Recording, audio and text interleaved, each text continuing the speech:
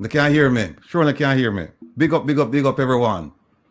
Christopher, Doreen, Ruthlin, Nisiwan, Bangarangagwan today.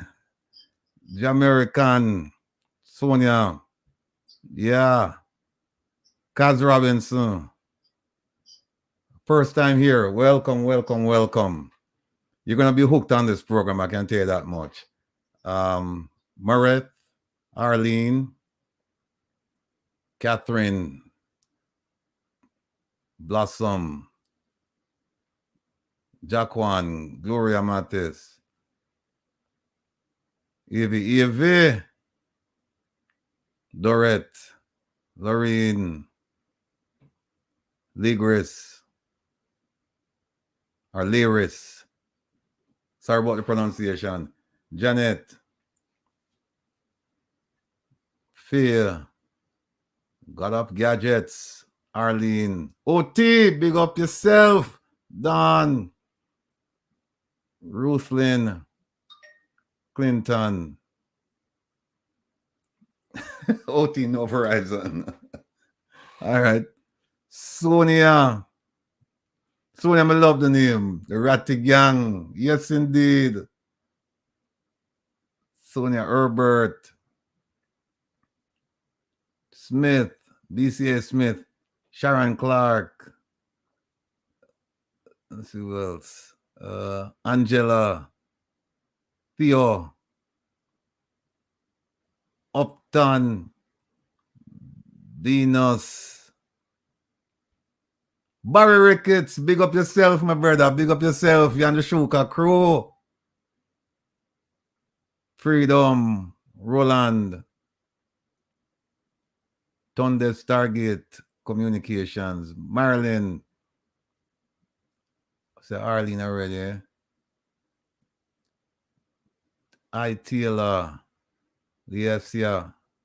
How do you pronounce that? Leasia? I'll just call her Miss Harris. Ruthlin. Yes, yes, yes. Ron.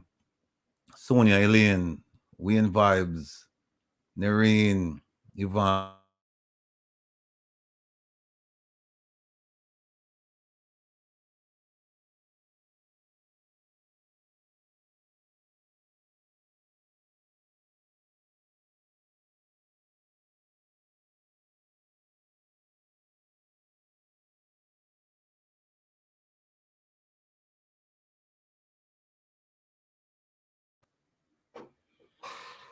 Yeah, them start to do already. Cynthia, Pato 779, Montague, or Montague, yeah. Catherine, Honeybee, Pearly, Gloria, Marcia, vibing with the natural. Andreen, Cynthia, Archangel. Yeah, me unmute. Now hear me? Me unmute, man. Archangel, me unmute. No sound. Okay. I think the sound back. Purple Royal, Veronica Gale, Cynthia B, Colin Roach, Malin Fletcher, Don James, Mervyn the Point, Jamaica, Kerr, Full Swing, out of many, Pauline Robinson, Dorothy Richards, Neville Shackelford, my brethren. People used to the thing behind me, this house behind me, that's my house, you know. My house, a Waterhouse. This man and Neville Shackelford used to live across the street, but not on, this is Penwood Crescent, on the corner of Penwood Road. They used to live right across the street from me. Brethren from long time, and them they support the thing. Big up yourself. Eddie, we call him. Don James, Sandra Ellis, Sue McDuffie, Daphne Brown, Sonia Jackson, Eugenia Brown, This Motivations, Chris Mack, or Cree Mack, or Chris Mack, Winston Dawkins, Lorene Dowling, and hello Andrea, Pearly, Barry Ricketts, they're on the live. Yeah, man, big up the people them down on the firehouse for me. Wayne Vibes, God of Gadgets, Patel Crookshank, Rosalie Dacres, or Dacres, She Jamin, Caroline. Big up the family for me there. Yeah, Jeremy, come check me this afternoon and set me up nice. Yellow Pearl for me too. Imagine and Believe, Dennis Hart, Kenny Marshall, Sharon Johnson, Mr. Jean, Barbara De La Rosa. Barbara, big up yourself. First time from Canada. It will be your first time for a long time. You're gonna be hooked to the show, yeah. Lady General Fergie. Kevin Stew. People now say, now something for the later. I soon telling them. Yes, Carlin, back in the crowd. Yeah, you take a long break from me. So, you know. Andrea Smith, Nerine Dennison, Arville Spence, Devon Watson, Doreen Vassell. Let me see who else. Nordy, Marine Husbands. Too early for that, Ratty. Okay, all right, Kevin. All right. I have seen Vinside Acosta, Verna Stimson, Mabra McLean, Serenity, Angela Alexis. Well, no, kill me with the name them people. But I love it anyway. Malin, I think I called him already. Anne-Marie Blackgrove, or Blake Grove. The Unstoppable One.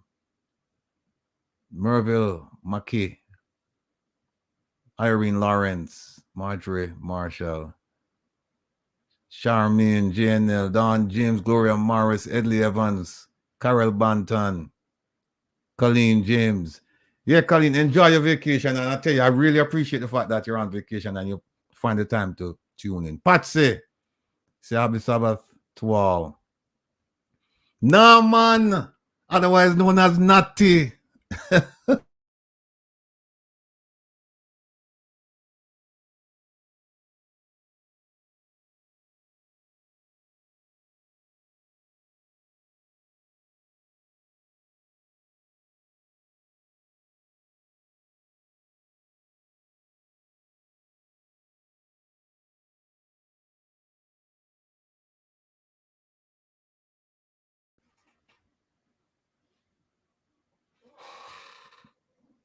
Them start to put you already know people. Start to put it. Pamela. All right. Norman Ferguson, Claudia Bennett, Catherine Daly. Raddy's daughter. Welcome, welcome. Keza Couture. Fatima. Marine. Andrea. Jackie. Timera. Dale. B.S. Lop. J. Master Songwriter. Pam Brown, Rowena, Benita, and Marie Adassa. Okay. I think that's it. Victoria, yeah, I think that's it. Classroom today. All right. All right, let's start now. Good afternoon and welcome to Reason with Rattigan on Reggae Global Radio and YouTube. And I'm your host, Will, the Rebel Rattigan. And thank you for tuning in. I must say big up to all of my peeps in the 2 essays watching today. Saudi Arabia, out of Riyadh. I have some friends watching from Riyadh. And I have some friends tuned in from South Africa. Big up on yourself. All of the people from Canada, the UK, the US, Jamaica, anywhere that you are in your tune, big up yourself. Today, we will talk about mental health. It's real, it's present, and it's misunderstood. So we're going to talk about mental health with 3 guests. Dr. Michelle Codner, birth stuff here, and her sister, social worker, Miss Yvonne Codner. And she's got a ton of experience working in the mental health field. And we're also going to have, surprise, surprise, my technician, my brethren, Mr. Kevin Stew, the one who you hear me say all the time, Kevin, where you there? I'm there today. So stay tuned for that. And we will also be joined by Herb Nelson, our resident intelligence analyst, and also our resident attorney, Isat Buchanan. Let me jump to the foundation right now. The One Jamaica Legal Defense Foundation is up and running. Kindly visit and view the letter that was sent to King Charles as a template for your own. Because a number of you have reached out to me and said, where's the letter? We haven't seen it. And I think the letter is up now. So you can use it as a template. You can you just take my name off of it, put your name on it, send it, or you can use it and refine it as you see fit. But we need to get the letters out to Buckingham Palace. What we don't need is a petition with 10,000 names, 10,000 signatures. Instead, we need 10,000 letters. Because when the palace can ignore one letter with 10,000 signatures, they can't ignore 10,000 letters. And remember that we have to be the change agents for the changes we need, and we have to be persistent. Now, last week, one of our UK supporters sent a package to the palace. I'm very aware of it. And it was rejected for a technical reason. However, he's still fighting to get it delivered and accepted. And as we say, the struggle continues. Big up yourself, my brethren. Don't lose faith. You and I had that discussion, and you know what to do. So go ahead and do it, please. As a reminder, please make your donations to the One Jamaica Legal Defense Foundation. It's right on the screen, right there. Make it so that we can hold this and future governments accountable. Many, many thanks to those of you who have donated. And those of you who haven't made your donations yet, I urge you to do so as soon as you can. Now, you can donate via debit card, credit card, or Zelle. And we're working on getting PayPal as a payment method. A big friend who's supposed to help me, you know when I talk, I know y'all listen. So we have to go do that this week. We're also planning a formal launch of the foundation, because right now it's just a soft launch. We haven't gone out and do it, full-fledged, full bore. But that day is coming, so please stay tuned. Like, share, and subscribe. If you like this program, people, just go ahead, like, share, and subscribe. Some of you have seen, you're very active in the chat room, encouraging people to like, share, and subscribe. I'm making that plea right now. If you haven't subscribed to the program, please go ahead, make the time, do it now. Issues, and we have a lot of issues to talk about.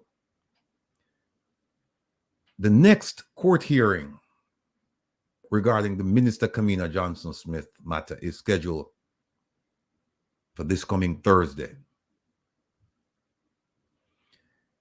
The necessary paperwork has been filed, and my lawyer spoke to her yesterday, and we're going to have a discussion this evening. She's ready to go.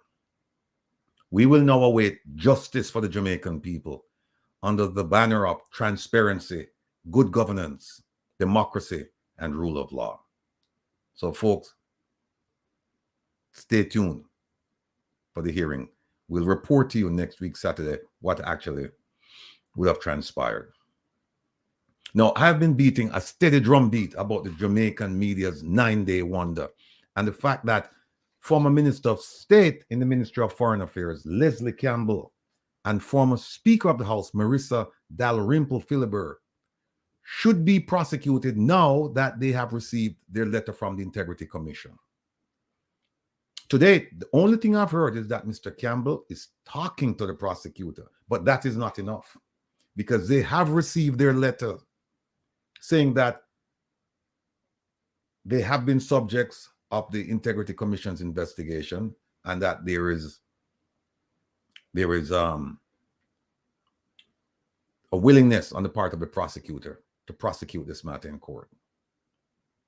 So, Madam Prosecutor, I urge you to prosecute now because the investigation has been completed and you have signaled your intention to prosecute.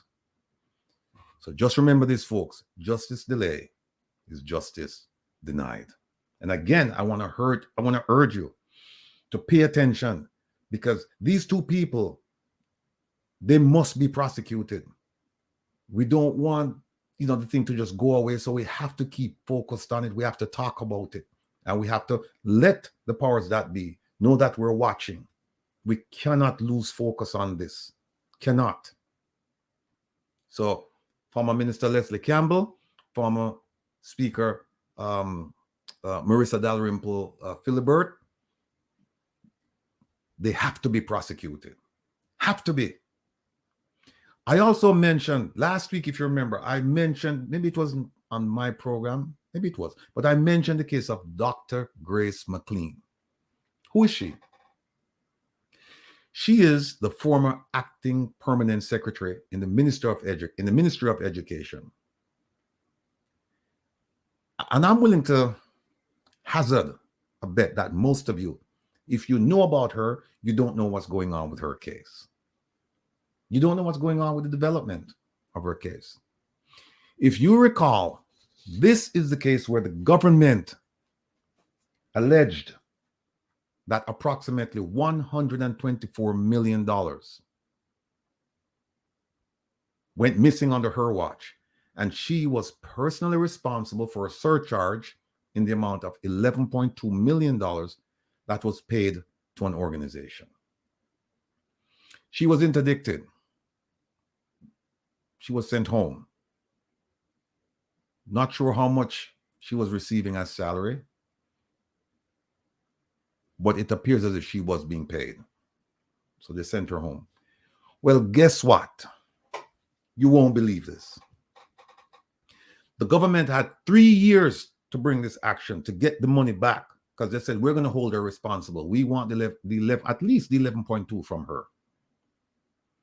Government had 3 years to do it and didn't, and had to withdraw the notice of surcharge. So the case is over. The case is over. And it appears that Dr. McLean may have a case for reinstatement. So they may have to give her back her job.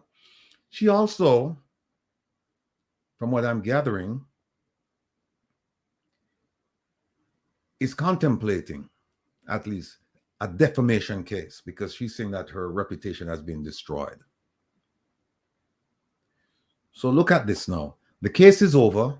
The money is unaccounted for, and the government may have to reinstate and also pay her for damages to her reputation.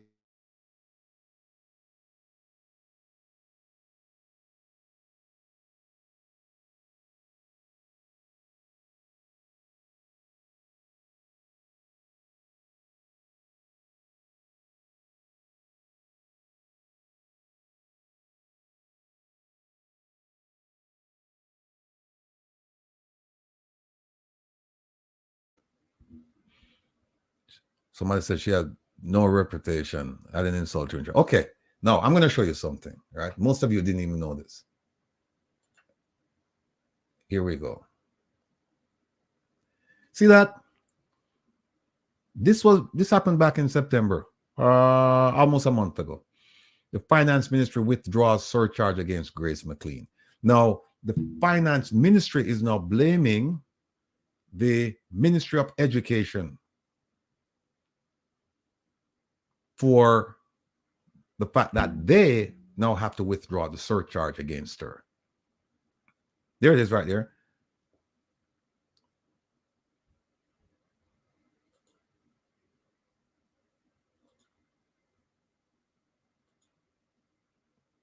There it is. The government has withdrawn the surcharge notice that Dr. McLean was allegedly responsible for the loss of 11.2 arising from payments made to the Joint Committee for Tertiary Education.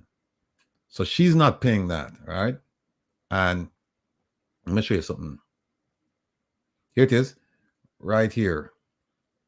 Her attorney, Peter Champagne, and Nico Pagan said they will now be taking steps to have her entire status revisited. That means status revisited. That means she's going to get her job back, right?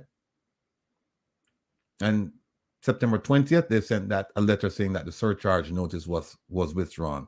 Here is why it was withdrawn. The letter stated that the surcharge notice was withdrawn because 3 years had passed. Hence, the notice was not legally enforceable.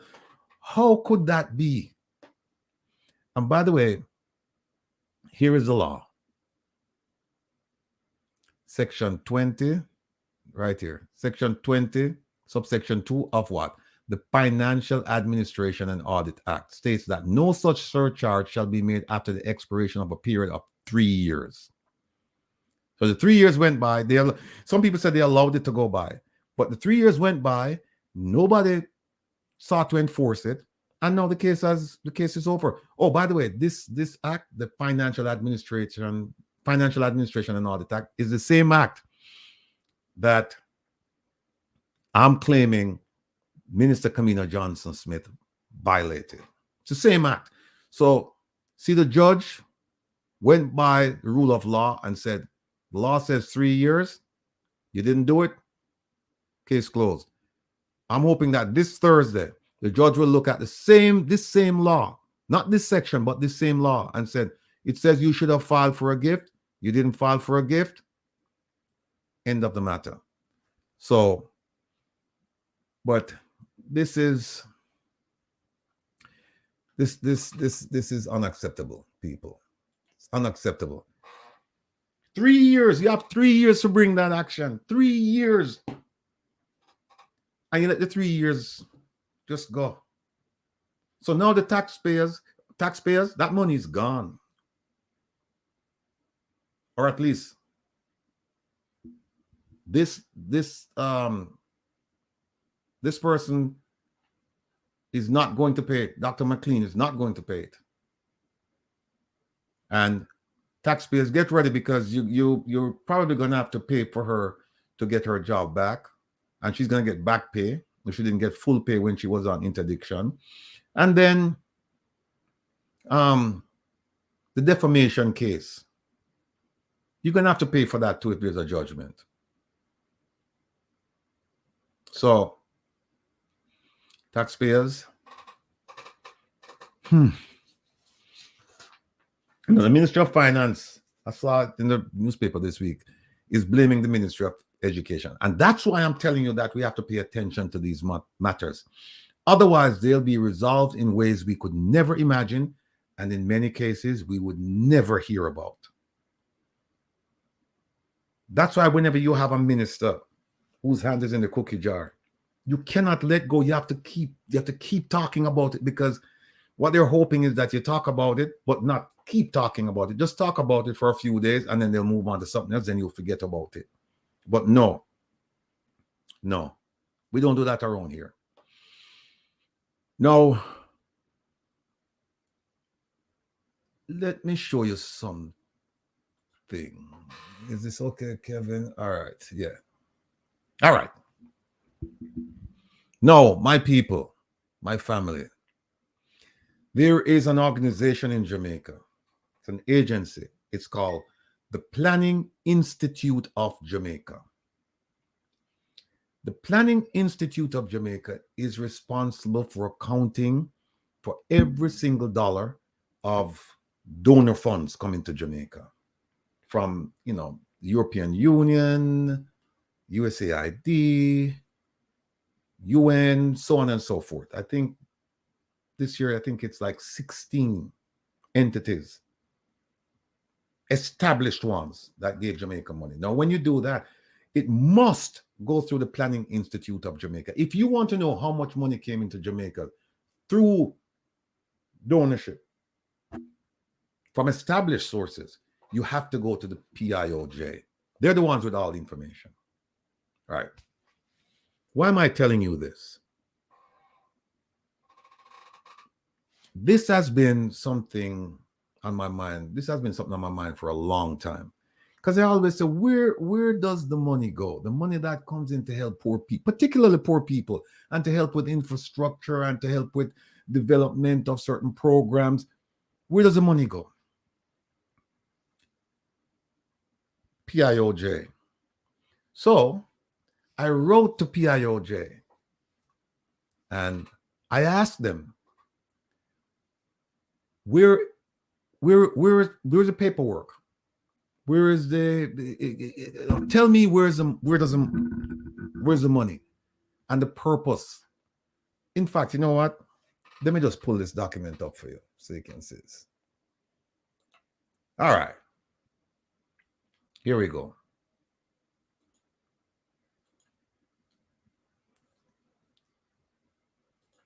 All right.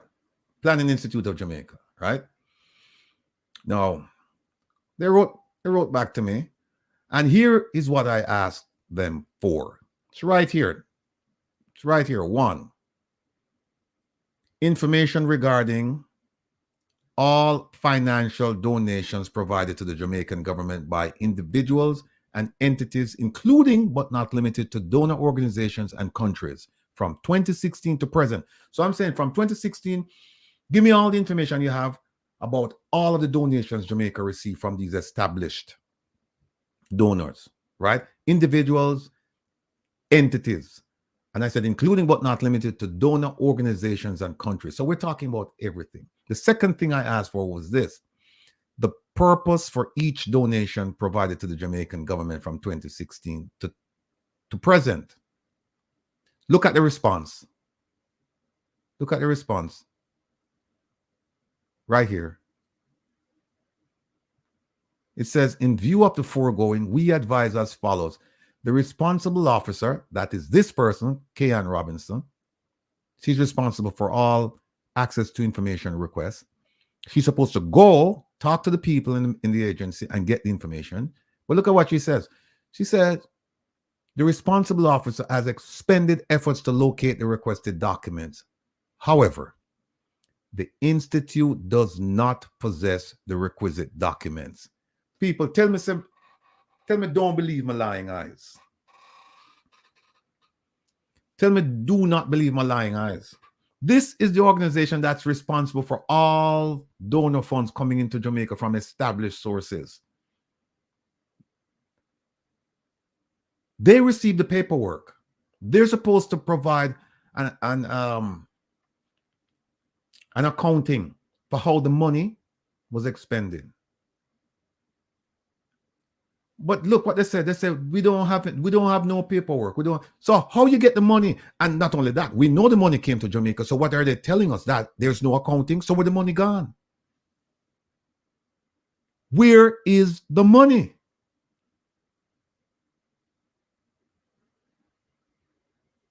Where is the money? We don't know.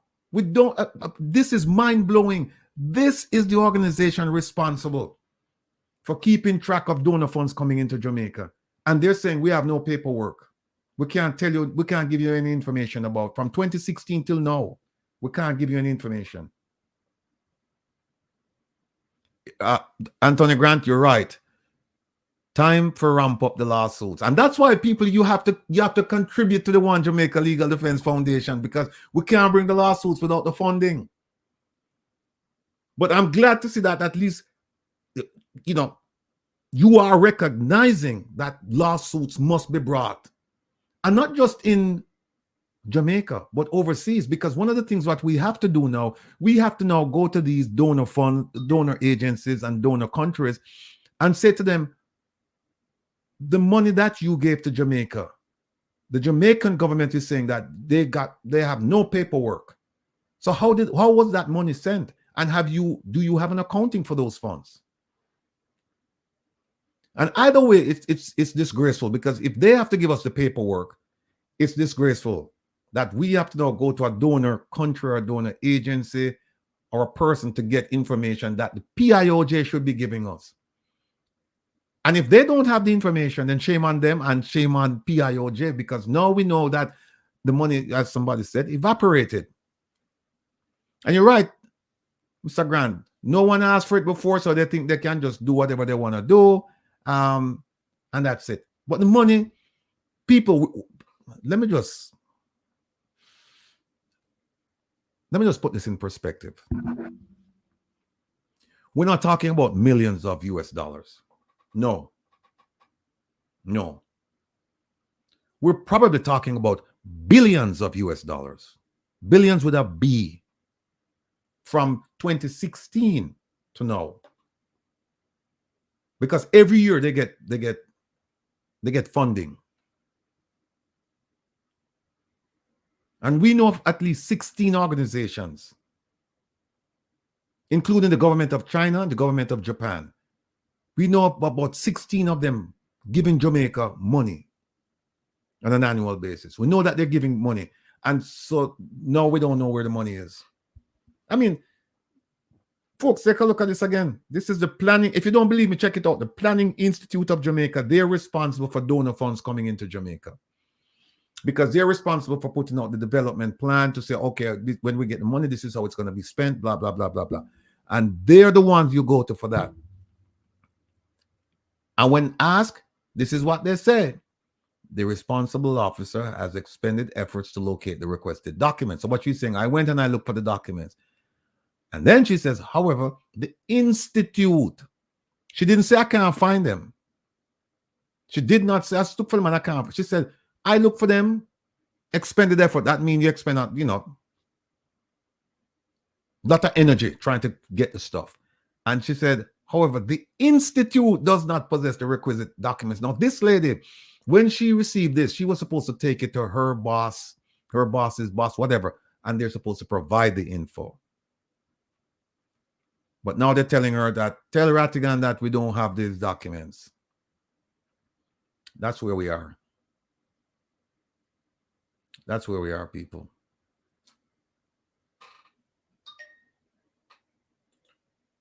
All right. This is a shame. Shame.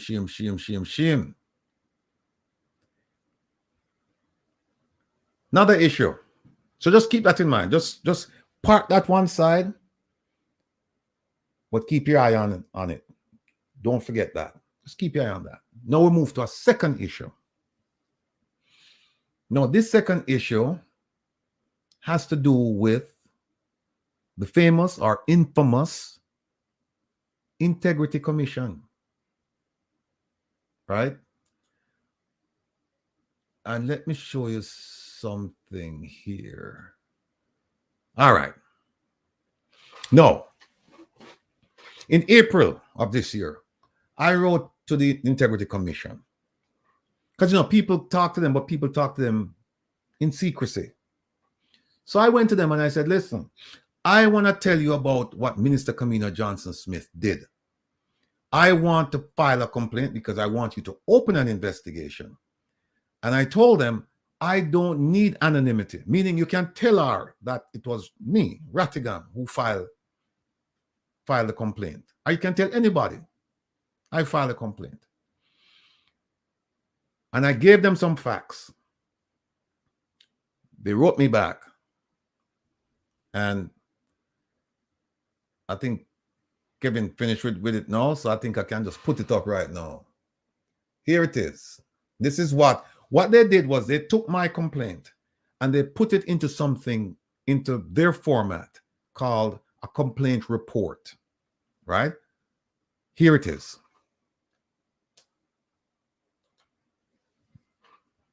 All right. So they did April 24th this year, right? And then there it is right here. What am I doing? Method of complaint. I'm requesting them to initiate an investigation for violation of the finance and planning administrative rules. And here's the one that the doctor from the that they let her go on, the technical, the 3-year thing. Here it is, the Financial Administration and Audit Act, right? So those two. And here it is. Complainant Wilfred Rattigan, attorney at law, retired, blah, blah, blah, blah.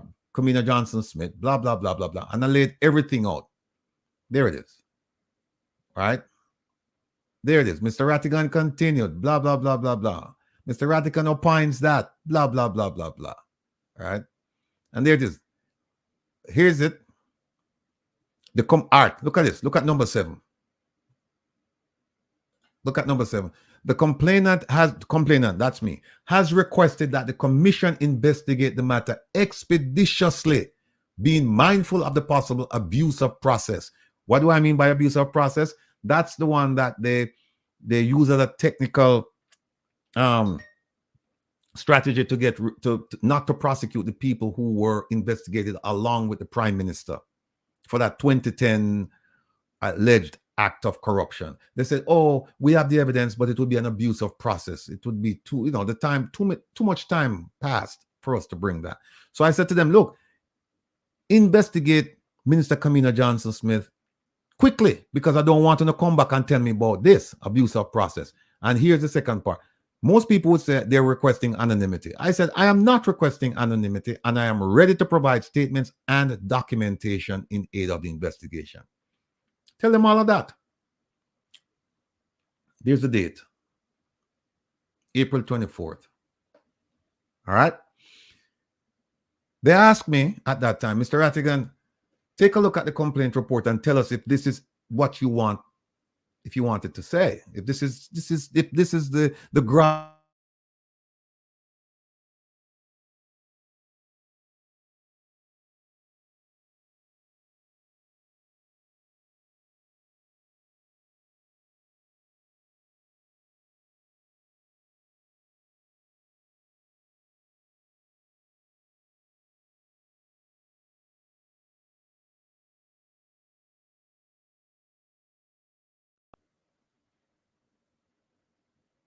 Okay, that's April 26.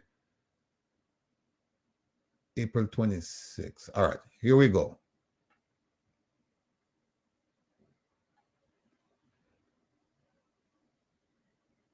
All right.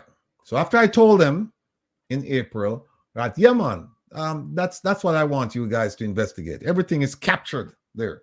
They sent me this. And look at what it says. It says here, right here, dear Mr. Rattigan, request to initiate investigation, blah, blah, blah. So they said, we acknowledge receipt of your complaint dated April 21, received April 24th, and wishes to thank you for reposing confidence in our ability to discharge our mandate in relation to treating with acts of corruption and other offenses under the Integrity Commission Act. In this regard, please see a record of your complaint. Okay, all right. So they said, the Integrity Commission will assess your complaint to determine whether it falls within its jurisdiction. I know it fell within the jurisdiction. I know that. So we don't need no whole heap of time for them to figure that out. And them say, once the matter falls within the jurisdiction, we will forward it to the appropriate director for further and necessary action. Please know that, please note carefully that Section 53 prohibits disclosure of any information in relation to an investigation until its findings are tabled. So you're saying they can't tell me about the investigation. But I'm just asking for a status. So they don't have to give me details. Here's what they say. On the occasion that your complaint has been reviewed and is outside of our jurisdiction, you will be advised accordingly. No, folks, that's April 26th of this year, right? I write them last week. Hold on a second. I wrote them last week. And I said to them, hey, I wrote you 5 months ago. You were supposed to give me some information, and I haven't heard anything. So what's going on? So here's what they did. They sent me back the same letter. They sent me back the same letter. This same letter they sent me back just a couple days ago and said, please refer to this letter. 5 months now. And no response. 5 months. But yeah, that's a letter they sent me. Let me see something.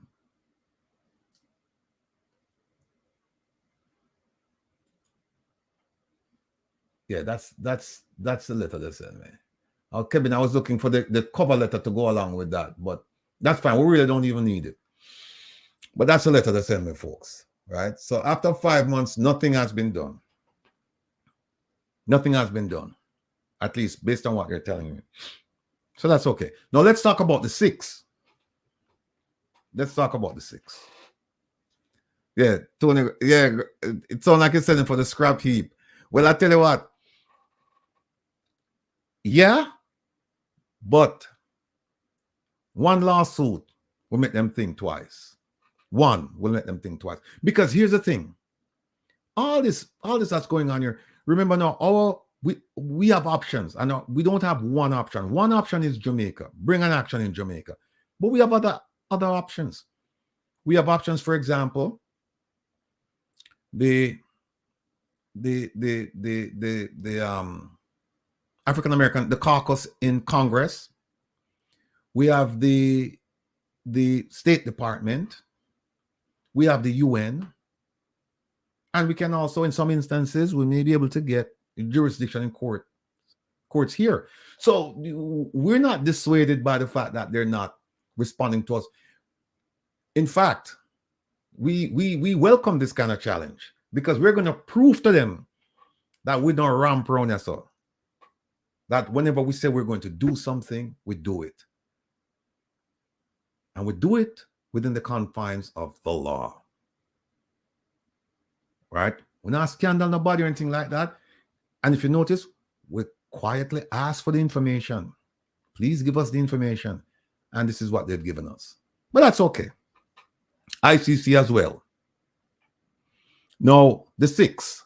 Let's talk a little bit about the 6. And we still want to wrap up because we have I sat there and wait. But here's the problem, people. This Integrity Commission, remember last week I said that, and again, I'm not sure if it was this program or another program, but I said, look, I'm perfectly happy where I am right now because I can speak freely, I can speak objectively, and I can speak without fear, friendship, favor, or ill will. I can speak my mind because I'm not beholden to anyone. So I like this position. The police commissioner's position in Jamaica, I've given up on that a long time ago. They have qualified people within the JCF, people like Chairman Rowan James, who can sit in that seat and run that organization the way it's supposed to be run. Right? So that's off my plate. But if there's one job in Jamaica that I would love to have now, and people who can lobby for me, is to run this Integrity Commission. I know I have the acumen, I have the skills, I have the talent, I have everything to run this organization the way it should be run and bring politicians and civil servants to justice. Not this nonsense where, it's, 5 months, a year, no. And here's what I'm talking about. The Integrity Commission submitted its annual report to Parliament. And in that report, they said, look, we are investigating, I think it was seven parliamentarians and more than 24 civil servants.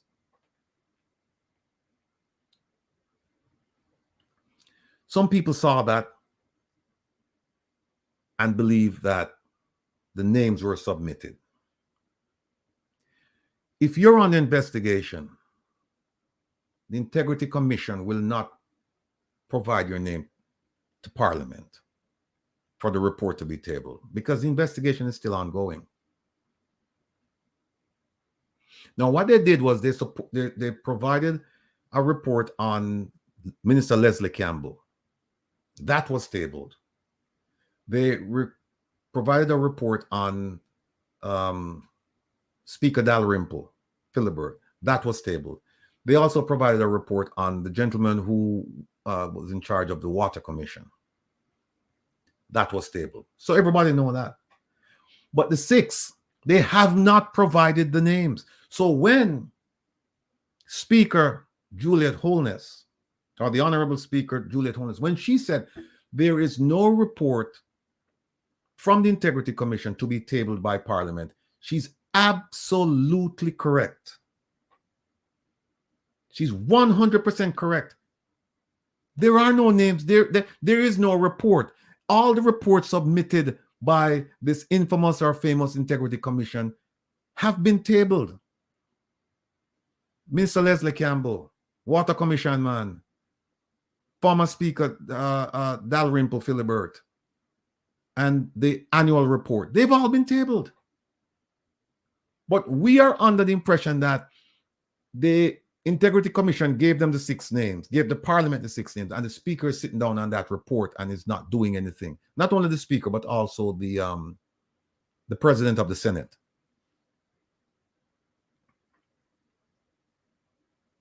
Okay, so somebody just put it in there. Say it was for 6 illicit enrichment and 7 for false declarations. Yeah, but straight up, they have not provided the names. They have not provided the names. And so some people say that this is mischievous because what they've done is they've given the impression, some people have taken the impression that the names have been provided. What they should have done is they probably shouldn't even have mentioned the number, just said, public officials are under investigation, whatever. But once they put parliamentarians and they put civil servants and people, and it's funny because nobody's asking about the civil servants. Nobody's asking about the civil servants. People are asking about the parliamentarians. Right? So, Integrity Commission, they need new leadership. I will take that job. I will take it. And you'll see how expeditiously investigations are conducted. You'll see. You'll see. And you'll see how things are done in a way where people, in a way that won't expose the commission to criticism as it is right now. Veronica, that will never happen. You're right, because you know what happened? They don't know who are thief and who not thief and who are the this and who not the that. And now we have to light a fire underneath them. Yes, Sonia, the Integrity Commission must come forward in order for the names to be revealed. The Integrity Commission must come forward with that report, submit the report to be tabled. Now, my reading of it is that once they're finished with their investigation, they can talk about it because the gag order goes only to the investigation. So once the investigation is over, they can speak. But in an abundance of caution, they won't speak. They will submit the names to the Parliament and have the Parliament table the report. And the moment it's tabled, then they'll start talking. That's because Mr. Christie has no spine. He's useless. He has no spine. If he had spine, once he's done with his investigation, he would just say, okay, you know what? The investigation is over. I can talk about this now. But that's not it. So people, oh, the 6. We know the 6 because we have our sources. We know the 6. But what I'm saying to you is that if you're looking to Parliament to table a report containing the names, or if you're looking to Parliament to just tell you the names, or if you believe Parliament has the report and the names, but they're not telling you, you're wrong. Parliament does not have a report from the Integrity Commission containing the names of the parliamentarians. They don't. So that's why they can't talk. That's why they can't really tell you anything. And that's why the Speaker, Juliet Holness, she was absolutely correct when she made that statement, saying we can't table something because we don't have anything to table. She's right. So, all right, let me move off of that. The delegation that went to Kigali last year, June, for Minister Kamina Johnson-Smith anticipated elevation to the position of Secretary General of the Commonwealth. I've been asking about that delegation. How many people went? Because my understanding is that a lot of people went who shouldn't have gone. And we know that they did it on the taxpayers' dime. So no, I just want to find out who went so I can expose this and let the taxpayers know that, hey, this person went, or these people went. You paid for it. They shouldn't have been there, but they went. So I started asking questions about the delegation. I was sent to the Prime Minister's office, right?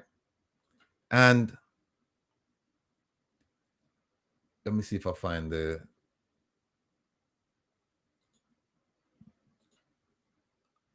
Okay, here we go. So they responded. Finally. And here's what they said.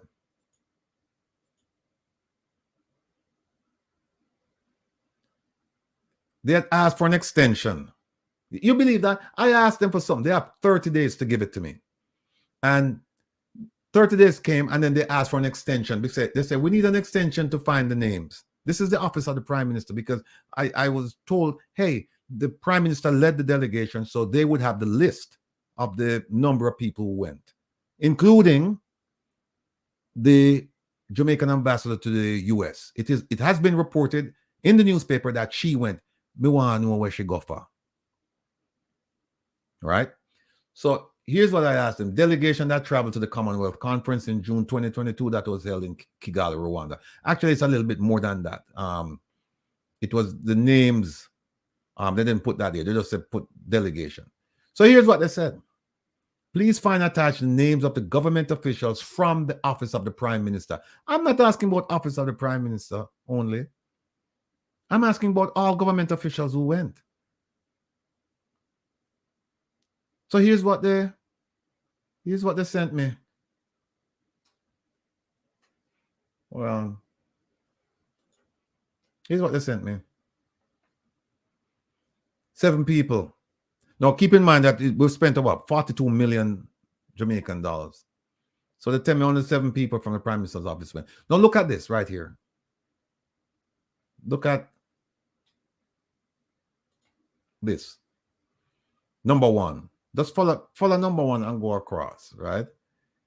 The most honorable Andrew Holness, Prime Minister, head of delegation. He did not go as head of delegation for the ministry or the office of the Prime Minister.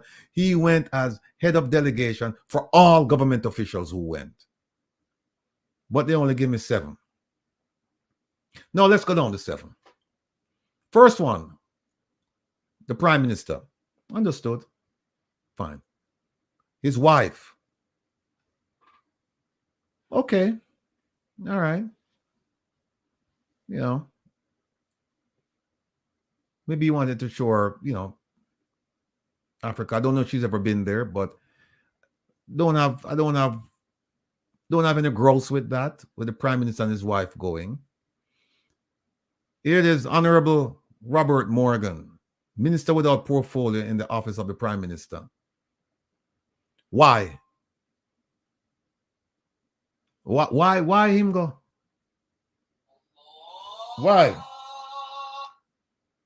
Why him go? Here's another one. Miss Merle Donaldson, number 4. Number 4, I can understand, chief of staff. Yes. So right now we don't have any questions about number 1, number 2, and number 4. We have question about number 3. Number 5, Kimberly McLeod. She's Director of Communications and Public Relations, Office of the Prime Minister. No, that's the job. That's the job that's handled by number 3. So we didn't need 3 and 5. If anything, we need 3 or 5. So we have questions about 3 and 5. Number 6, Content Manager. What the hell is that? Content Manager?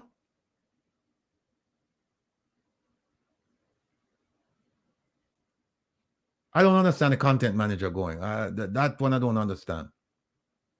So we have a problem with 3, 5, 6. Look at number 7. Videographer, Jamaica Information Service. Now, people, let me tell you that in the minister's budget, Minister Kamina Johnson's budget, there is money there for this kind of stuff. Public relations, videographer, there are things there. So we have problems with 3, 5, 6, and 7. Now, between 3 and 5, one of them should go. And more than likely, it should be number 3. So we're going to have problems with 5, 6, 7. And keep in mind, content managers, blogger manager, we don't need him. Mr. Richard Hamilton, you need to pay back the money. We don't need him. Mr. Anthony Johnson, we don't need him. Or I should say we didn't, because it's past. So this is what they've given me. So now, there's more than one way to skin a cat. And the thing about me is that when I tell people what I'm going to do, this is just my style. I tell you what I'm going to do, and I shake the trees. I watch to see what kind of fruit will fall from it. But I tell people because I am going to do it, so it gives you a chance to come clean. There's one agency, they think they're playing games with me. There's one agency that has the paperwork. In addition to the cabinet and the office of the Prime Minister, I believe there's one ministry that has all the paperwork for travel, and that is the Ministry of Finance. So I've made my request. So Dr. Clark, I'm waiting. I've actually received a response from, I must tell you, the Ministry of Finance, very responsive. Every time I've sent them something, the young lady over there, she would send me something back within a day or 2. She won't wait for 30 days. A day or 2, and she said, I'm acknowledging your submission, and I will get back to you as soon as I can. And generally speaking, they get back to me within 30 days. They don't ask for extension. So let me move this. Yeah, so that's where we are. Now, one more issue. I have it right here. This week, the police found 320 pipe bombs in Kingston West.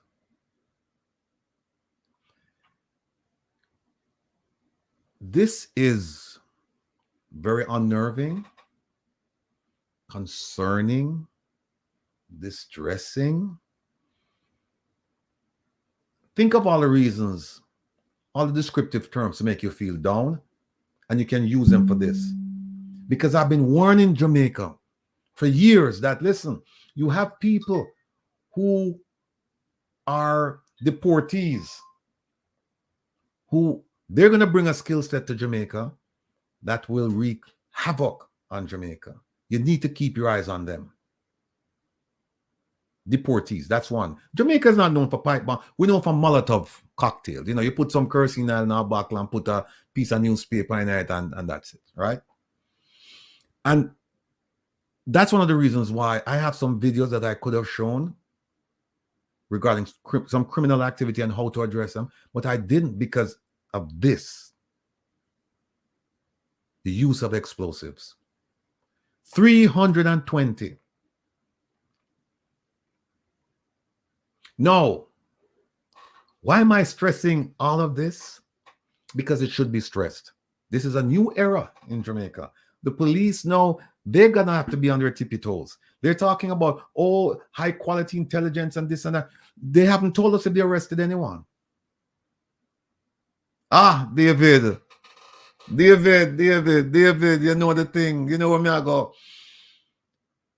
One of the components that people use to make pipe bombs, fertilizer. Fertilizer. And remember, people, I've been asking about the more than 100,000 pounds of fertilizer just basically unaccounted for. And so you know what they need to do now? Oh, by the way, I would suggest to the police that they better be careful with these pipe bombs. And I don't know if they have a certified bomb squad, bomb division. I doubt it. Doubt it. So better be careful because they might fool around with these things and end up blowing up themselves. So what they should do is, and I know they're watching, take this piece of advice. It's free. Go up to the embassy. Actually, you can call the embassy now because these on, you know, the Marines are on duty 24/7, and they can reach out to somebody called the Assistant Legal Attaché. The acronym is ALAT. That person is the FBI's representative in Jamaica. Call that person. Call them now, if you haven't done so yet. And ask them to have someone from the FBI lab or a group of people to come to Jamaica and disassemble these bombs for you. And tell you, they can tell you the footprint. They can look at the components and tell you where they came from.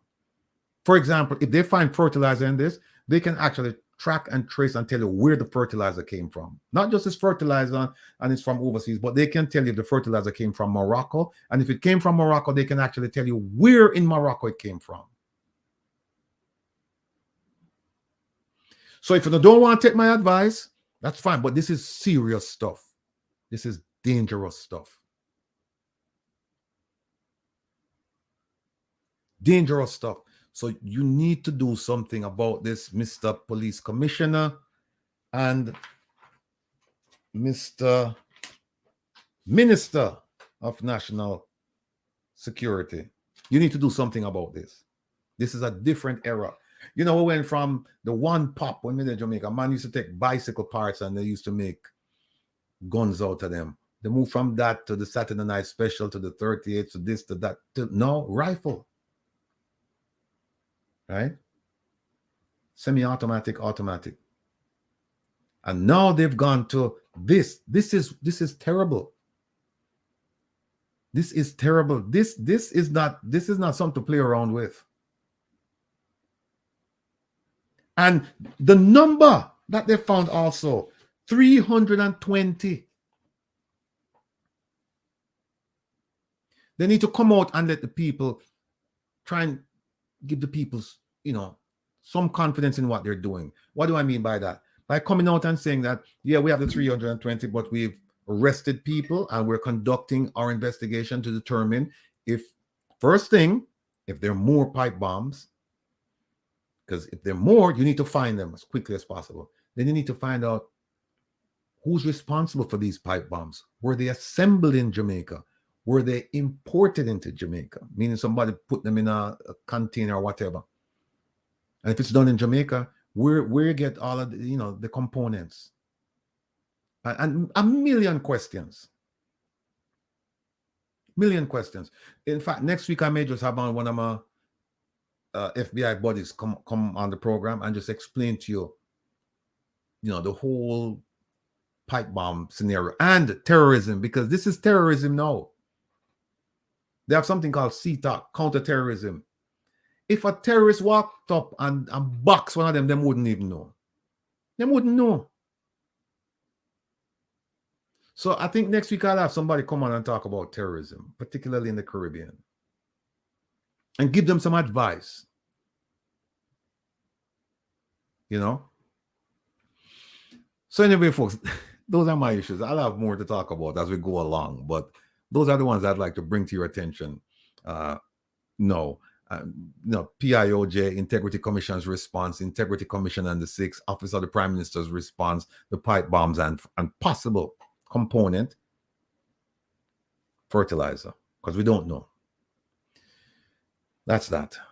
Please tune in tonight to Reggae Global Radio at midnight until 2 a.m. and relax with the Rebel.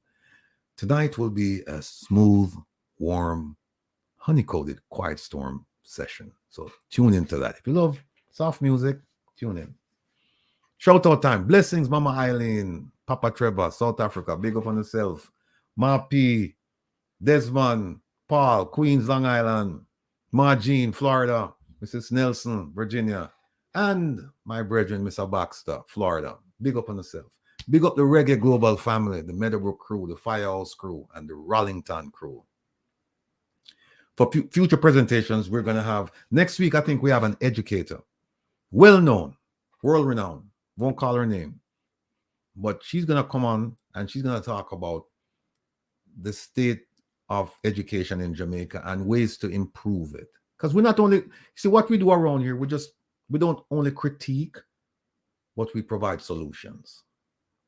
So she'll be on next week. And of course, I'll talk to a couple of my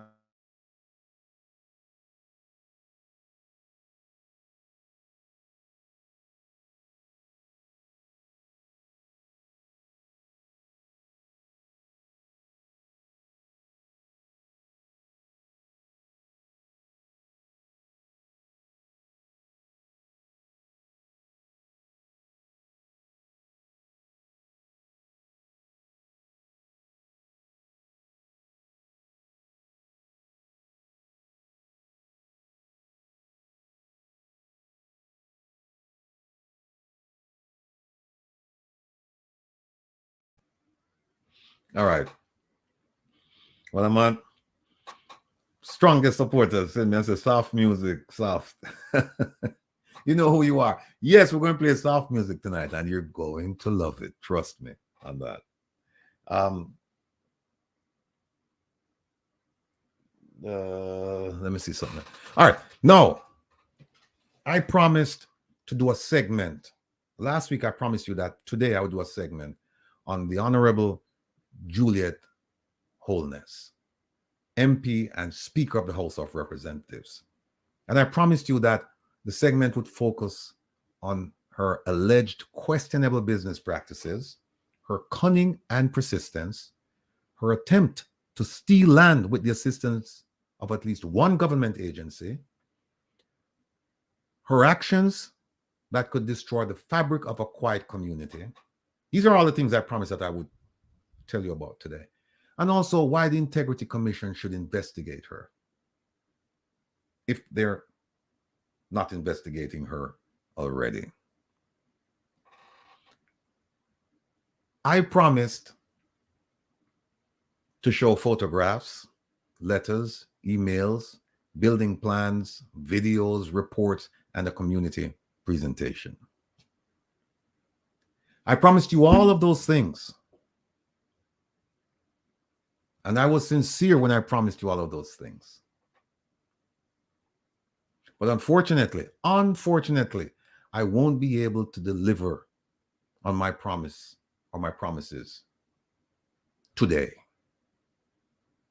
Now, you may ask, why the delay? You told us all of these things, and we're all revved up coming now to listen, and now, what's going on?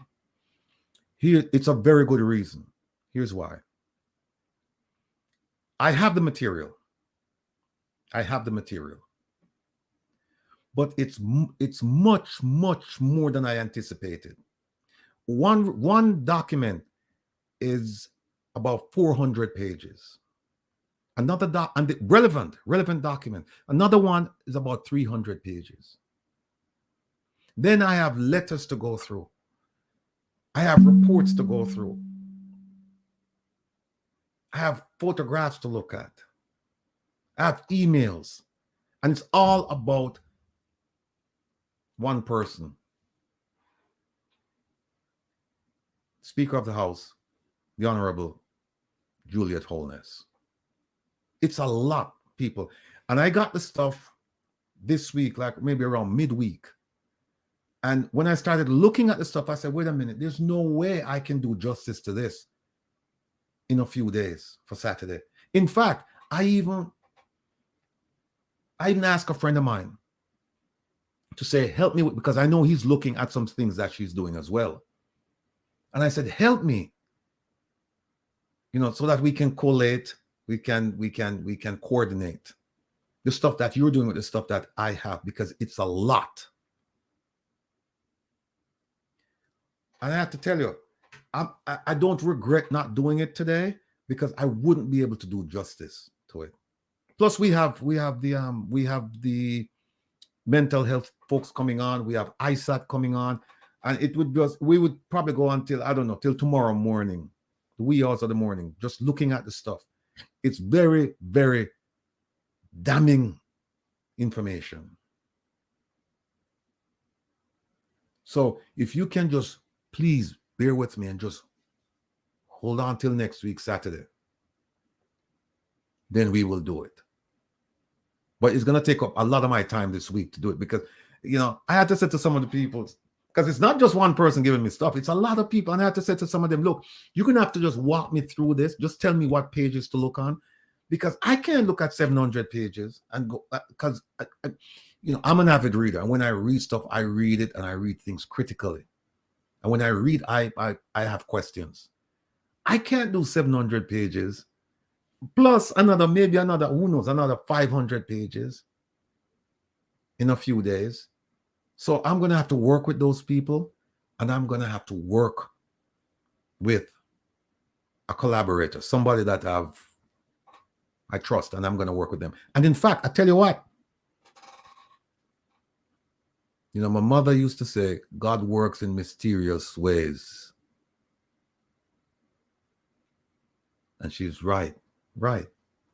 Is wonders to perform. She's right. Because this morning, I got a phone call from somebody who I didn't expect to get a phone call. Phone call was from a very popular entertainer who is actually working on some of this on an angle on this same issue, building development issue. He didn't know I was working, he didn't know that I was planning on doing something with the regarding the building industry and the Speaker of the House. He didn't know this. He just called me and said, look, I want to come on your program because I have some information I want to share with them. And it has to do with NEPA, it has to do with KSAC, it has to do with this, it has to regulatory agencies and how they're doing business. So I said to him, here's what we do. I have a lot of pages I have to look at. Let's try and see if we can tie in your investigation into what I'm doing. And he said, fine. So next week, I'm telling you, next week, you cannot afford to miss this program next week. You cannot. And what you don't want your relatives or your neighbors to call you and say, hey, reason with Rattigan, you see with him? No, because you want to get it firsthand. You want to be here when we talk about that information. You don't want to hear it from somebody. And then no, you have to, then they're going to tell you and, take the fun out of it. And then you're going to have to go watch the program by yourself. And then you won't even get a chance to ask questions. No, if you watch it live next week, you can call in and ask questions. So that's where we are with that.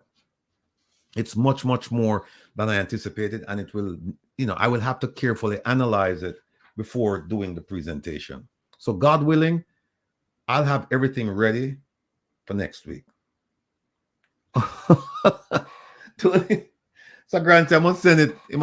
Send him 100 pages. I have time. Big up everybody if you're just joining us. All right. Today's presentation. Let me start off by saying many thanks to last week's guest, investigative reporter Zara Burton. Whether you like her or not, whether you agree or disagree with her, she presented what she believed to be a credible case. And family, when we disagree with each other, let's do it without being disagreeable. Because, look, a lot of people out there, they disagree with me, and I understand that. And so it's my job then to try and convince them that I'm right, but it's also their job to convince me that they're right. And if they're right, not a problem for me to say, I apologize, you were correct. And then I do a course correction. And that's how I'd like to see. I'd like to see us conduct ourselves in that way, where you can disagree with someone without being disagreeable. And we can do it, and we should do it. However, when people take step with you, then, then you have to deal with the matter appropriately. Should not come back in Hardy. Anyway, when I take your telephone calls today, we'll get you an answer as soon as we can, and we'll move to the next caller because I suspect that lots of people will be calling in. So today we're going to start with, where is he? There he is. We're going to start with the man you love. And that's not, well, you love me too, but the man you love a lot. And the man you can't wait to hear from. The artist, the activist, the lawyer. Family, I present to you our brother, the superstar, attorney Isaac Buchanan. You see when I get them big up there, is so I get in trouble, them gas me up. Them gas me up. I'm going to tell you, greetings, Mr. Rattigan. People in the comments, why I'm so nice? I'm just firebomb deportee, And on behalf of the deportee societies, not all deportees come back and make pipe bomb. I just need to let you know. Some of them become attorneys and productive members of society. I'm just saying. I'm putting that out there. But let me just say that I never said that the deportees came. I just said they should have kept their eyes on them because they come back. A lot of them come back with certain skill sets that they learn. Keep their eyes on them. The JCF. Well, do you know who runs the JCF? Google Gaga. They don't keep their eye on anything. So don't get me in trouble today. But let me just tell you that there are productive members of societies that have been deported, and they get deported for all reasons. They're not all criminals. Sometimes they overstay, or because they buy the green card and the woman get jealous, she report them and them send them home. So it's not everybody. But anyway, this segment is brought to you by KFC. So all right, let me not take up the time because I know that the show is going to be very exciting. Just want to also say that some of us can't get any response with our ATI because Rattigan and the legal foundation take up all of the space. We get letters saying we're busy answering Mr. Rattigan. That's why we can't answer you, sir. But so such is life where there's a little nobody. You know it go? No, man. Wait on Mr. Rattigan. Big ATI request them before we can get the audience. All right. So I want to talk about section 17, which is religion, 18, 19, and 20. It goes by real quick. But hope to make it as fun as possible because section 18 is one of the most progressive, prospective, section in the Constitution, and I'll explain why. And people in the comments, stop bribing me. It's too early for KFC. I was just making mention.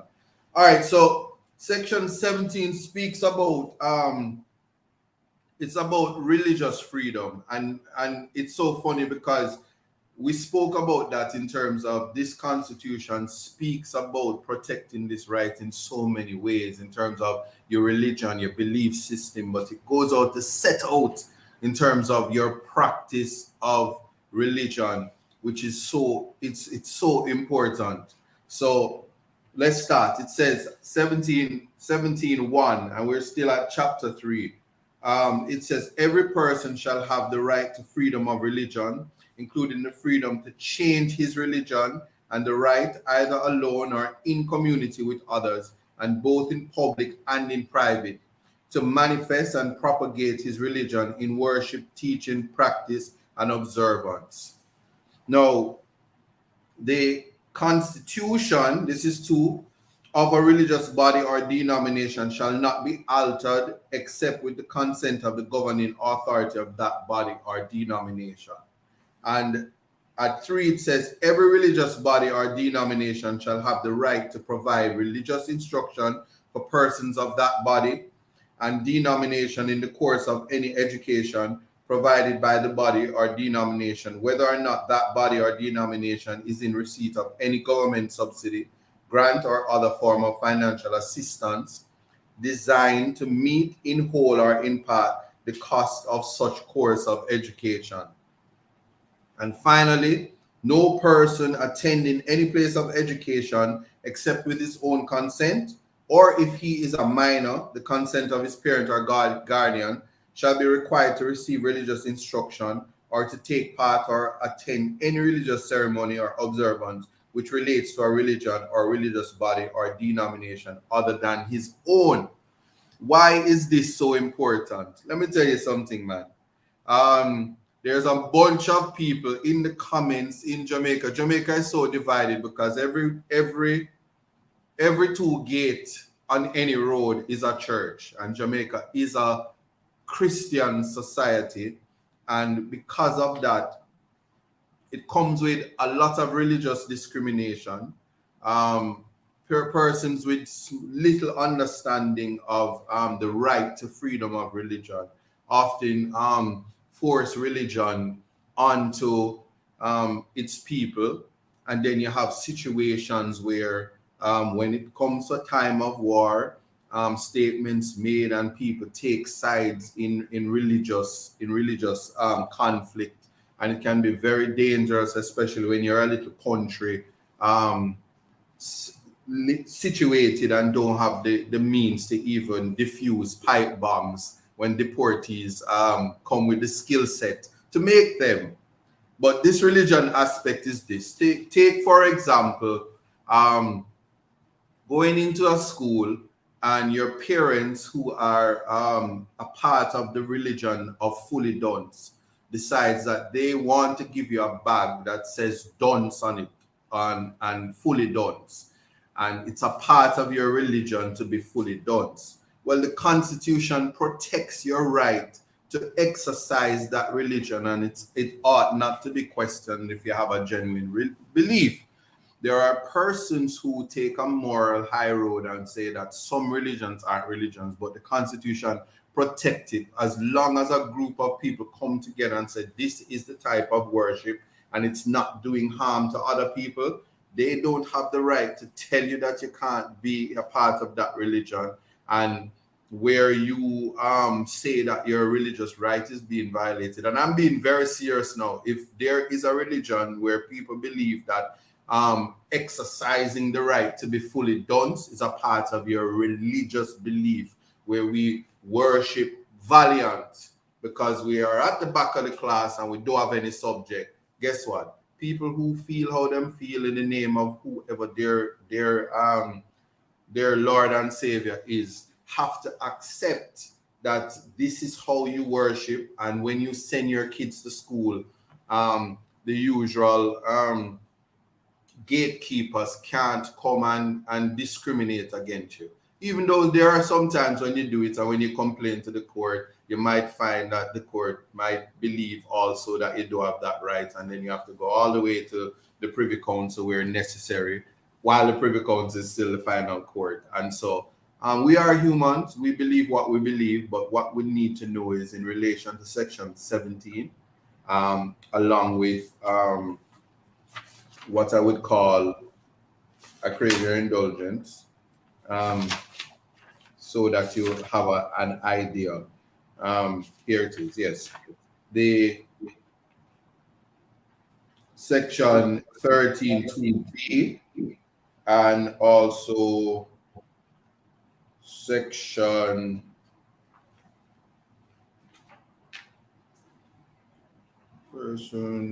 and S, 13S. These are all your religious rights, and the Constitution protects it in such a way that if persons really assert their rights, it has to be respected. Yeah, you can question me on that where the time comes, but that's just basically how religion is dealt with. And remember I told you how the Constitution is written in such a way that if you really pick it up, it really is an interesting document, because stage by stage it protects the rights and it helps people to understand in terms of human development. Because naturally, after you find your God, it now brings to the purpose of religion and what it is to the importance of procreation. If you don't know what it means, you can just put it in the comments and I will elaborate on that if I need to. But after you find your Lord, you must now come to what is known as union. And the union means that it's time to speak about marriage. Well, here's where the casa come in, because while all over the world, our government officials who are very, very, very brilliant, very, very bright, very, very versed in laws, when they are ready, they decided that, listen, we see what is going on in the world. So you see, when we in 2011 decided to amend the Constitution and insert the Charter of Rights, we said, listen, we really need to protect the sanctity of marriage. And in doing so, this is what our forefathers have given to us. It says, nothing contained in or done, and we're talking 18.1, under any law in so far as it restricts, the operative word is restrict, in so far as it restricts marriage or any other relationship in respect of which any rights and obligations similar to those pertaining to marriage are conferred upon persons as if they were husband and wife, and it restricts it to one man and one woman, and shall be regarded as being inconsistent with or in contravention of the provisions of this chapter. Argument done. And it says, no form of marriage or other relationship referred to in subsection 1, other than the voluntary union of one man and one woman, may be contracted or legally recognized in Jamaica. So, guess what?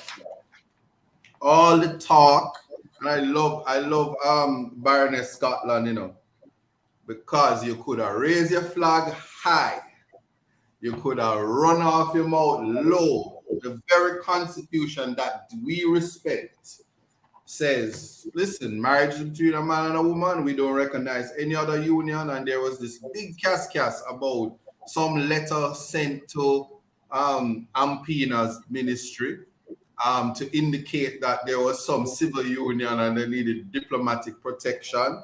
And then there was one big hoopla and one big embarrassment, and we hear that the Prime Minister did walk far, far, far and wide because some miscommunication. Well, I'm just saying that the Constitution as it is, it only respects marriage between a man and a woman.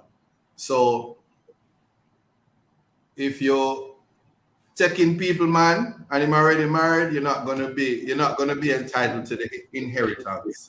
So you don't need to kill him other baby mother, and you don't need to kill the picnic, because if you're not married, you had no benefits. And so when you take out insurance on the man and the man is not your man, the Constitution says you have nothing coming, and the insurance company going to write you a nice letter and make you know, so guess what? You have nothing coming, because the Constitution says we don't recognize polygamy, we don't recognize all of the other stuff. Let me conclude it like that without me get. I know me says so, the Constitution says so. Section 18, one of the Constitution. So all who want cuss the Constitution. And here is why I would have always said that the Constitution is very prospective. It is the done of all done, no matter how you feel like the Baroness, the unbeaten Baroness, says at the end of the day, it is just chat and nothing more. So all who want to vex with me, the Constitution say what it say, and you can't me not ask Christ, you can't do me nothing but buy me a 6-piece. Big 6. 3 barbecue, 3 original, and some mashed potato on the side. Yeah, and you don't have to be married to do that. So you with me. You guys can question me on that, but it's important because the Constitution itself has allowed in its mechanism discrimination against other civil unions and other relationships. And because it is the Constitution that does it, as we say, it is the supreme law of the land, and it doesn't matter what the international community think and all of that. And people must also accept that it is not, the Constitution never said that you can't have your unions or you can't have your relationships. It just says it's not. The Constitution only recognizes the traditional form of marriage between a man and a woman. So when everybody celebrate, big up Miss Kitty, because Miss Kitty say, yo, you don't run and get married until you find good man, and she find good man, and now she married, and now every woman want to get married, and you just still have to wait if you're there with a married man till him divorce him other woman, who is his wife. And that's section 18 for those of you who don't know. And that's all I'm going to say on that, because I'm just speaking up for the Constitution and saying what's in the Constitution. These are not my words. I'm quoting the Constitution. There's a body of people who might say that the manner in which I quoted it might bring me before a particular place, because whatever, but I'm just making it clear just in case this recording is used to say that I would have spew hate and discrimination. These are not my words, it's in the Constitution. Thank you very much. Now, section 19 is the key aspect that I want everybody to pay attention to. So after all we have spoken about in terms of our rights and everything, there was a time before even I did law where you used to turn on the TV. This was back then when women wear slip and nightie, and setters used to be in them here, and them used to cook, and they just come out from nowhere and them say, him innocent, him never do nothing, but pick me a good youth, we want justice. Well, the response to we want justice is, I want my constitutional rights are violated, and I want redress. And so anytime you hear we want justice outside of judicial review, it's really my constitutional rights has been violated, is being violated, or is likely to be violated. And it is right there we now speak about application for redress. Somebody say, I want to marry to you, Isaac. You have to know all of the secret herbs and spices that's found in the chicken. We don't know where the colonel put it on the chicken. So if you have to marry me, find out the secret and you might get a blind. All right. Now it says 19.1 in terms of redress. It says that if any person alleges that any of the provisions of this chapter is being, or is likely to be contravened in relation to him, then without prejudice to any other action with respect to the same matter, which is lawfully available, that person may apply to the Supreme Court for redress. So, your constitutional rights is violated. The Constitution says you apply to the Supreme Court, irregardless if you have is without prejudice to other claims that you can file in the court. Once you have it, once you have the constitutional violation, you can attach it to a regular claim. The court has to address constitutional violations because the court is what is known as the custos morum of the Constitution, the guardian of the Constitution, the judges. And I will explain in chapter 20 what it is or who it is that who is considered the court, because that was a big issue in a particular case, and all the brain boxes thought that the court had to be 3 judges, but we now know that that is not the case. And that's why I love the law, because you get to correct all the bright people who thought otherwise. Now, 2 says, any person authorized by law, and this is the Mr. Rattigan's section, because somebody, was it Ampino? Somebody said he couldn't bring the claim and he didn't have standing and all kind of stuff, but the Constitution buffed them right there and then at section 19.2. Any person authorized by law or with the leave of the court, a public or civic organization may initiate an application to the Supreme Court on behalf of persons who are entitled to apply under subsection 1 for a declaration that any legislative or executive act contravenes the provisions of this chapter. So a lot of times when you go to the court, they're going to always have the issue of standing. And it's a simple point to overcome where it is that you are aggrieved or parties that you represent are aggrieved. It's simply a simple application will cure it, and the overriding objective of the civil rules of procedure also will fix standing where necessary. Now, the Supreme Court shall have original jurisdiction to hear and determine any application made by any person in pursuance of subsection 1 of this section, and may make such orders, issue such writs, and give such directions as it may consider appropriate for the purpose of enforcing or securing the enforcement of any of the provisions of this chapter to the protection of which the person concerned is entitled. So it simply means that the Supreme Court, which is King Street, will have the jurisdiction to hear the constitutional claim. So the court, a judge of the Supreme Court, will hear the claim and they will make the orders necessary and issue whatever is needed. If a person is in prison, they can issue the writ to bring the body, or they can do whatever it is to find out, to investigate the matter and call upon the state actors who would have breached the constitutional right to respond accordingly. So that is key.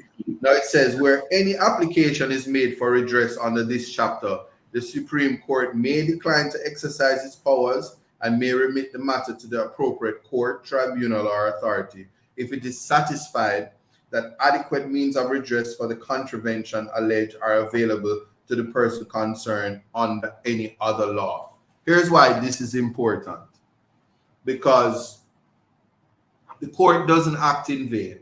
And if you can get redress on the ordinary, like bringing an ordinary claim, or there's a tribunal in place that can deal with the matter, then the court usually says that a sufficient remedy, because that's why you complain. You say there is a breach and I want a remedy, and the remedy is usually damages. By Rooks and Bernard's standard, exceptional damages. Nominal damages is the little bit of money damages. It's almost like a declaration, and them say, here, go and buy a little KFC because we respect say your rights was violated. But so it's not every time that that there is a constitutional violation that millions of dollars is going to come from it. Sometimes you just want like how Mr. Rattigan wants the court to say, listen, I'm Pino, you're wrong. And then Rattigan is going to say, I was right, I always knew it, make me the head of the Integrity Commission because I'm always right. So that's why sometimes you go to the court for constitution to get declarations, and so that you can gloat and put people in their rightful place when they step outside of the authority given to them by the very Constitution, which is always what state actors does. They hate when I say this, but people must understand that citizens are the human beings and the public authorities are creatures of the Constitution.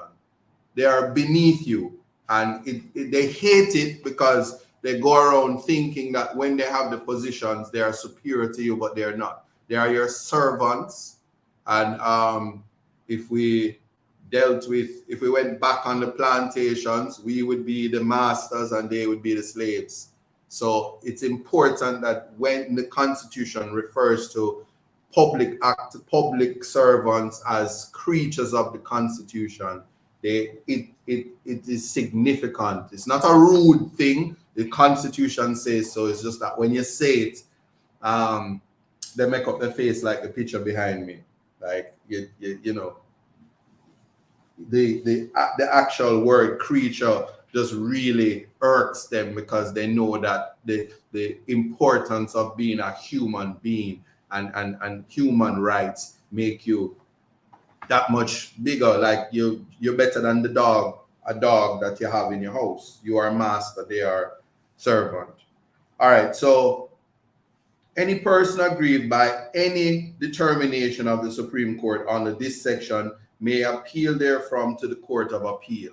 So when it comes to litigation, I guarantee you litigation is beautiful because we are competitive because we know about sports. We know about, shout out to the reggae girls. I see that in the standing firm because them don't pay you know, and them suspending you and they say, well, we now go play. We did a complaint, say a certain minister they were giving them money for go a World Cup, and we never call Rattigan for put out the ATI to see if it was true on time, and see now them are suspend with them no pay we and them all fire good up coach. All of these things, but that's what the Constitution is for. But just appreciate that when you lose at the first instance, people think case done. No, a judge may have a particular thing, but you go to the Court of Appeal where there are 3 judges, and those judges who are so detached will review in terms of the position on law without the emotions behind it and come to a particular decision. And you might lose there too. And there is again the highest court of the land, not in the land, but currently in the UK. And they too will interpret, and sometimes they agree with the judge at first instance, or sometimes they just agree with the Court of Appeal. So you may never know. It's a battle, and you have to go. Litigation takes some time, but in giving effect to constitutional rights, because it's always important. And when one person gets their declarations and give clarity on constitutional rights and redress from the court, it benefits all. It sets the law right for all, and we just all oftentimes hope that they get it right. And that's a beauty of constitutional redress and the litigation behind it. It's exciting, people think it's boring, but I promise you it's exciting. The last thing it says, Parliament may make provisions or authorize the making of provisions with respect to the practice and procedure of any court for the purpose of this section, and may confer upon that court such powers, or may authorize the conferment thereon of such powers in addition to those conferred by this section, as may appear to be necessary or desirable for the purpose of enabling the court more effectively to exercise the jurisdiction conferred upon it by this section. So it said the operative word is may, because sometimes Parliament will try to interfere with how the judges do their work, but although not written into the Constitution, there is something called the doctrine of separations of powers.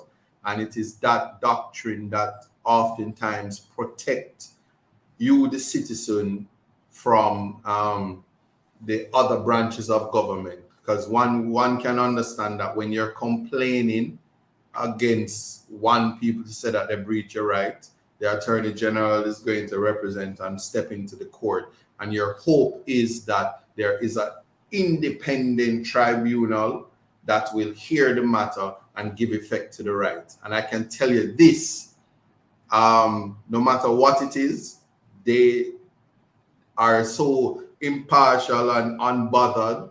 That's why they have judicial independence. Sometimes that's why Justice Sykes always gets such a bad rap, is he is free to make his decision whether you like it or not. You can't beat him. And the government may like something he does, or the citizen may like it, but with judges as the protector, the guardian of the constitutional rights that we're talking about. No, they usually get it right. And they did so, Justice Sykes did so in the NIDS decision. And I know that the government never liked it, but he says wheel and come again. And that's the power of protection of the constitutional rights and giving effect to redress. Mr. Rattigan, you can tell me if I can just wrap up with the section 20 point, or we can take it at another time, because I don't know how long we do it. Unmute. All right. Yeah. How long will it take you to do that? This is actually the state of emergency section. So it's not that long, but I can actually do it another time. All right. I think I did sufficiently redress marriage and religion. And we have a whole bunch of questions, but right. before the questions, so let me stop right there, and then I'll do the state of emergency next week. All right. Because we have Michelle and Yvonne waiting, and we also have Kevin waiting. So let me just say this before I bring them on. That let me say that big up Billy and Liz. I'm a family member. Two family members that I've chosen, because you have family where you can't choose by blood, but sometimes some of them, you're better off choosing your family. So Billy and Liz, thanks for all the prayers. Loving up like life. Big up all of the Partner Draw TV people, and just wanted to say that I've spoken to, because this question comes up quite frequently. I've spoken to Andre over the last 2 days, and let me just say, I'm happy to announce that he's doing well. He's in a good place, good space, and he's working on some things. Stay tuned for them. I don't want to steal his thunder, but he's working, the way he explained them to me, he's working on some outstanding things that will, you're going to be excited when you hear them. But for those of you who are really concerned about his well-being, he's doing quite well. And Andre, I know you're listening. Big up yourself, my son. Let me just take care of that. Jeffrey Tavares, he's doing something that the government should be doing. The government should be having a security forum, a real security forum with real security professionals. They're not doing that.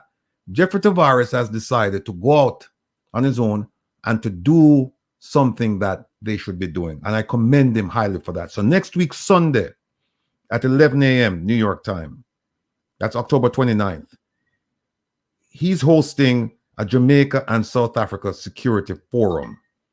He will have as his guest Ambassador Andy Mashail, a dear friend of mine, and he's also one of the ambassadors for the Turn Back Crime program in South Africa. Very interesting and dynamic speaker. He will also have our brother, Herb Nelson. He'll be there doing the security piece as well as intelligence piece. Then he'll have yours truly. I don't know why he's having me there, but I'll gladly come in and do whatever is required of me. So I'll be there. And the last person is have to talk about the Minister of Foreign Affairs. I guess that's why he's having you I there. guess so. To show you can go after the big fish and make a lot of waves and cause a course correction on the behalf of these fish. I guess so. And then the last person on the panel will be, and family, you've heard me talk about this man before, Lieutenant General Godfrey Libya from South Africa. He's the man in charge of the South African version of the FBI, their version, the functional equivalence of the FBI. He was in Jamaica recently.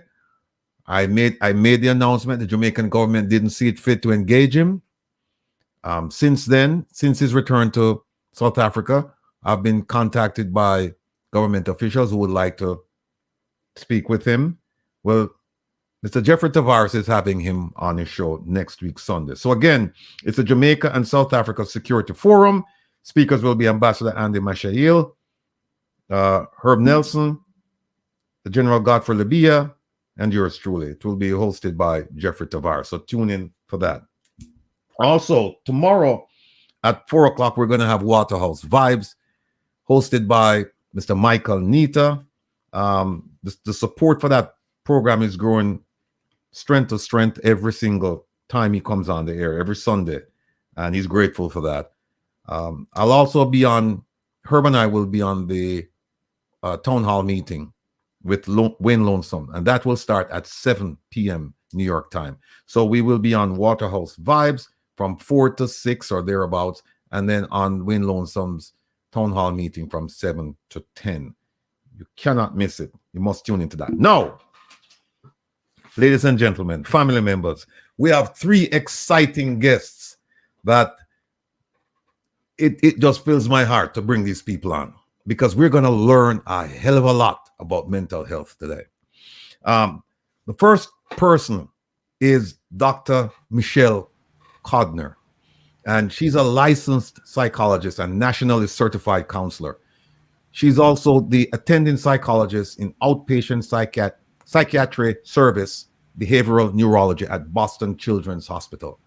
She's also the assistant director of the postdoctoral psychology fellowship program in the Division of Adolescent and Young Adult Medicine, and also an instructor of psychology in the Department of Psychiatry at Harvard Medical School. I mean, this woman is amazing. She works with children, adolescents, and young adults with clinical concerns such as depression, anxiety, obsessive compulsive disorder, autism, trauma, bipolar disorder, suicidality, peer relationships, and family distress. Her professional and research interests include adolescent mental health, depression, suicidality, trauma, attachment, and cultural psychology. Now, she's joined by her sister, Miss Yvonne Codner, who's currently a school social worker, school adjustment counselor. The Ministry of Education should be watching this program right now. And the Ministry of Health. I mean, look, if they're not watching, shame on them. But, you know, I'm sure they're watching. I'm sure they're watching, because they're going to learn a hell of a lot. Now, Ms. Yvonne Codner provides social, emotional, and behavioral support to promote overall well-being and improve academic progress in high school students in the Boston area. We need this in Jamaica. She currently works with adolescents with concerns ranging from intellectual or cognitive impairments, anxiety, depression, substance misuse, gang-related violence, chronic absences, food insecurity, self-harm, and peer relationships. Her professional interests include homelessness, anxiety, substance abuse, relationship problems, adolescent mental health, and advocacy work. Family, I mean, them 2 women, I don't know when we find them. I have to big up Babaton there. Babaton, big up yourself. But people, them two ladies are our people, them, you know. I talk to them about our issues and how we can come up with some solutions. They're going to identify certain things and talk about, you know, resolution. And I mean, I wanted to give them a warm welcome. But before we do the warm welcome for them, I want to bring on Kevin Steele, the man. Every week when you hear me say, Kevin, where you there? When the system go down, this is the man behind the scenes, always trying to make sure that, you know, I can't begin to tell you how much time and patience Kevin has given to me every morning, just so you know, every Saturday morning, Kevin and I we get together like around 9 o'clock. He's about 800, 900 miles from where I am. So we're doing all of this remotely, and we get on at 9 o'clock in the morning, and he makes sure that the videos are working. He makes sure that the documents are uploaded. He checks on the signals. All of the other problem with my computer today. Kevin is, I don't know. Kevin is wonderful. That's all I can say. Now, Kevin plays a role in the mental health field as well, and he's going to talk to you about that. So, ladies and gentlemen, family members, without further ado, I present to you Michelle and Yvonne Codner and Kevin Stew. Ladies and gentlemen, welcome to Reason with Rattigan. How are you? Much respect. Thank you. Thank you. Thank you. All right. Now, I've never met Michelle. I've never met Yvonne. I've spoken to Michelle. Now, I don't know which one is Michelle and who is Yvonne. Who is Michelle? Michelle is right here. All right. Now, Michelle, I tell you what, let's start with you. Tell us a little bit about yourself. You're from Jamaica, from what I gathered. Just tell us a little bit about your background, and then we'll move to Michelle. I mean, to Yvonne.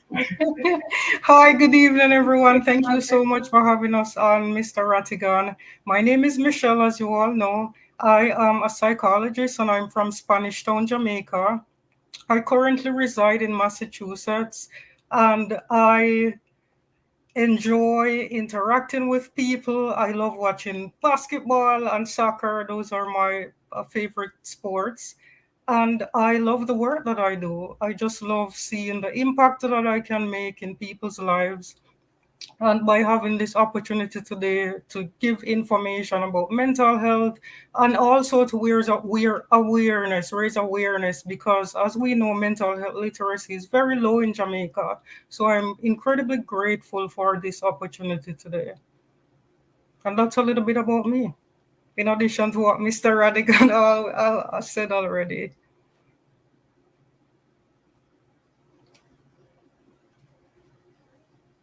Yvonne, tell us a little bit Go about yourself.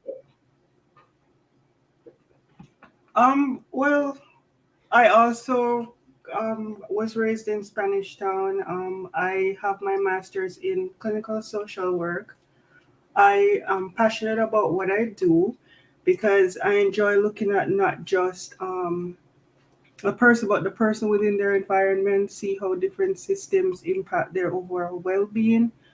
I've always had a passion for helping others in any way I humanly possibly can.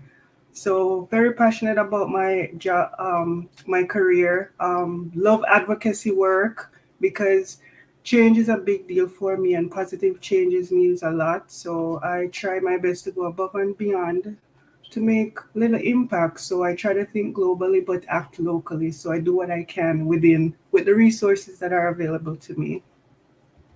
So So much. thank you. Family members, listen, call up your neighbors, call up your MPs, call up your councillors, call up your friends, call them and tell them tune into Reason with Rattigan, because we're going to talk up the things today.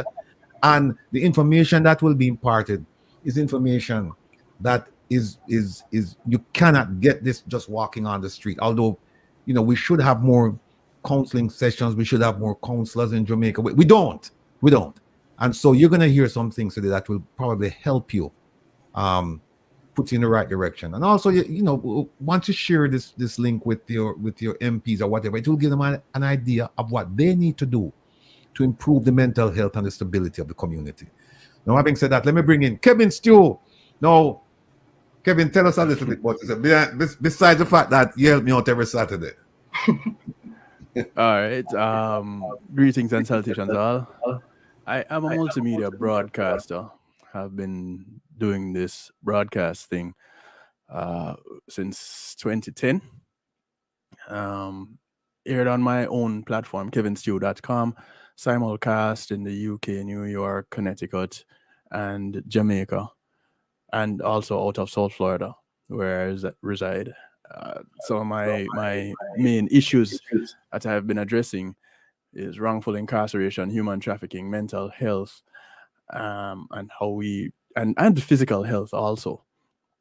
And for the past going on 5 years, I've been the host of Broward County's NAMI, National Alliance on Mental Illnesses, Office of Broward County, their annual fundraising walk. I've been their host for the event. And I'm really big on mental health because it was one of the things that, like everybody else on this panel with Jamaican roots, we didn't really address in Jamaica. And I got involved with NAMI because I was looking for someone to talk with about men and mental health. And that started taking me on a different journey about 5 years ago. All right. Thank you so much. And of course, we're joined by Herb Nelson. You know him, you love him, you love listening to him every week, every time you can. Herb, you want to say hello to everyone?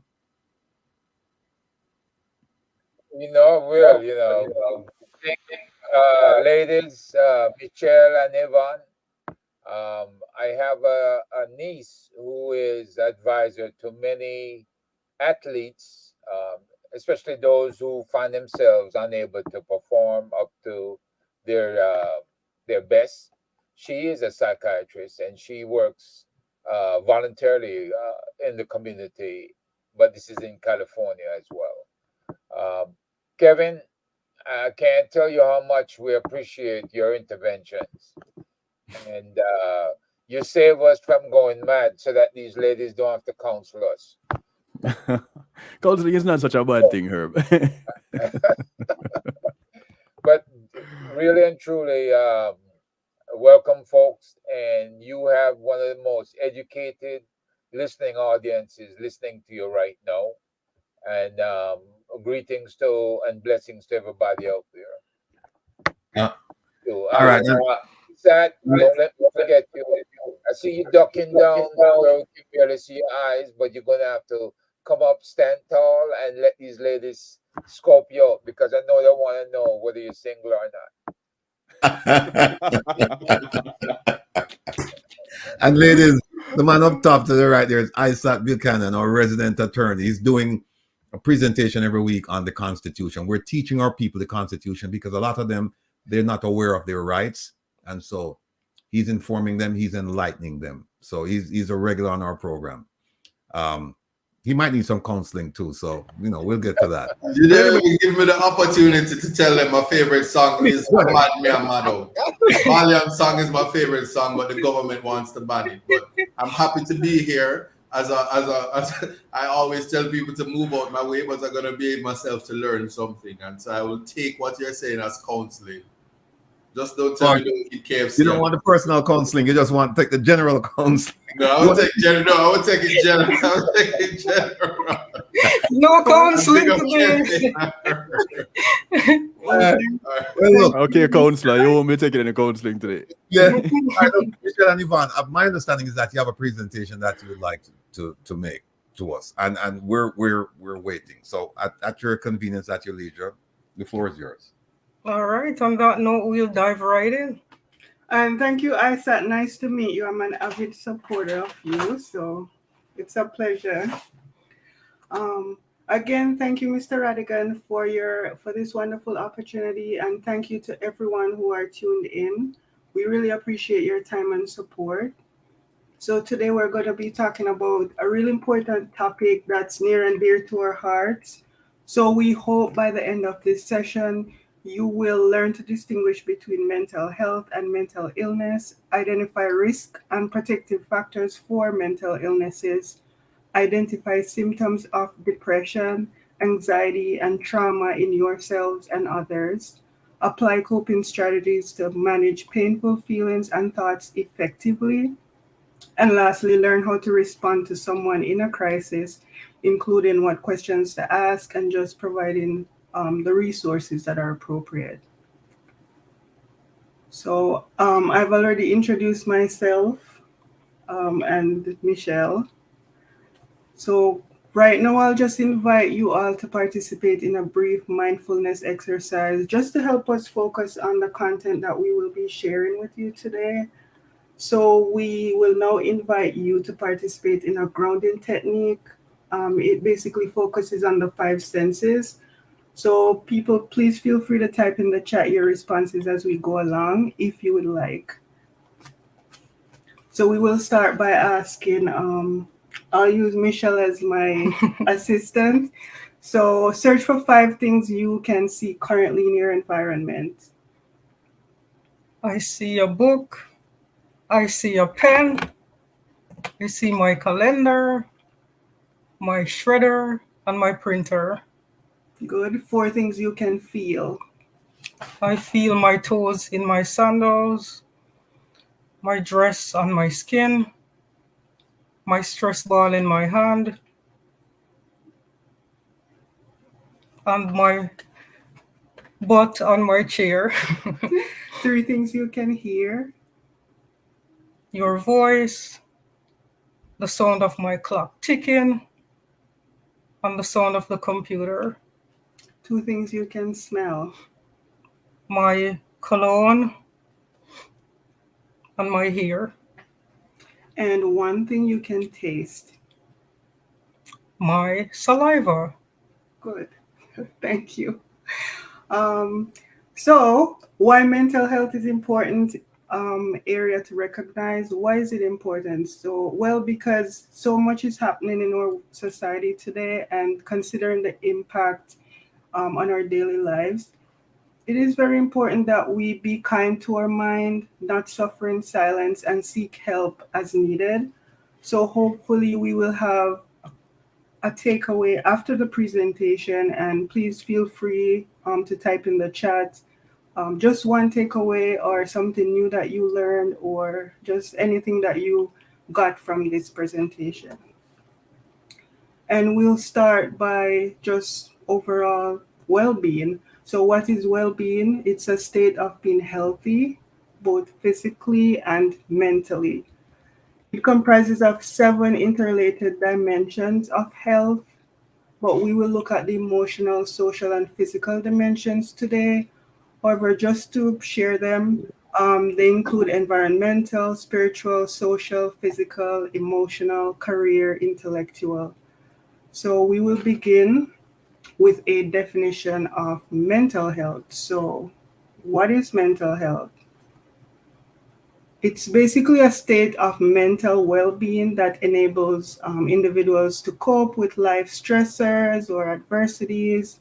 It helps to determine how we handle stress, relate to others, realize our abilities, learn well, work well, make healthy choices, and contribute to our community. Mental health also includes our emotional, psychological, and social well being. So it affects how we think, feel, act. So our thoughts basically impact how we feel, which is manifested in how we behave or react to things. Mental health is important at every stage of our lives. So from childhood, during adolescence, and through your adulthood.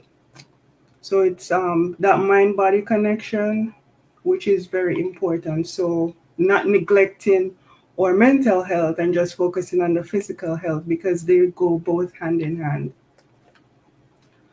Mental health, it's more than just the absence of mental disorders. It exists on a complex continuum, which is experienced differently from one person to the next. So they look different in everyone, with varying degrees of difficulty and distress, and potentially very different social and clinical outcomes. So, like I said, it affects and manifests differently in everyone. It is an integral component of health and well being that underpins our individual and collective abilities to make decisions, build relationships, and shape the world we live in. Mental health is, of course, a basic human right, and it is crucial to just our overall lives, personal, community, socioeconomic development. Mental and physical health are equally important components of overall well being, because, like I said previously, sometimes we tend to neglect the mental health part of it. So, for example, the presence of chronic conditions can increase the risk for mental illness. So, the mind and body, they're both connected. Therefore, when someone is physically ill, it can impact their mental health.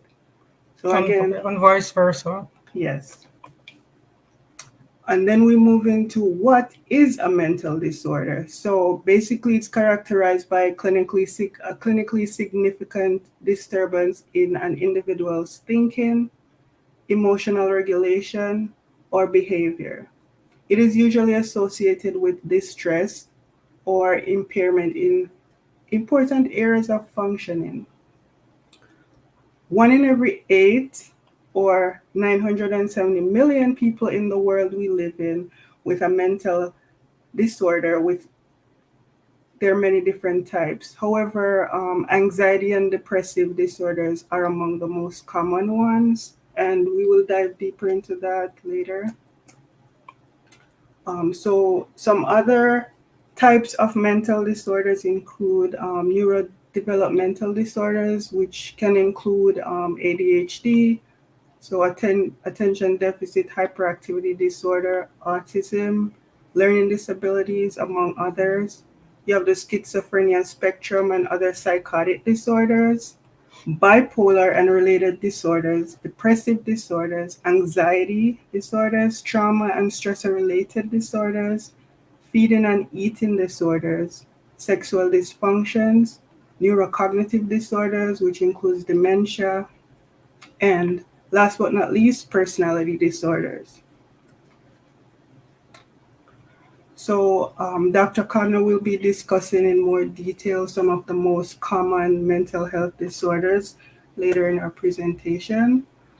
So moving along, just wanted to share some reminders from the American Psychological Association. Mental illness is nothing to be ashamed of. It is a medical problem just like a heart disease or diabetes. Mental illness is treatable, as the vast majority of individuals with mental illness continue to function in their daily lives. Mental health is the foundation for emotions, thinking, communication, learning, resilience, hope, and self-esteem. Mental health is also key to an individual's relationship, personal and emotional well-being, and contributing to one's community or society. Mental health is also a component of overall well-being, and it can influence and be influenced by physical health. And I'm just going to dive into some of the risk factors for mental disorders. So, which could include genetic predisposition, so inherited genes, genetics, homelessness, poverty, unemployment, alcohol or other drug use, family conflict or challenging family members. We all know what that can be. Stressful life events, life happens. Sometimes chronic stress can, do a lot of damage to us if we don't get the right support. Childhood abuse, trauma, neglect, social isolation or loneliness, experiences of discrimination and stigma, which can include racism, colorism in Jamaica, which is real, bereavement, so losing someone that's close to you, severe or long-term stress, having a long-term physical health condition. So again, just being mindful, the biological factors, as I mentioned in the genetic predisposition, kind of genetics, age, immune response, nutrition, disability.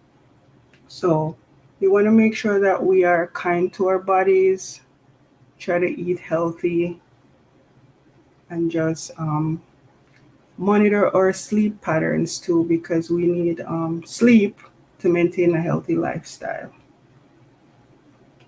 Some of the social factors to having social support or culture, education, and work. Which takes us into some of the protective factors, so things that can be helpful. So social support, having a good relationship with family, having friends, significant others, and mentoring, helping others or staying close to people who you admire. A stable community like church, sports team, or community that you live in. Emotion regulation skills, so helpful things to manage your feelings effectively. Cognitive flexibility, just being open to other viewpoints, a positive attitude. You think good, you feel good. Good communication skills, experience of success and achievement, faith or spirituality, the capacity to reflect, so think about things when they happen, and humor, exercise, again, proper nutrition, adequate, consistent sleep, and just developing new skills. However, there are some barriers to care, so things that get in the way of people trying to get help, which can include lack of accessibility and effective care. Like Mr. Rattigan had mentioned that there are not enough providers in Jamaica. So not being able to find care easily, being ashamed to admit something is not quite right. So just not having that confidence to share with someone that, hey, something concerning is going on with me. And a big one, stigma, the belief that you are crazy or mad or a madman in Jamaica, I know is pretty common. Believing that someone is possessed, not seeing mental health as a concern.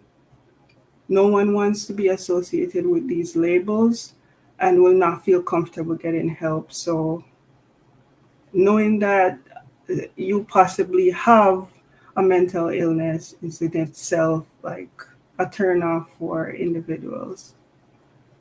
We have spiritual, religious beliefs, supernatural factors. For example, going to the doctor for a diagnosis, but also praying for healing. So, prayer and work, I believe, from my St. Catherine High's motto, conquers all. So, having that spiritual belief in God that you can be healed, but also seeking the effective support that can work hand in hand with that. Provide a mistrust. So, feeling that your information will not be kept private or fear of being misdiagnosed. So, I know in Jamaica, people might say, now go see no therapist because the whole of my business about a road. So, that's kind of the provider mistrust. And lastly, lack of cultural sensitive care. Again, limited providers for treatment services. So for folks in the US, not enough Black providers out there. So that's kind of a big barrier because we want to feel comfortable when seeking help. So I now turn over to Dr. Codner, which she will go deeper into the disorders. Okay, thank you again, everyone. So I will be talking about depression, a little bit about anxiety, trauma, and suicidality. And thank you, Mr. Herb Nelson, for highlighting those things in the chat because I'll be talking about them. Okay, so what is depression? Depression is a common and serious medical illness that negatively affects how we feel, the way we think, and how we act. Depression causes feelings of sadness and or a loss of interest or pleasure in activities that you once enjoyed. And the symptoms, in order for someone to be diagnosed with depression, these symptoms have to last for at least 2 weeks and cause significant distress or functional impairment. So what does that look like? That looks like your reduced ability to function at work and also school as well as in the home environment. Depression also increases the risk for many types of physical health problems. So going back to what Yvonne was saying, where that physical and mental health are so intricately related. So depression increases one's risk of diabetes, heart disease, and stroke. And the presence of these chronic health conditions can increase the risk for mental illness. So again, going back to how both parts are connected. So for those of us who think that, I'm physically well and all of that jazz, something happens and when you're physically ill, that can also impact your mental health and vice versa. So, in addition to those things that I just mentioned, what are some additional symptoms of depression or signs of depression? So, we're looking for reduced appetite and weight loss, or vice versa, increased appetite and weight gain, persistent physical symptoms. So, kids or people might report headaches, digestive problems, or chronic pain, irritability and restlessness, more so for teens. We see this a lot, or anger outbursts, feelings of fatigue or someone being slowed down, sleeping too much or too little, or in the context of older adults, early mornings awakening, difficulty concentrating, remembering or making decisions. And a big part of depression, there is no way to talk about depression without highlighting suicide, given that suicidal thinking is also a symptom of depression. So depression looks differently across age group and also across races. I will not be diving into information about races today, but for in terms of age, though, I'd like to highlight some of the differences. So for younger kiddos, we notice those kids being a little more sensitive to rejection, having a lot more physical complaints such as stomach aches or headaches, and also trouble during events or activities, whether that's at home or with friends at school, or even during extracurricular activities. We also notice a lot of crying with younger kids too, and continuous feelings of sadness and hopelessness. Whereas in adults, lots of adults will lose large weight very suddenly. And in teens, you might see either they're gaining weight appropriately or they may be gaining excess weight. A typical symptom for adults also includes classic depressed mood, so like that flat affect, no real smile, no real perkiness, even if you're doing something that you used to enjoy doing. Whereas for teens, like I said earlier, the crankiness or irritability, so getting annoyed fairly easily, and isolative behavior, so not wanting to come out of their room or do anything. Also, poor grades, poor school performance is another symptom to look for in teens. And so people might laugh at this, but even dogs can show sign of depression. And this is within the context of a physical move, so family relocating to a different home, a new pet coming into the home, and you already had this dog, a new family member, so the birth of a kiddo, or even a change in your schedule. So you usually work Monday to Friday, no, you're working Sunday to Thursday, and the dog recognizes that, and that change can also evoke depression symptoms within an animal. All right, so how can you help someone who is struggling with depression? First of all, if you're really worried about someone, you might ask them a question. How are you really? I've noticed some changes in you lately, and I wanted to check in with you. It sounds like you're having a rough time. It must be really hard to try to hold everything together when you're feeling this bad. Or feeling depressed isn't a sign of weakness. It takes courage to speak up. So these are some helpful statements that you can utilize if you want to be a support to someone. Things you would stay away from saying, it's all in your head. Oh, you're just having a bad day. That's the worst thing you could do to someone who is struggling with depression. Or if it's a male person struggling, you wouldn't want to say, man up, you can deal with this on your own. Or counseling is for sissies. That's also another big one within the Jamaican cultural milieu. Okay, so moving on to anxiety, and this is really just a tip of the iceberg. Anxiety is our body's natural response to stress. It's a feeling of fear or apprehension about what's to come. So, a big distinction is depression. People ruminate on the past, whereas anxiety is always future oriented. Anxiety disorders involve more than just a temporary worry or fear. So, if a person's on the line today wondering, oh, am I anxious or am I depressed? That's not how it works. It doesn't work quite that way. For a person with an anxiety disorder, the anxiety does not just go away and it gets worse over time. And we need anxiety to survive, right? That's our way of warding off danger. And so that's a natural thing for us to experience as human beings. So there's nothing wrong with feeling some anxiety. However, when it starts impacting our ability to engage with life effectively, such as doing your work, doing going to work, doing getting your work done, getting your schoolwork done, and even impacting your relationships, whether that's your relationships with your kiddos, relationships with your significant others, or whomever, that's when we would consider it a problem and really encourage someone to seek therapy. So, a few things that I'd like to share about anxiety, in addition to it being normal, right? It's adaptive, it's not dangerous. It does not last forever. It might feel this way for someone who is experiencing a panic attack. This might be the thought that, oh my God, I'm never going to feel better. And anxiety is mostly anonymous. So I cannot look on Mr. Rattigan and say, oh, Mr. Rattigan, you're suffering from anxiety. That's not how it goes either.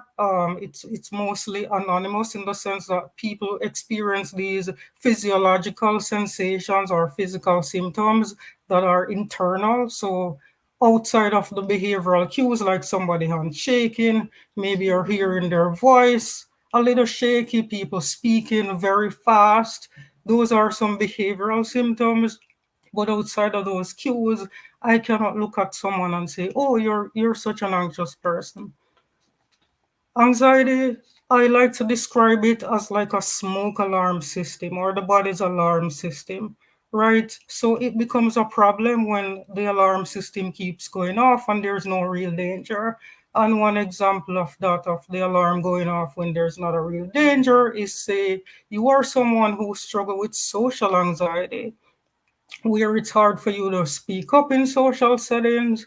That would be a situation in which the alarm is going off and there's no danger. There's no threat in me raising my hand in class, right? That's just a perceived threat. So my body has tricked my brain in thinking that that's something dangerous to do when it's really not. So in therapy, we try to work on reducing those false alarms because we never ever want to get rid of anxiety. Otherwise, if you're being attacked by a bear and there's no anxiety, then your sympathetic nervous system is not going to be activated to protect you from that dangerous bear. And so, how might anxiety look? Well, the desire to control people and events, anxiety always wants to be in control. It always wants to know, oh, hey, what's going to happen tomorrow? What's going to happen in a minute from now? It also can look like difficulty getting out of bed, which is similar to depression in that regard. It can also look like an intolerance of uncertainty. So, any shred of uncertainty for someone who struggles with an anxiety disorder, that's enough to throw them off. Feeling worried about stressors or situations or events, that's a big part when we think about generalized anxiety disorder. People worry a lot about a variety of things. And anxiety also has those physical symptoms. So kids might complain about stomach ache if they don't want to go to school, right? So we want to look out for that as parents. Headache too, these can be somatic, meaning it's not really happening, but kids are feeling like it's happening. Headaches too is also a physical symptom of anxiety. When we think about a panic attack, there's a choking sensation, and there's chest pain and pressure as well. All physical symptoms of anxiety. Now, some of the cognitive symptoms of anxiety, going again back to that fear of losing control or fear of going crazy. Some people actually come and tell you that, oh, I feel like I'm going crazy. I just can't do this anymore. There's also reports of feeling detached from one's body. So, like you're having what we call an out of body experience. Uh, People might also report feeling disconnected from their environment, and also a narrowing of attention. So the thing with anxiety is you become so hyper focused on whatever it is that's causing the anxiety. So you are hyper vigilant for whatever threat it is, and so everything else gets tuned out. And so your focus becomes narrows. Poor memory as well. There's no way someone can remember things when you're so hyper focused on that one object of distress. In terms of behavioral symptoms, someone with anxiety is always looking to avoid the situation. So if I know that I get very anxious when I do public speaking, my first instinct is to run away from that opportunity. So if I were that type of person and Mr. Rattigan asked me to come on the show today, I might come up with some excuse to not be here because anxiety likes to avoid. Another thing is, even if it's able to tolerate being in that environment, I might think of an escape. So I might ask one of my siblings, hey, call me within 30 minutes to say I have an emergency. So that way I try to get out of it. Or it might look like you go into an event and you're terrified of being in a social setting. And so you sit at the back because you're always thinking about ways to escape. It might look like you being very restless too. So like on moving up and down, this might look like toss and turn at nights when we're sleeping. Or we all reassurance seeking is a big part of anxiety too. Where kids will say to their parents, am I gonna be okay? Am I gonna be okay? Or even ask their parents, are you gonna die today? This is something we see a lot in the therapy space with younger kiddos. So, what are some things that anxiety can make you do? It does make you do weird things, yes. You always imagine the worst case scenario in every situation. So, anxiety is always planning what if plan A fails? What if plan B fails? And just obviously, that requires a lot of work and can be very overwhelming. Uh, you get very nervous when you think about the future. Again, people become distressed by those thoughts, as well as vice versa. We also see that that can be a motivating factor and a coping strategy for folks as well. You find it difficult to forgive yourself for the mistakes you make at work. So again, maybe endorsing some perfectionistic tendencies there and having a hard time being kind to yourself. Okay, so how can you help someone who struggles with anxiety? Well, you can play a role in their treatment by being very supportive and encouraging. You can also communicate, so speak honestly and kindly. Tell the person you care about them and ask them how they feel, and don't judge their anxious thoughts. Don't tell someone, oh, you're crazy for thinking that way. Please, let's try to stay away from those language because those language can be very disparaging and harmful. You want to allow time for recovery. Understanding and patience need to be balanced with pushing for progress on your expectations. And you always want to react calmly and rationally. Things that someone can do to help manage anxiety on their own. You can jam it out with music. I mean, we in Jamaica, our culture is music is plays such a rich part in our culture. So that's something you can do. Whoever like dancehall music, play some dancehall, kind of jam it out to a tune. You can also question yourself by writing down what you are anxious about and question it heavily. Is this worry realistic? Because lots of times the worries that we hold are very unrealistic, very inaccurate, and very unhelpful. You can also hydrate yourself. So, a symptom of anxiety that I did not mention earlier is dry throat. And so, you can, if you stay hydrated, that can also be helpful in regulating the anxiety. And you want to get moving. So exercise, not just with anxiety, but for a lot of things, all the mental health disorders, I must say. And it's an excellent coping skill. And so, yeah, so those are just some helpful tips for managing the anxiety. And remember, we never ever want to get rid of anxiety altogether. We just want to reduce those false alarm in terms of how frequently they are occurring, how long they are lasting. So we're always looking at frequency, intensity, and the duration of something.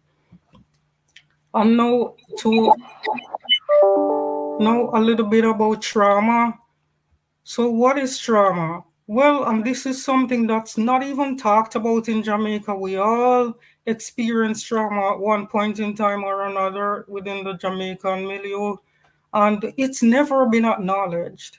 So trauma is an emotional response to a terrible event like a car accident, an incident of rape, or even natural disaster such as hurricanes and earthquakes that we experience a lot when you think about it in Jamaica, but that's never something that we talk about. And immediately after these events occur, there's usually a state of shock or denial, and that's very typical. We like to describe this as a normal reaction to an abnormal situation. That's kind of the language that we would use with folks in therapy. And so when we think about some of the long-term reactions of experiencing a traumatic events, unpredictable emotions, so people say their emotions go from changes so quickly. This minute I'm angry, next minute I'm sad or I'm happy. Flashbacks, so having memories of the traumatic event, strained relationships in families, and physical symptoms like headache and nausea. So while these symptoms are normal after a traumatic event, some people have difficulty moving on with their lives.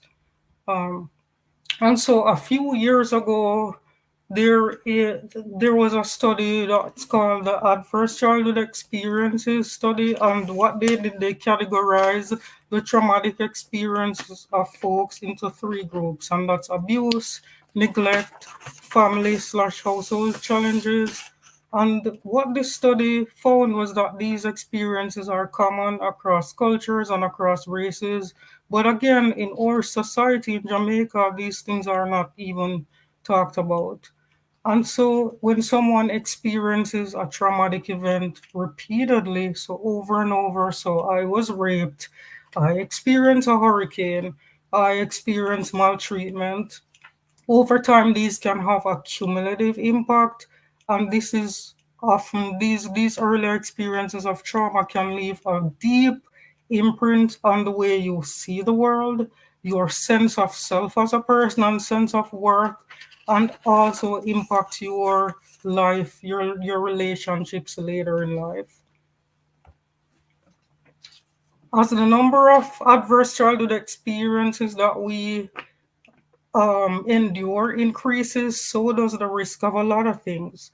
The risk for chronic obstructive pulmonary disease, the risk for depression, the risk for liver disease, the risk for financial stress or risk for intimate partner violence, multiple sex partners, unintended pregnancies, suicidal attempts, and even poor academic achievement. So I hope that you're hearing how impactful these experiences can be, and that after today, we will take these events more seriously and look out for some of the accompanying symptoms that are associated with these types of stuff.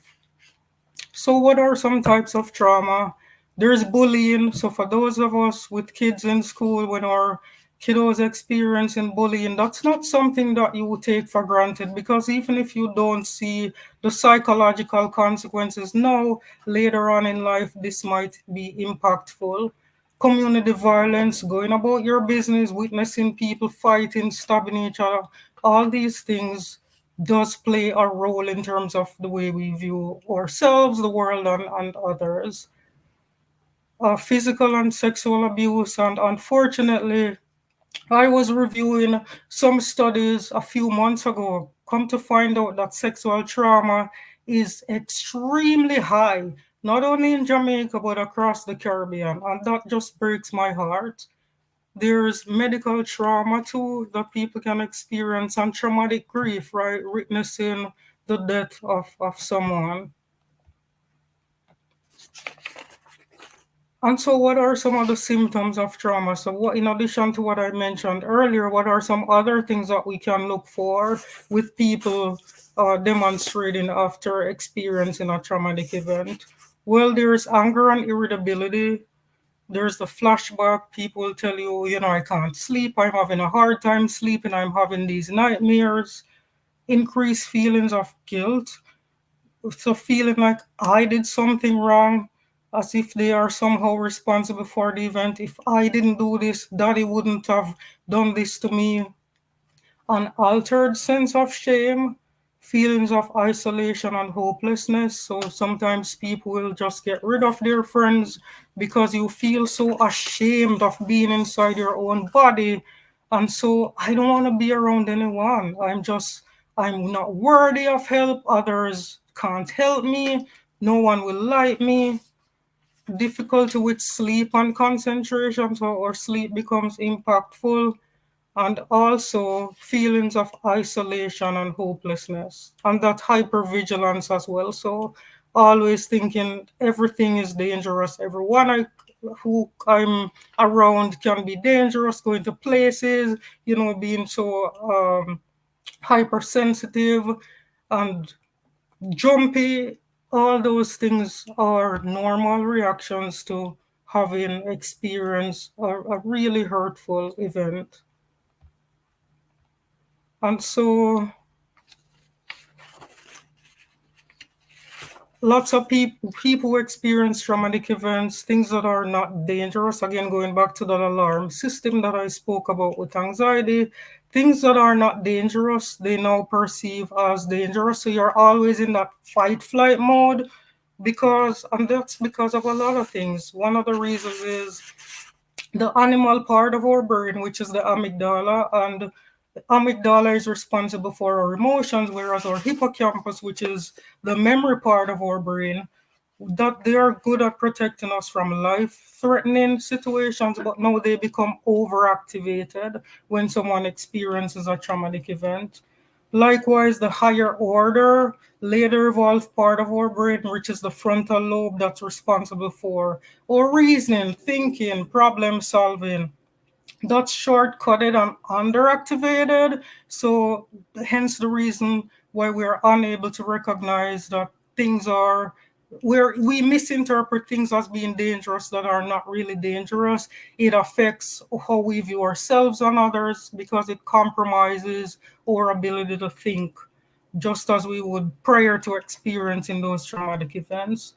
And that frontal lobe area of the brain also allows us to stop, think, like I just said, and interpret events before acting. So that's impacted, and so people engage in impulsive behaviors. This increases their vulnerability to do those things. So having multiple sexual partners, because now your judgment is impacted, and so you're unable to make healthy and safe decisions. And so, in treatment with trauma survivors, we always want to acknowledge that this event has happened to you. It's not your fault, right? And this event has had an impact on you.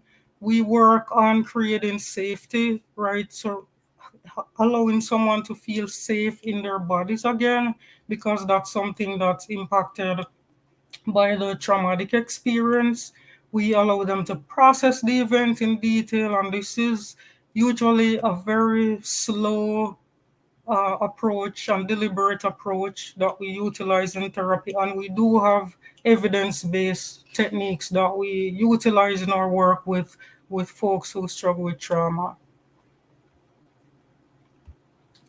And so I'll hand over to my sister who will walk us through some information on suicidality and self-harm. Yeah, so just sharing some myth and facts. So people who are a myth, people who are suicidal are weak. A fact, people are suicidal despite enormous strength and courage. Myth, if I ask someone about suicide, I'll put the idea in their head, and that's very common. The fact is, asking someone about suicide will not make them suicidal.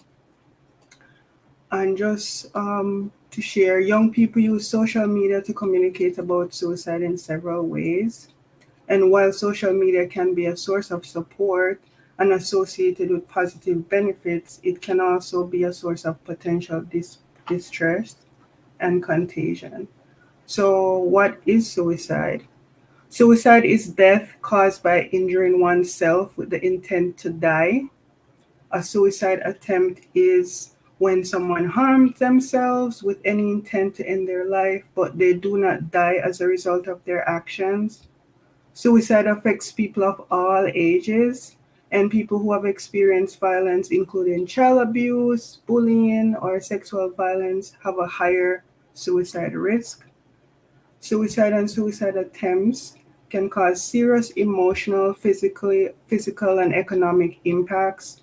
People who attempt suicide and survive may experience serious injuries that can have long term effects on their health. They may also experience depression and other mental health concerns. Some warning signs, talking about or making plans for suicide, expressing hopelessness about the future, displaying severe, overwhelming emotional pain or distress, showing worrisome behavioral cues or marked changes in behavior, particularly in the presence of the warning signs above. Specifically, this may include withdrawal from or change in social connections, situations, recent increased agitation or irritability, anger or hostility that seems out of character or out of context, and changes in sleep. So, whether that be an increased or decrease in your sleep pattern, and we can move on to self harm and just kind of sharing what self harm is. So it's non suicidal self injury, often simply called self injury or self harm, or means hurting yourself on purpose, such as cutting, burning yourself, pinching, head banging. Is usually not meant as a suicide attempt. This type of injury is a harmful way to cope with emotional pain, sadness, anger, or stress. How can you help someone in a crisis?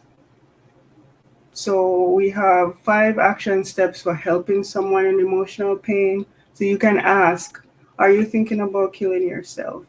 Keep them safe, reduce access to lethal weapons or places. Just be there, be a support, listen carefully and acknowledge their feelings. So, validate, help them connect. So you can call or text the 988 Suicide and Crisis Lifeline number. Just for those in the United States, though, Jamaica does have a mental health suicide prevention helpline. That's an 888-639-5433 number that folks can call. There's also the Ministry of Health and Wellness webpage that folks can schedule a free counseling session. And if you are really concerned about someone, you can contact the police at 119. The police will ask you to provide as much information as possible, and they will contact the Ministry of Health unit, which the CMHCT unit rather, which is one of the health department's unit or health centers island-wide. And that's what we have for today. But lastly, staying in touch with that person. So stay connected, follow up, and stay in touch after a crisis. So don't just leave them hanging. Kind of checking in and see how they're doing and how things are going, and offer any additional support that you can. So thank you. Support goes a far way for everything. Vaughn, thank you so much. Don't go anywhere because we're going to have a Q&A. But before we do that, I just want to bring in Kevin so that he can add some perspective to this based on his participation in the mental health thing in down in South Florida. Kevin. Yeah. One of the really interesting things whenever we address mental health, and I tell people this all the time, I have a DJ before my name, not a DR. So when I give you some information, it is for you to go ahead and find something more. And I will leave you. My job is to stimulate your appetite and not satisfy your hunger. So you should leave wanting more. And that is where you seek out people like Michelle and Yvonne and get some additional information. And understand. Will, I think you're saying something with your mic muted. Go ahead. Again. No, mic's not muted. No, I was going to say, put yourself in the center. Oh, that's right. Because I have control like that. Yeah. All right. Yeah. For those who have been wondering, you might have come later or something. When I am that Kevin that will always say, Kevin, wait, yeah, it's me. Wearing a different hat tonight. So a few other things that I like to share on my broadcast when I'm addressing mental health specifically, or just overall health, or just how we interact with one another, is we need to take some time, and a couple of people said it in the chat, we need to really take some time to get to know self and to get over the stigma that with mental health, there's something wrong with you. First of all, I can point out that of the 1.2 thousand people watching right now, we all have experienced some type of trauma, and we have not addressed it. The majority of us. A lot of us from the Caribbean, Jamaica, I'm pretty sure most of us are from. We have never been to a therapist. And the thought of going to a therapist means that there's something wrong with you. When I got associated with NAMI, looking for someone to speak with to address the issue of men and mental health, I was really going back to my upbringing in Jamaica and understanding that people don't talk mental health. So my involvement with NAMI is more on the broadcast side, getting word out there, and particularly personally, as I address mental health myself, it's to get people thinking, because we often talk about things that we hate and things that we are afraid of, not realizing that a lot of times they're one and the same thing.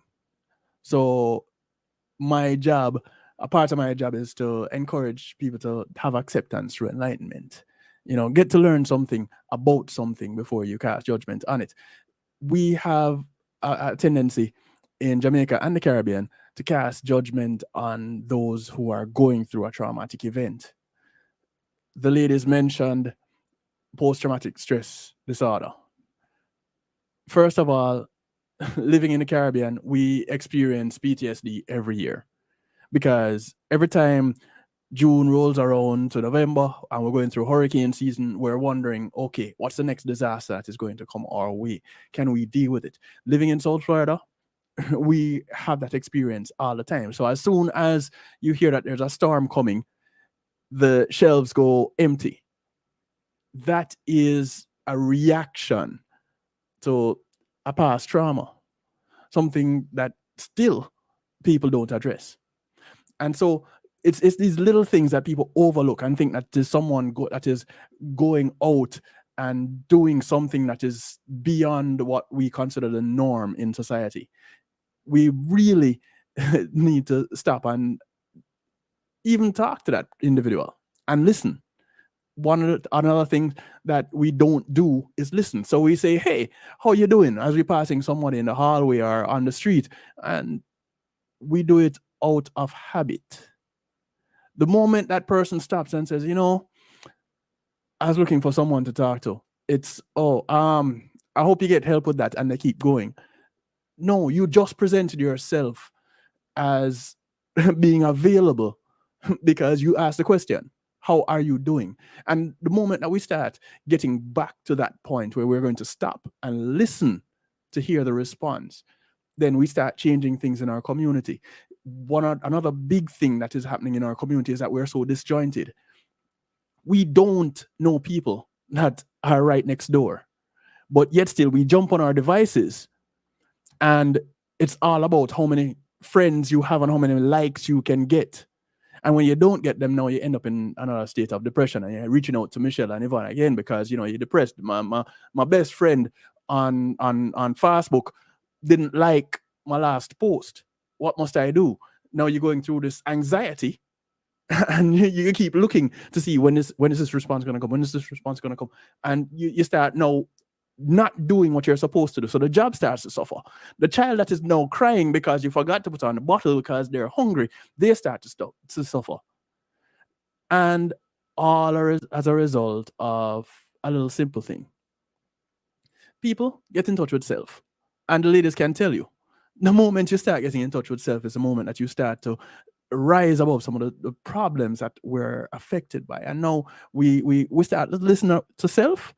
Now you ask someone a question, you're in the habit of listening, and now you'll start to listen to them. And so we start to get back to a system of the village.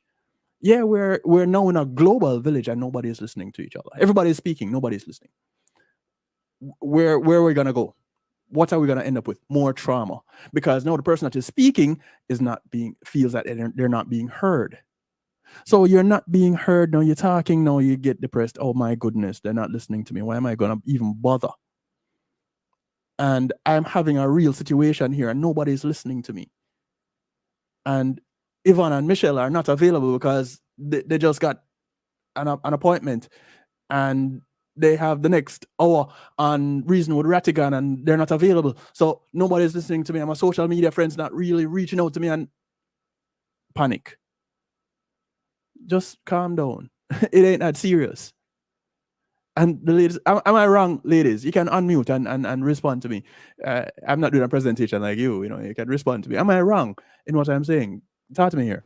No. I really appreciate you saying that and emphasizing how important listening is, right? Because by listening, that's the only way we'll hear about the concerns that people are struggling with.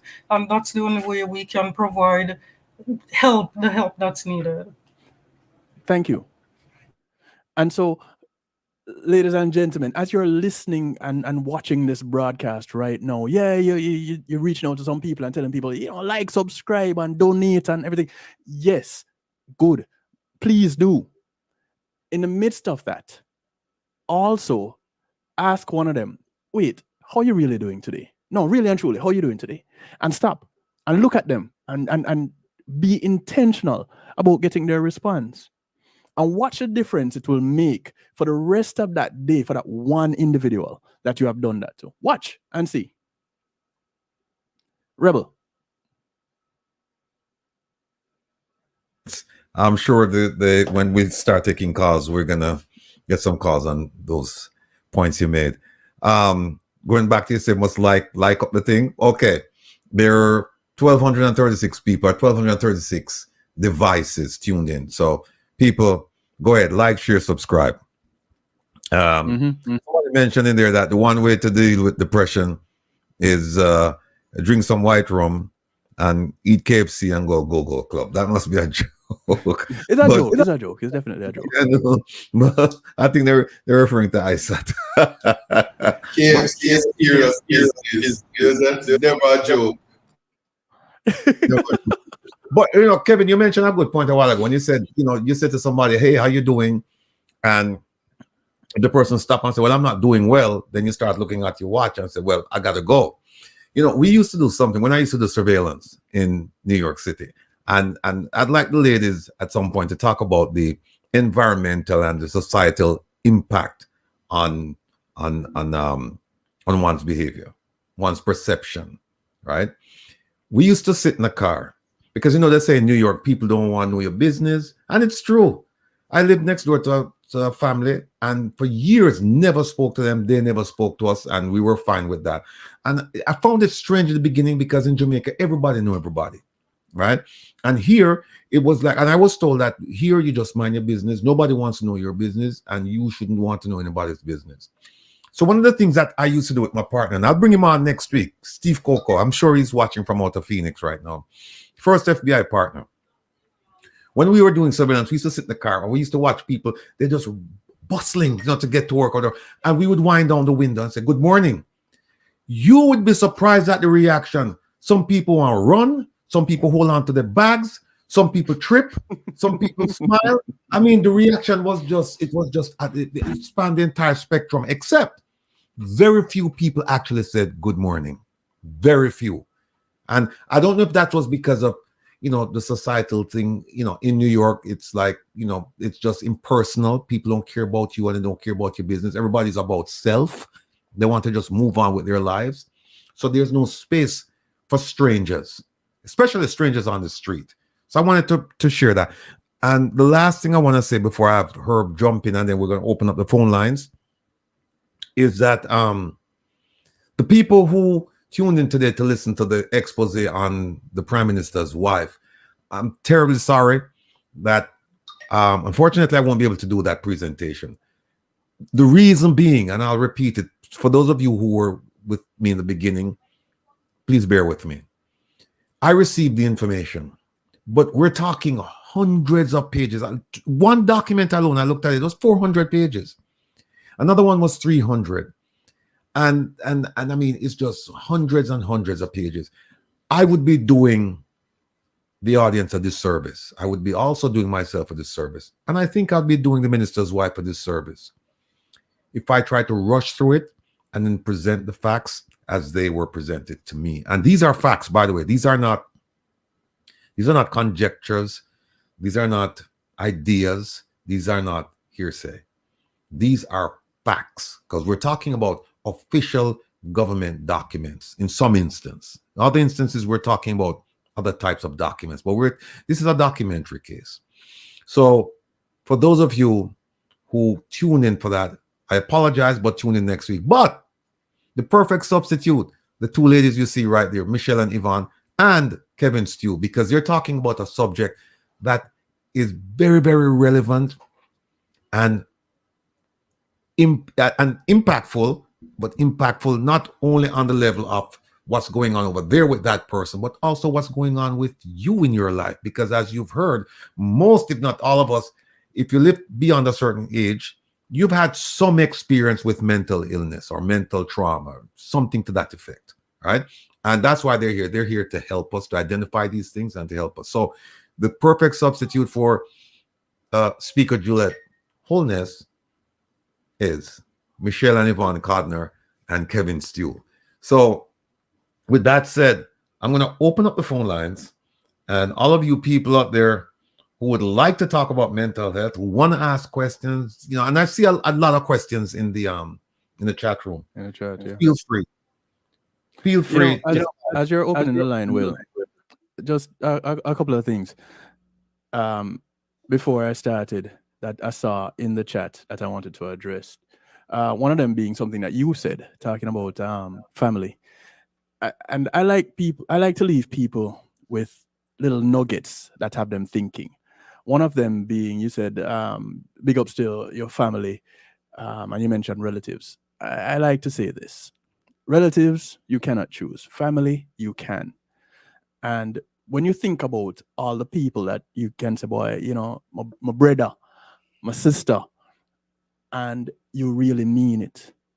The people that are really close to you, a lot of them are really family and not your relatives. Another thing that I thought I should address or could address, and I touched on it earlier. Ruthlin was saying having a good relationship with yourself is important. Yes, it is, and that's where it all starts. If you ask me, a lot of us, when they're asked to introduce yourself, you pretty much talk about what it is that you do. When you ask someone, so tell me, what is it that you like? There's a pause, because they never really think about what it is that they like. They can't really tell you who they are because they've never taken time out to get to know self. And so they have an experience like jealousy. This is a big one. They have an experience like jealousy, and they go out and do something that lands them in jail as a result of their jealousy.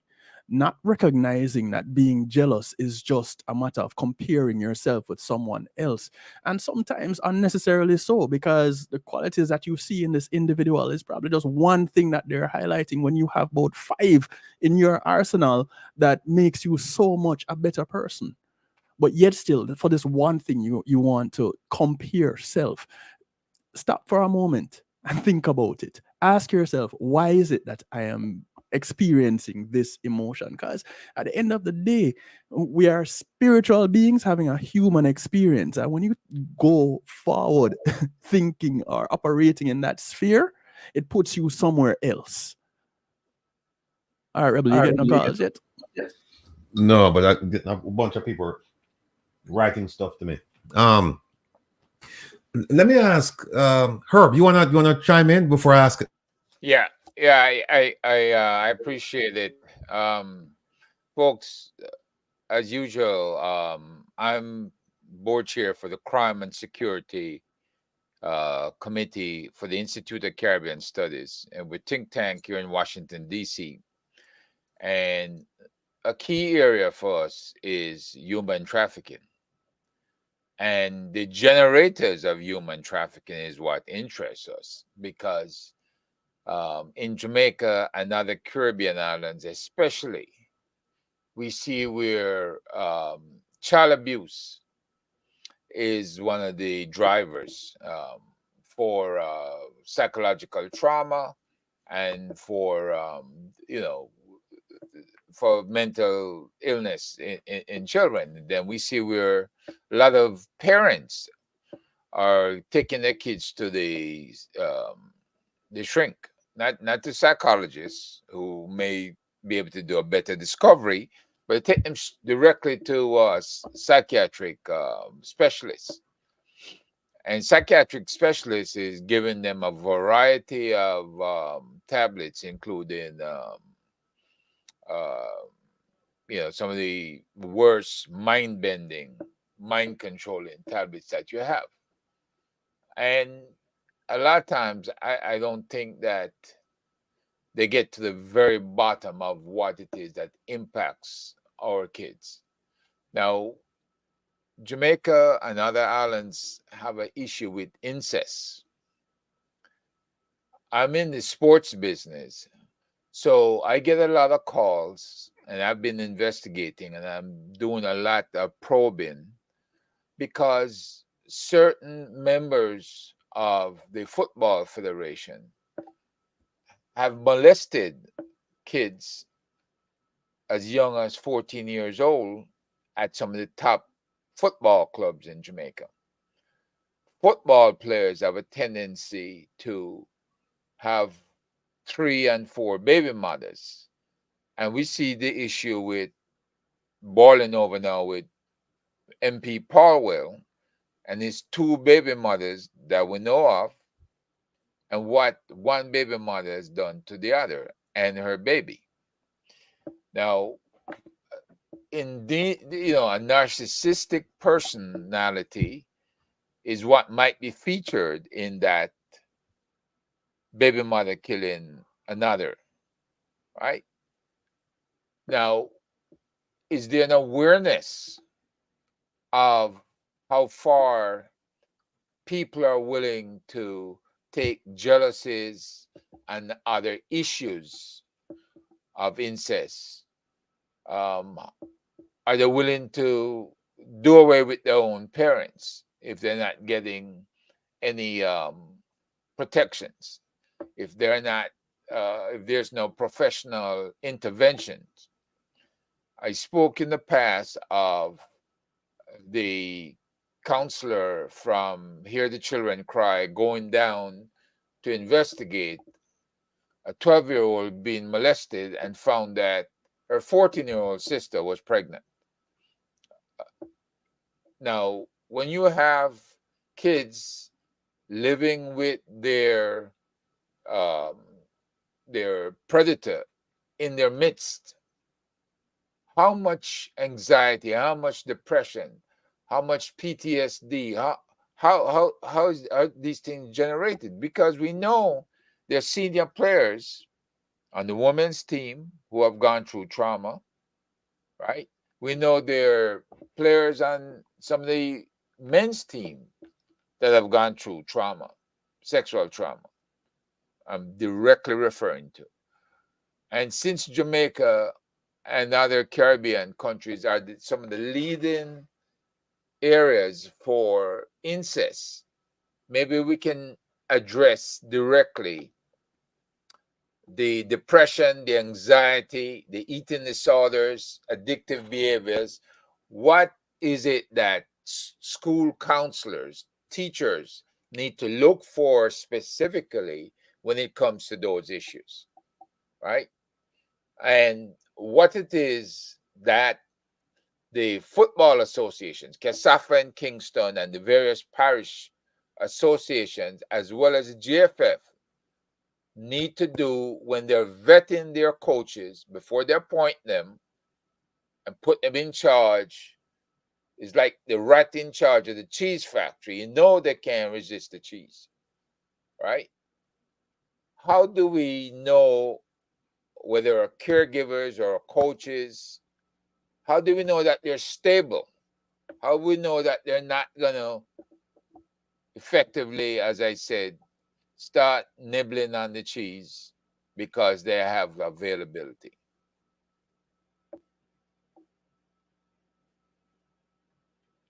I mean, anybody, you ladies can take that. I don't know if you have experiences with our football players, male and female. I don't know if you have experiences with the incest question. And Yvonne. That cause noticed. kids to leave home and run away. That's a very loaded and important question. I'd say it has so many layers to it, right? So I'm not familiar with working with a football player, but definitely I'm familiar with the whole incest. And I say it starts with our leaders, right? When I did a research recently looking at how much budget is allocated to mental health within Jamaica and just the Caribbean islands in general, according to statistics obtained from the World Health Organization, we only have a measly 4.3% of our budget allocated to mental health, like across the Caribbean countries. Each 4.3%. That in itself, to me, sends a message that mental health is not taken seriously. So I think it starts there with allocating more money in our budget towards mental health. It also requires a cultural shift, right? We're a very unexpressive society. Emotions, you're not allowed to say to parents, hey, I'm upset with that, or disagree with parents. That's meant with reprimands or a whipping, right? And so changing the culture, normalizing mental health, like this is something that people actually do struggle with, and people are able to navigate life successfully in getting the appropriate help, right? So budget, increasing awareness, normalizing mental health, so people will be more comfortable coming up and talking about their experiences. And even in schools, you did ask about school, what can the schools do? Having one counselor to how many students in a school, to me, is bizarre. So increasing the amount of support that's there within the school, really bolstering the support systems that we have in the school. Again, providing psychoeducation, talking about these things, in larger gatherings at school. What does depression look like? What does trauma look like? And so when people have the information, they will know what to look out for. But without information, you have no idea. Every experience you think is going to be a normal experience until somehow you hear that this is trauma and you're like, wait a minute, I've had those experiences, until you start putting two and two together and making sense of things and figuring out, oh my goodness, these are some things that I've been struggling with, and I didn't know that this was a problem until now. So that's where I'd like to start. And I think that, we will see Jamaica getting better. We'll see mental health literacy increasing, and people will become a lot more comfortable in talking about these issues openly.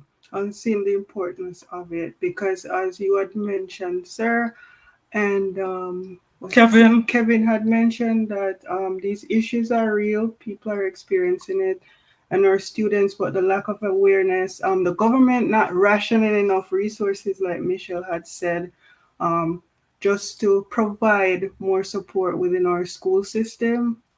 So honestly, I Jamaica, it's like mental health is like, oh, it's not important. And I can imagine too, even having this session now, it's not a priority. So just kind of doing more to providing that psychoeducation, so you spread the awareness and people know that, hey, these are concerns and these can be addressed, and just letting people know how they can get help, where they can get help, while providing those services and resources for them to get the help. And I think an important caveat too is recognizing that mental health does not discriminate. Any one of us can experience a stressful life event, and that turns, we end up developing a mental health illness. So just because it hasn't touched your family as yet doesn't mean it will never. And so, which is why we need to take this seriously and talk about it more, allowing our kids to express themselves.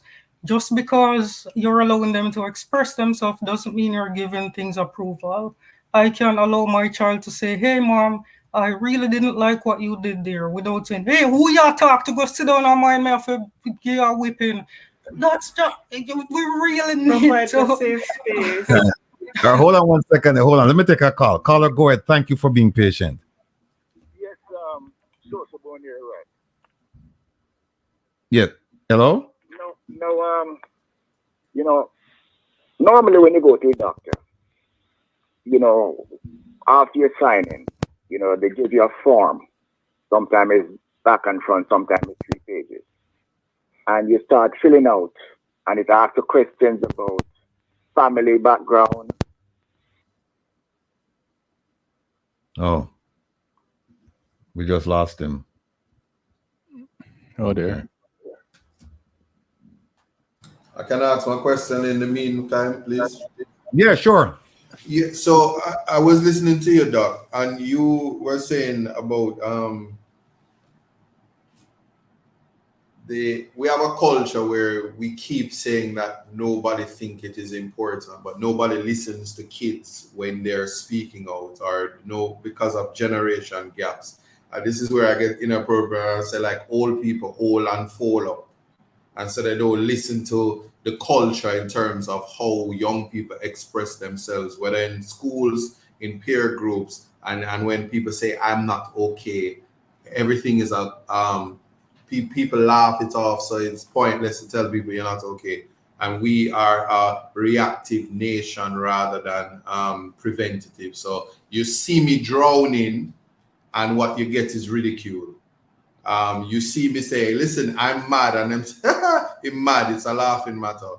And because of that, the question to you is, I'm also live on TikTok, and there's a whole bunch of people speaking about anxiety attack and identifying triggers, communicating the triggers, and at the same time, people ignore it.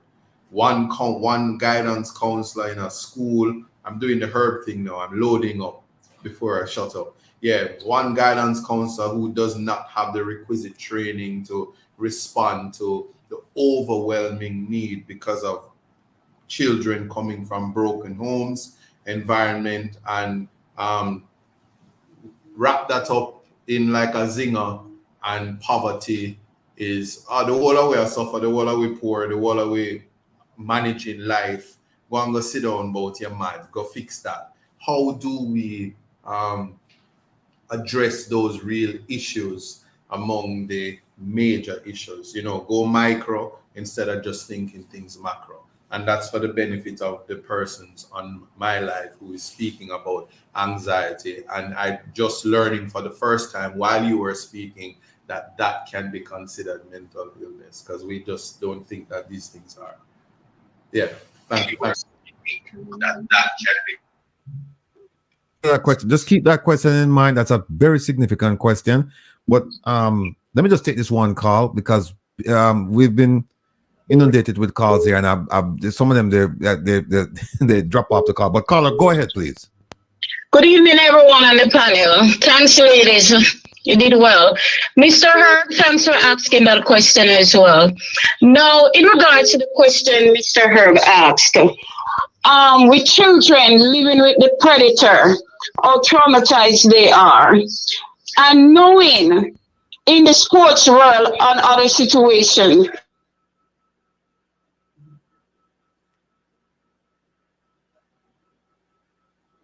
Wait, did we lose her also? Oh, I think Rebel froze. Oh, there. Okay, so you're seeing sometimes, or we do see. oh no, I see it all the time. Yeah. We're here with her. You know, a predator individual by doing the unthinkable. Can they? How is it for them to resist? Do you believe it is rather they being truthful to themselves and say, okay, I know I can't take this position, because knowing within themselves that they're going to bite on that cheese, than for them to take the job, get themselves into trouble. And then there it is now, you, the public, everybody realize that they have a problem.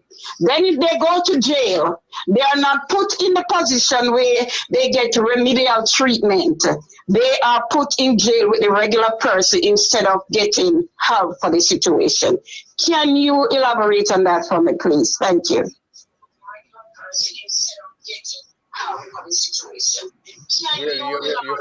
Oh, there you go.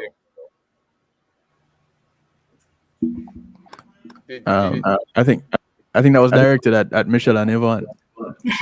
But Kevin, you can contribute too if you want. Let me just make a quick comment before you get started. The reason today, as a United States Soccer Federation official, you have to do training and a class on human trafficking, which includes the sex trafficking and the abuses, because they want referees to be more alert to what's happening in the communities, right? So the question now is, as the government or in a government agency, not left it just up to school counselors, but have they been given classes to, let's say, the Boy Scouts, the Girl Scouts? Have they gone to any other agency to alert them to what is going on in our homes, in our schools, and elsewhere? Who is subject to abuse? You know, the coaches. I can start calling out high schools where we got complaints about them, but I'm not going to do that, right? But it's happening when one coach knows another coach is an abuser and they don't say anything. So they're complicit with the activity, perhaps before, certainly after the fact, especially if they know it's an ongoing activity amongst coaches. You know, we need to have people open up and open discussions in these areas, because it is happening, folks. As we speak, it is happening. Go ahead. Let me chime in. Pulling from a couple of comments here in the chat and just out of my own head. Eco said, I think it was Eco that mentioned something about our pride. But somebody said, or be mindful of Black pride. Do not confuse Black pride with Black shame. A lot of the times when we have these traumatic experiences as children, being fondled, touched, approached, whatever, there are two things that are going on. One, boy, I'm going to get into trouble if I talk because I caused it. And two, it happened to me and now I'm ashamed to talk about it. We don't really encourage our children, and a lot of us were not encouraged as children growing up in Jamaica. I know I wasn't really, but I also had the love and support. If I didn't have that kind of experience, but okay, Eco, it wasn't you. Cool, you're best Shaggy. I get it. But we don't encourage children to speak up, and especially when something happens to them, it's a big thing now. Yeah, you see something, you say something, speak to me, you can come to me, but they're not getting it in their homes. And so a stranger telling them to come forward is not really resonating with them. And we grow up with this, and we grow up with this guilt and shame. So now we are professionals. We're professional athletes. We're professionals in workplaces, in the corporate world. And the same thing happens to us. Our bosses, our coaches, they touch, they approach. And so the same thing, it takes you back to the same trauma that was not dealt with. Doubling up on Michelle and Yvonne's work that they have to do, it wasn't addressed. And so it ends up being a perpetual cycle. And I am thinking this is what those professionals on our national teams have been dealing with. Somebody mentioned the tenement yard thing. And it is the very same thing. Because now you're living in the same space, you're talking, I'm going to deal with your case. And if I don't deal with your case, I'm going to deal with your father's case or your mother's case. So you better shut up. And so there's that reinforces the fear. And the shame now takes secondary place, but the fear is overwhelming. And they can't talk to anybody, not even in confidence, because they feel that they're going to come back to them. And the problem is going to persist. And we do not get the support. We do not give them the support. It is mentioned the 4 million. And somebody asked, how much of that actually go into the programs that's needed to provide this kind of healthcare? Well, let's face it. Mental health is not that big of a business as physical health. Drugs sell big time and make the most money. The biggest business that there is in the United States is the pharmaceutical business. And there are a few other countries that openly advertise drugs because it's a big business. So let's face it, if you can't make money from it, there's not a whole lot of emphasis that's going to be placed on it. And because mental health is so hard to identify, and a lot of it you don't treat with drugs, what kind of support you really think you're going to get? Think about it.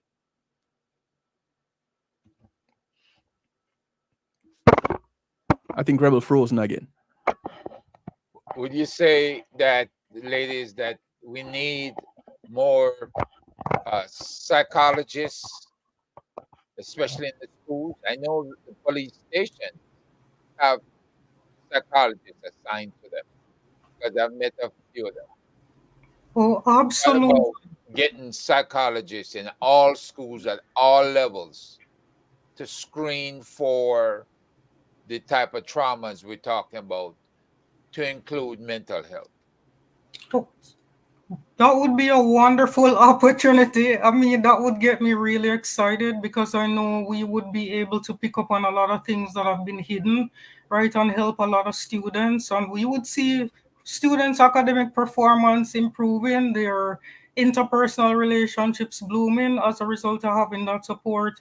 And I want to piggyback on Isaac's question earlier when you were asking what can these guidance counselors do.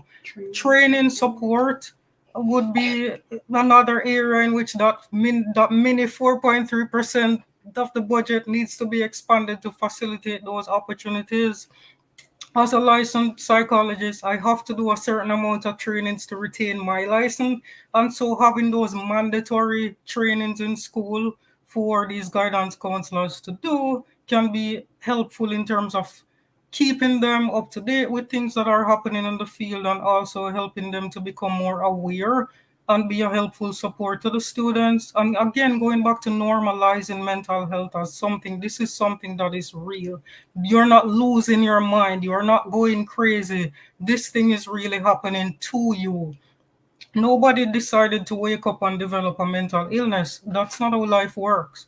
And so we have to create those spaces, change our culture, and going back, it starts with the leaders. If mental health is not respected by our leaders, then who in their right mind is going to believe that, anything such as that exists? Even having the DJs, the music artists out there talking a lot more about mental health, getting them involved, getting the churches involved in embracing mental health as something real, then I think that will go a long way in terms of creating those spaces within the families too. Even families who are aware of mental health, allowing their kids to speak up about those things and not making them feel invalidated. I think, Kevin, you were highlighting this earlier, how someone can feel so invalidated when they're trying to share with you. You ask them how they're doing and they're trying to speak to you, and then now you cannot just shut them down. That person is never gonna come to you to share anything in the future,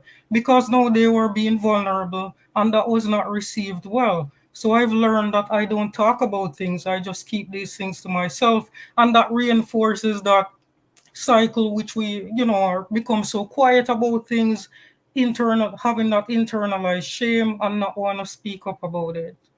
And just to add to that, I see some of the Hold, artists. Go hold ahead. on one second. Hold on a second. I have a caller here that's been calling ever since we opened the line. There's a pending question, ISAT's question that you're gonna answer. But let me just take this call quickly. Caller, go ahead, please. Yes, one of the questions I want to find out is there genetic, DNA component to mental illness? That is, Hello? He's gone. All right. He's, You know what? Let me What's just going on with your calls? we heard this question, Mr. Rattigan. He's asking if there is a genetic component to mental health, and the answer is yes. People are biologically disposed to developing mental illness. Some more than others. Bipolar, I know, is highly hereditary. Likewise, depression and anxiety, among others, just to name a few. All right. Isat had a question that he had asked. Can you address that question, please? Sure, I thought I just responded. Did I respond adequately, Isat, or were you looking for something more? Like prioritizing wellness. Isat? Isat. You want me to repeat my question? No, bring the camera first. Bring the camera. Yeah, we cannot. Oh, okay. You can see me now? Yeah, up a little bit more. Up that way? Come into the frame. There you go. Okay. My nose big, I'm having leadership people syndrome. It's a mental defect. When your nose bigger, you run a country. Anyway, all right, sorry. Go ahead.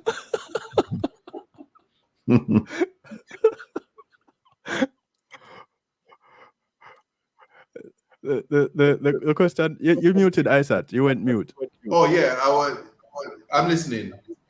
Am I to repeat the question? No, she was asking if you got an adequate answer to your question. No, I did. I was trying to explain to the people on TikTok because they were following up, but then they're going crazy over here. So I apologize for that. But it was adequate, and I would the only thing I would ask for clarity on is triggers, because I think they've separated both to say that I recognize that I have anxiety attacks or I'm anxious about stuff, but how do I identify my triggers? Yeah, so that's the follow-up. And Michelle probably can answer that one. Okay, so when we talk about triggers, that's just what sets you off, right? So it can be people, can be places, can be situations. So it's upon that person to recognize, when am I having this panic attack? Where am I? What's happening in the environment right now? So that's a way in which we recognize triggers. What thoughts are coming into my mind? What are some things that I'm thinking of? How am I feeling? What sorts of sensations I'm experiencing in my body? And that's using what we call a cognitive behavioral therapy approach, which looks at it's a triadic relationship where we look at the thoughts people are having, how they're feeling and the things that they're doing. So how am I responding to these sensations that I'm experiencing in my body, as well as the thoughts that I'm having? And that's how we would help them to recognize the triggers. So when they know those push buttons are what sets them off, then the moment you start experiencing that, that would be a good time for you to incorporate a coping strategy, whether that's a deep breathing technique, whether that's a mindfulness skill, whether that's talking to someone or utilizing what we call positive self-statements or positive coping statements. So something that you can say to yourself that you know always makes you feel better in the moment. Thank you very much. All right. Let me ask you a question. Let me. I've seen this in several places on different platforms. People talk about the trauma of slavery. Is that transferred to us? I mean, explain that bit. That trauma that was suffered, you know, way back when, 1700s, 1800s, right? Genetic transference of the slave experience. Yeah. How do you explain? Yeah, because people have said that we're still suffering from the trauma of slavery. How do you explain that? Oh, that's a big one, Mr.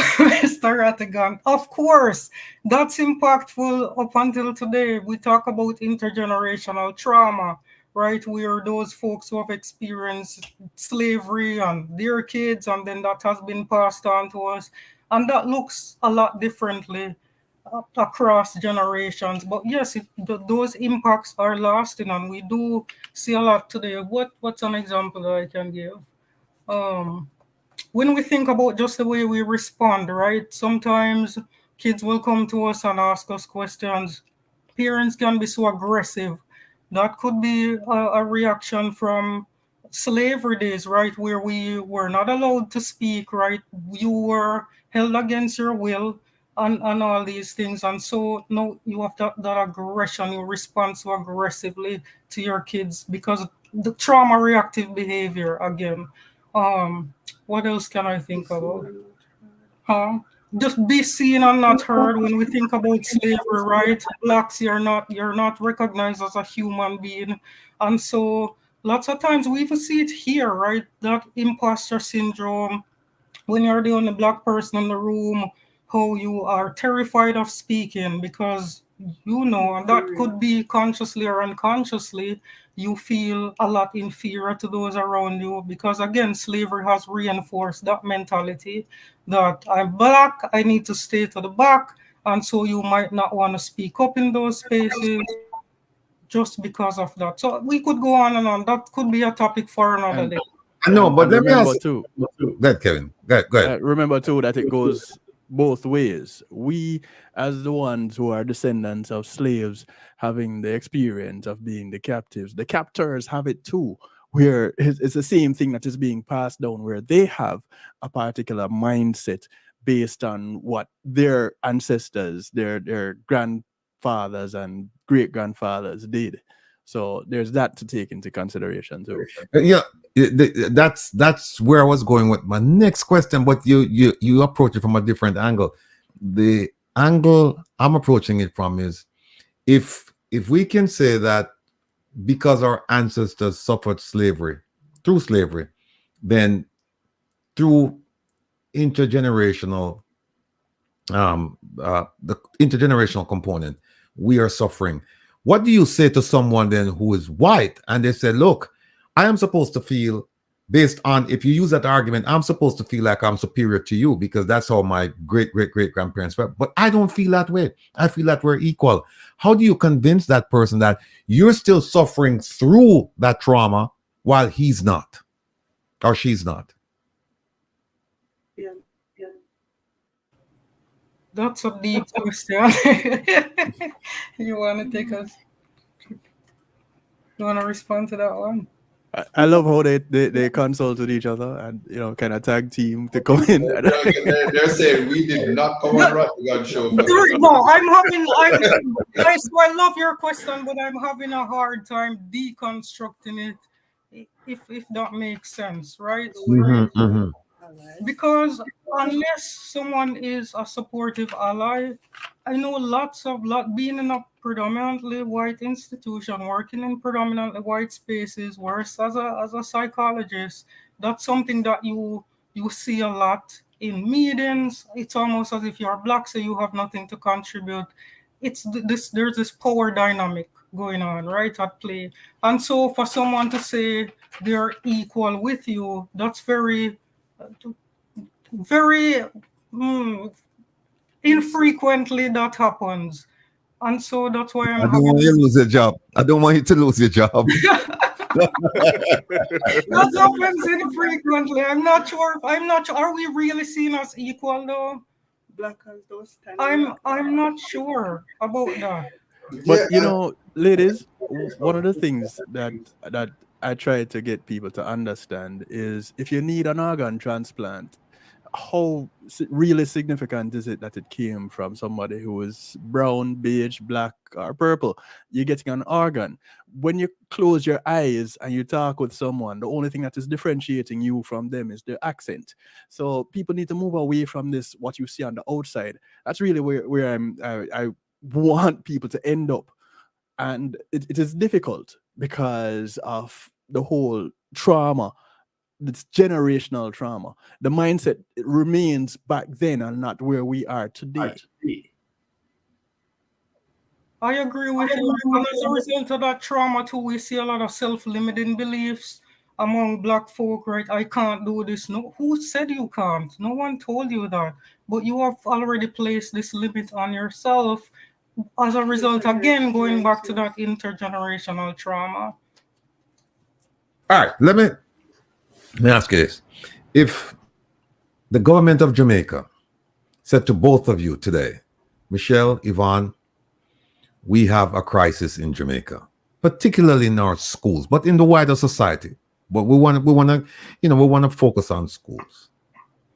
And we're going to give you all the resources that we can give you, all the resources you need to get this thing going. How would you start? And where do you think you would end up? And for how long? How long would it take you to get to where you'd like to end up? How long? I'm not sure. Where would we start? Having trainings in place, effective training to target bullying. Again, that's a risk factor for so many mental health illnesses, and bullying, I don't believe, is even recognized or attended to appropriately in schools in Jamaica. Providing psychoeducation among lots of common mental illnesses as well, ensuring that we have coping resources accessible to students in school, ensuring that we have testing resources so those kids who might struggle with a learning disorder and teacher said to them, oh, you're done like that all the time without recognizing that this is not something they have control of. They've never been tested before, so there's no way to tell whether or not this child is not learning because they just have no motivation to engage with schoolwork, or there's a cognitive impairment there and some learning challenges. So I would like to see more testings in our school as well. So resourcing those, getting psychologists, maybe from overseas, to come in and train, or school counselors. They are also having consultative services, liaison with psychologists here who have that knowledge, can impart to us. What else would I like to see? Well, before you would dive into bullying and stuff, just providing that education overall about mental health. So prioritizing wellness. So doing simple initiatives like incorporating in events like devotion and stuff, like simple nuggets. We do it here. For example, in one of the schools that I work, we have like 2 to 3 minutes in the mornings where we provide like coping skills, definitions, and just encouraging that safe space. If you need support, if there's something happening that's impacting your learning, like how can we best support you? So by training, providing that education, making them know that resources are available, knowing who to go for, where to go for what, like who would be your contact. I'm struggling with this. Just training the teachers to kind of like identify issues in different students and what's the next step? Like, where do we go from here? Michelle has not been doing well, inattentive, homework, the grades are horrible. What can we do to better support? And that's where the testings would come in. And teachers being more alert and aware to their students, right? Paying attention to how they are presenting to school, having programs in place, feeding support in school for those children who might be faced with food insecurity. How can we address that? Because as we know, a hungry brain is not going to absorb anything. So having those programs in place. Another thing that I would like to see is utilizing the students from university better. So those third-year psychology or social work students. Internship opportunities. Having active internships within the schools, because unless UWI's curriculum has changed, but when I was a student there and I wrapped up UWI in 2007, only 20 students from the psychology cohort were allowed to do internship, and that's an embarrassment to me. That's not something you would see happening in the United States. In order for you to get a degree, you have to have training in the field. So I think they're doing the students a disservice, and those students can be utilized across the schools in our country as well. So we can put them to better use. So what you're saying, and correct me if I'm wrong, is that if you can focus on the psychology of the student, then that should go a long way in addressing the academic achievement of the student. Absolutely. Social and emotional. So what's going on? How can we help? What's lacking? How can So to the Minister of Education, why aren't we trying these things? Or I'm sure they probably said we've tried them, but why aren't we? Well, I know they're not, because people are leaving in droves. That's another problem. So the things that I just gave to you, they're just a hypothetical. I don't think they're going to happen in real life, because people are leaving because of the salary, or because of the condition, because of you name it, and plus it's what compounds the problem is they're given a chance to go overseas and to create a better life for themselves. I mean, there's a school not too far from me. 4 brand new teachers are teaching there from Jamaica. And that's just one school.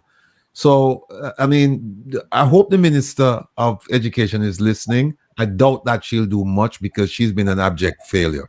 But as I'm saying, you can't say whenever they tell you. Yes, I said she's an abject failure. Wow. I was if I can ask a question, because they keep repeating it. So please, how do you address the teacher that beats the student worse than her own child? A vexatious student, a vexatious teacher. In other words, when the mad teacher then go into the school and abuse children, how do you respond to that? Because everything that Mr. Rattigan would have said would have been hypothetical and abstract, but how do we deal with the realities? And we have a lot of fighting scenarios in the space, which is why that question, there are videos circulating, which is why that question came about. Provide anger management training to the teacher. For the teacher? Providing training on appropriate responses to children's inappropriate behavior. That I think would be where I start. And like maybe some of these teachers, they're overwhelmed. They have a lot going on. They feel unsupported in the learning environment. Adding a teacher's aid to that classroom as well. But definitely, we need to work on behavior management within our schools, because that's not an appropriate way to respond to anyone. That in the United States would be child abuse, and that teacher would have probably been out of a job. So again, definitely. Absolutely. Well, in Jamaica, we advocate for teachers to get gone. So that's not an appropriate. They can do the ninja man, real bad man. Violence is not going to solve it. We need trainings to have across the board how, if a student does this, how can we respond? So that way you have everyone is on the same page and there's no deviations there, and we are treating kids as they are supposed to be treated. Who knows what's going on with this child? this teacher might be burdened by home problems again. You need to leave your baggage at the door before coming in and working with these kids. You know, my good friend Maria, she wrote in the chat room, wrong Minister Rattigan, she's MIA, zero performance. And you know, someone else wrote that there is a component within the Ministry of Education that is composed of psychologists, and they mentioned two people, Dr. Kevin Goldburn and Dr. Judith Lieber. Now, I'd love to hear from those people as to what they're doing to deal with all the mental issues in our schools, because it doesn't, whatever they're doing, if they're doing anything, it doesn't seem to be enough. Because every week I get a video of children fighting, you know, each other, our children beating up teachers, our teachers beating up. It's a war zone.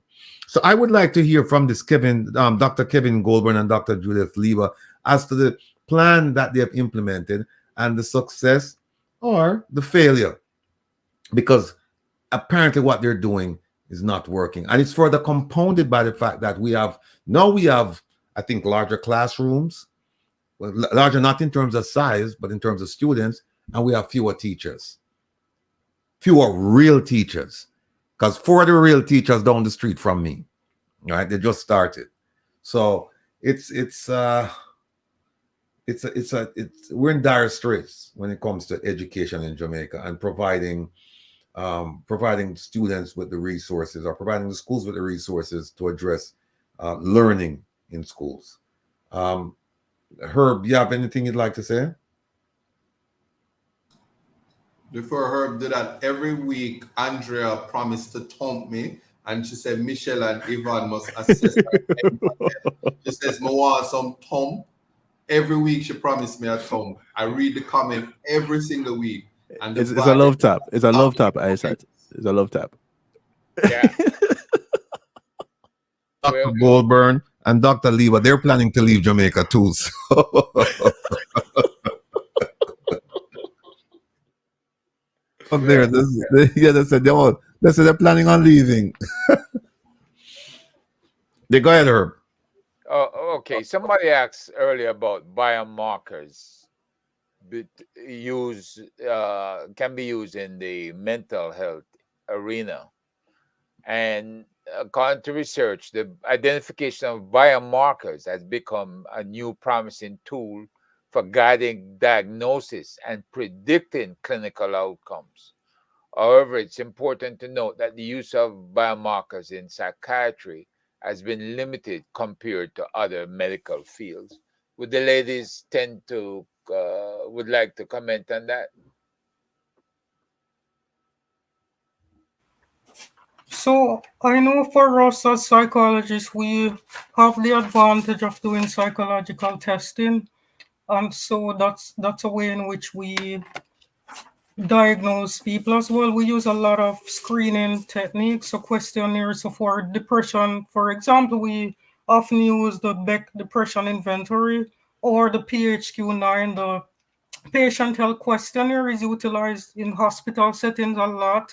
That's a self-report measure with 9 questions screening for depression. Now, just because you screen positive on a PHQ-9 doesn't mean you have depression, but it is kind of a biomarker in terms of recognizing that these are some things that we need to watch out for, or this person is at a high risk for developing depression. Anxiety, similarly, the generalized anxiety disorder scale is very common. Beck depression, Beck anxiety inventory is also a common tool that we utilize. So we do use measures to support our diagnostic evaluations. And we borrow, social workers borrow from psychology. So now, now we know that each MP has a certain budgeted amount they receive for their respective communities. Do you know if, in applying the monies that they have received to their communities in Jamaica, do you know if any research is done? And biomarkers also include blood pressure and heart rate, pulse, right? and behavioral signs and symptoms, sleep patterns, and changes in physical activities. These are biomarkers that can be used to measure, like having a health fair in the community to determine, to kind of take the pulse of the community, so to speak. Do you know if MPs are using that routinely to see what's going on in their communities, to measure the stress levels in their communities, to note whether or not people are just sick in the community and they're not getting adequate health care? Is anything like that being conducted with this money that they get from Parliament? Well, I'm not sure I'm able to speak to that, but if I were to hypothesize, I would say it's a resounding no. I've never seen a health fair in all my life of living in Jamaica with an MP coming in my community or doing anything like that. That's a great idea, though, because yes, you're right. When someone with an elevated blood pressure, that might be an indicator of anxiety going on, or alongside the screener. So it wouldn't just be the medical side, but combining again, going to that mind-body connection, utilizing those medical interventions as well as psychological questionnaires would be a helpful way in terms of checking the pulse, so to speak, as to the community members. So I like that suggestion, but I regret to inform you that even without no data, I would highly suspect that no such thing exists in Jamaica. All right. Let me take this call. Caller, go ahead, please. Yes, I'm calling in association with what is going on and what is being said. I think, first of all, realizing what is happening in Jamaica and with the kids and what has been happening over the past years, and trying to close the gate of the house has gone through doesn't make sense. But what they need to do at this point in time, first of all, the parents are not getting support. Sometimes they're going to bed hungry, but the children are going to bed hungry. So for you to formalize anything like that, we sitting here and saying this and saying that is not going to help, because this is just talking. They need action. They need people to go into where the people live and exactly try and help them find out what's going on. Well, we definitely know what is going on at this time, because we grew up in this other situation, which was a lot better at this time. But at present, what is taking place is throwing everything upside down. We are living in an upside down world as it is. And most people who are supposed to be supporting and giving the teaching and what the children need are looking for themselves. And they also are under pressure. All right. Well, what do you propose? Apart from send people in to find out what's going on, because we don't have the resources to do that. So absent that, what do we do? We have to do something. And I guess we have to start at maybe the middle. We can't go at the top or the bottom. We have to start at the middle. We have to just cut out certain things and start dealing with kids or children who you can train, and the people who are there that will take the teaching. Because they say once a tree is old, you can't bend it. You can't bend it anymore. Right. Because it's done bend already. So we have to deal with the younger generation that is coming up. Yeah, but see, if I'm solutions oriented and I listen to you, I'd say, okay, you've identified the problem, you provided a solution. The issue now is, how do we get the resources to address the problem? And based on everything that we're seeing, what we're hearing, what we're discussing, the government has not made this a priority. Exactly, because they seem to be looking out for themselves. So should we take it then that this generation then of students, that they're doomed? Well, listen, man, I'm 70 odd years of age, right? I grew up in Jamaica. I went up to school, and normally you had feeding. They could get food if you're not hungry. You had in the mornings you would go, the teacher would check you and see that everything is all right. And at that time, parents was really looking out for the kids. Okay. No, parents don't even have the possibility. All right. They're trying to look out for themselves. I'll tell you what to do, because I have to take another call now. Think about it and then call me back and try and give me some ideas because I'm looking for ideas as well. Okay. All right. So look, you have a great weekend. Take care of yourself and thanks for calling. You too. Take All care. right. Bye. Caller, go ahead, please. You're live on Reason with Rattigan. Hello. Yes. Good afternoon or good evening. Good evening. Are you still on with the psychologist? Yes, they're both here. And then we have the DR here and we have the DJ here as well. I see. I wanted to ask a question. With the violence in the inner city in Jamaica, right? Pertains to nature and nurture. With the kids being born with poverty, sometimes no food, families have to be younger kids. I'm talking about as far as the developmental process, where she was talking about the frontal lobe. So I want to know the effects of poverty. How does that affect that? Along with the trauma of the violence that most of them experience. All right. Thank you, caller. Listen for the answer. All right. Okay. All right. Thanks.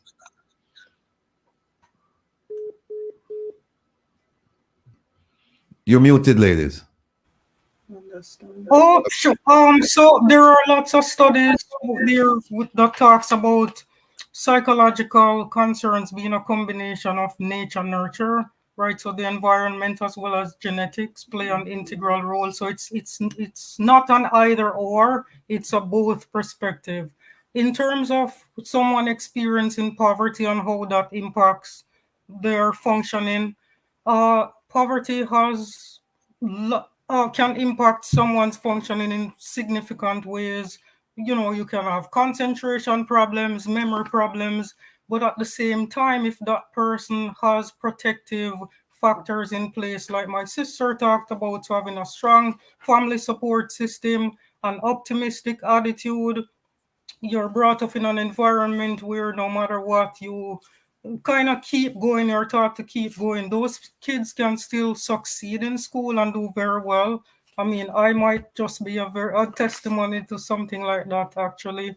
And so it depends on, it's not just the risk factors. You always want to consider the protective factors as well, because even someone who has experienced complex trauma, so ongoing traumatic experiences, that person can turn out to be the best doctor in the world, because again, going back to the protective factors that they had in place. So we're always looking for a balance with both of those things. So just because I experience poverty and homelessness and all these other risk factors doesn't mean I'm doom and gloom. As long as I have a supportive and caring and validating environment, I can thrive. Okay. Somebody just called from Canada and they hung up. All of my people them who call from all over the place, and I call back now because the presentations are over and our guests are here to take your questions. We have three. We have Kevin, the DJ, we have Michelle, the DR, and we have Yvonne, the social worker. So, and of course, I'll throw in my 2 cents for whatever it's worth. So you can call in now. Ah, here we go. She's calling back. Yes, caller. Thanks for calling. Thanks for being patient. Go ahead, please. Hello? Hello? Can you hear me? I'm not hearing you. Please call back. Okay. What's the to both of you? What's the most significant thing in mental health that you're seeing? If you could point your finger at something and say, oh, she's calling back. Hold on 1 second. Hello, caller. Go ahead, please. Hi. Are you hearing me now? Yes, I can hear you loud and clear. Okay. Assuming that this panel on mental health was born out of the public exhibition of one of our media family. So my question is, now that all this presentation and really come a little more harm with some of the tools we could use. I'm just wondering, in future, would this situation be addressed differently? Based on my observation, I thought it was not, and I felt that this person was allowed to do all these public display without appropriate resources executed to prevent risk to him or to others. I don't know if that makes sense, but does that make sense to you, or is my question clear? Let me ask them, Michelle, Yvonne, Kevin, is the question clear? I don't have a clear understanding of it. No, I don't either. Yeah, caller, can you refine the question, please? Okay, so my impression was that the panel that is brought about tonight was kind of as a result of a mental health breakdown with one of our media personnel. Is it so? Kevin? Oh, so no. Mental health is also something that Rattigan has an interest in. What happened with one of our colleagues in the media was a catalyst.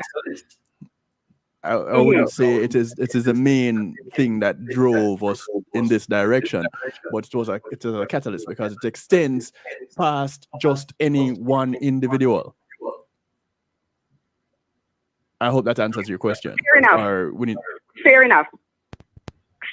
Fair enough. But what I'm saying, in my opinion,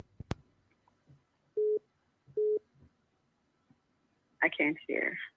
In your opinion, we're hearing you. Yeah, in my opinion, I thought when all this public display is, I felt that there was no resources that was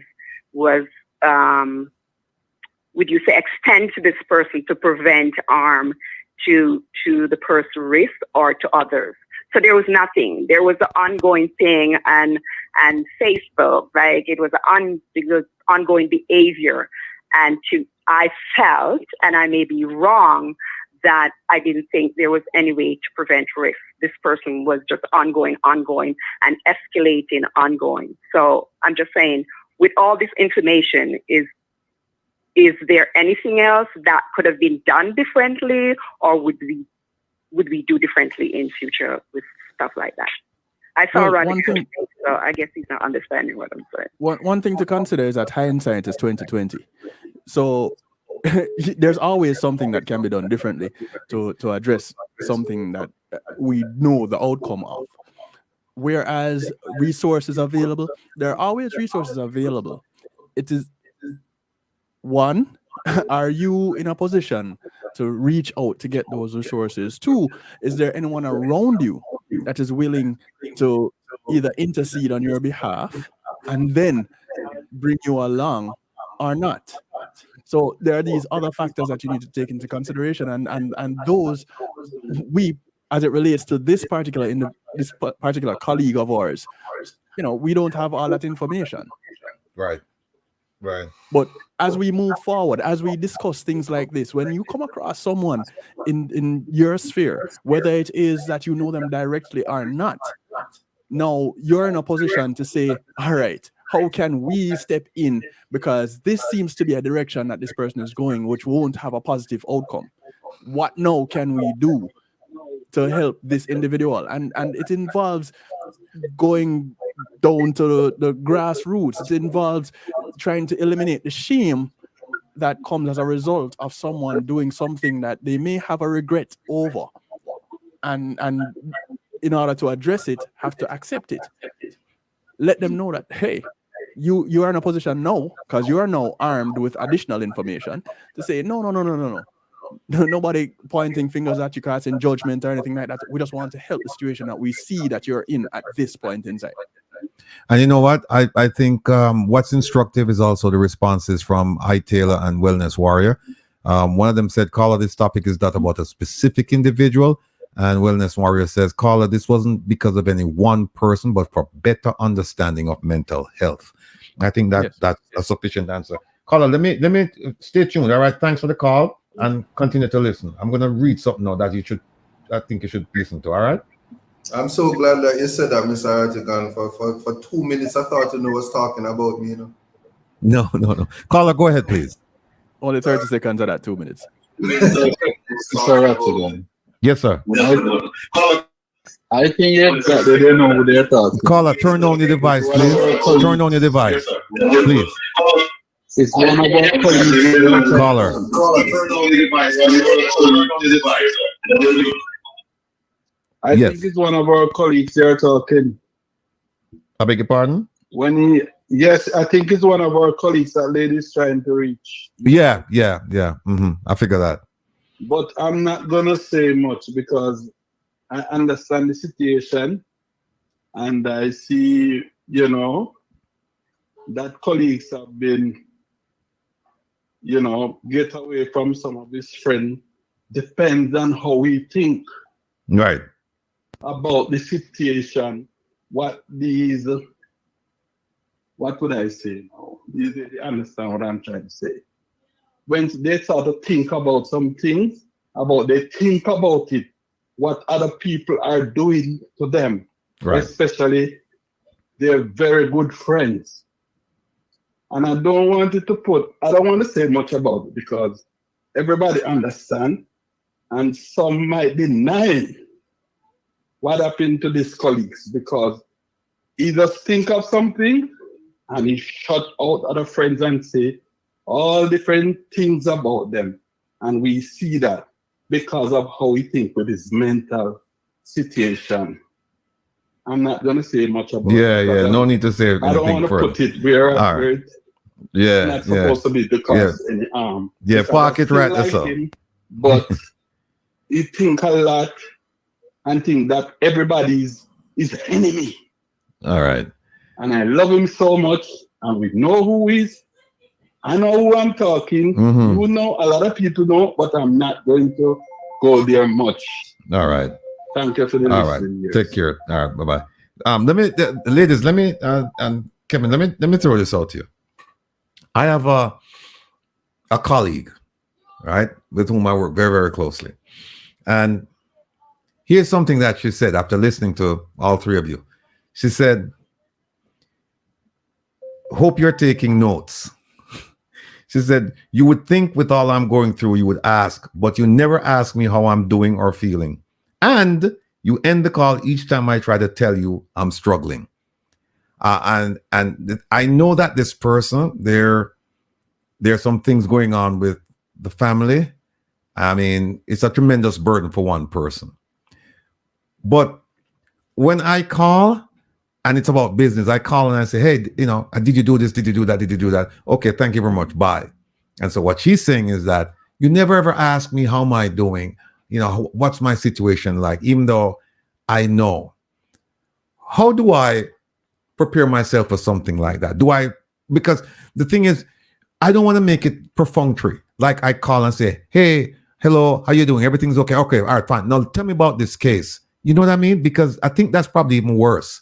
Because then it sounds like, okay, you're just saying it to say it, but you're not saying it because you're genuinely interested in what I'm doing. So should I exercise more attention now when I speak to people, and kind of, especially if I know that they're going through a rut, or do I just glide over it? What do I do?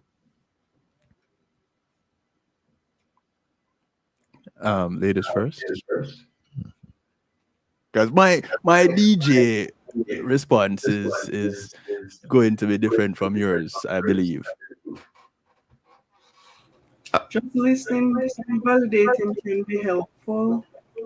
So just being that listening ear and just letting the person feel and know that you are here for them, because sometimes we just need to get things out to feel better, just knowing that someone is on the other line listening to what I have to say and validating like my concerns. So you kind of create this, I can imagine what you are going through.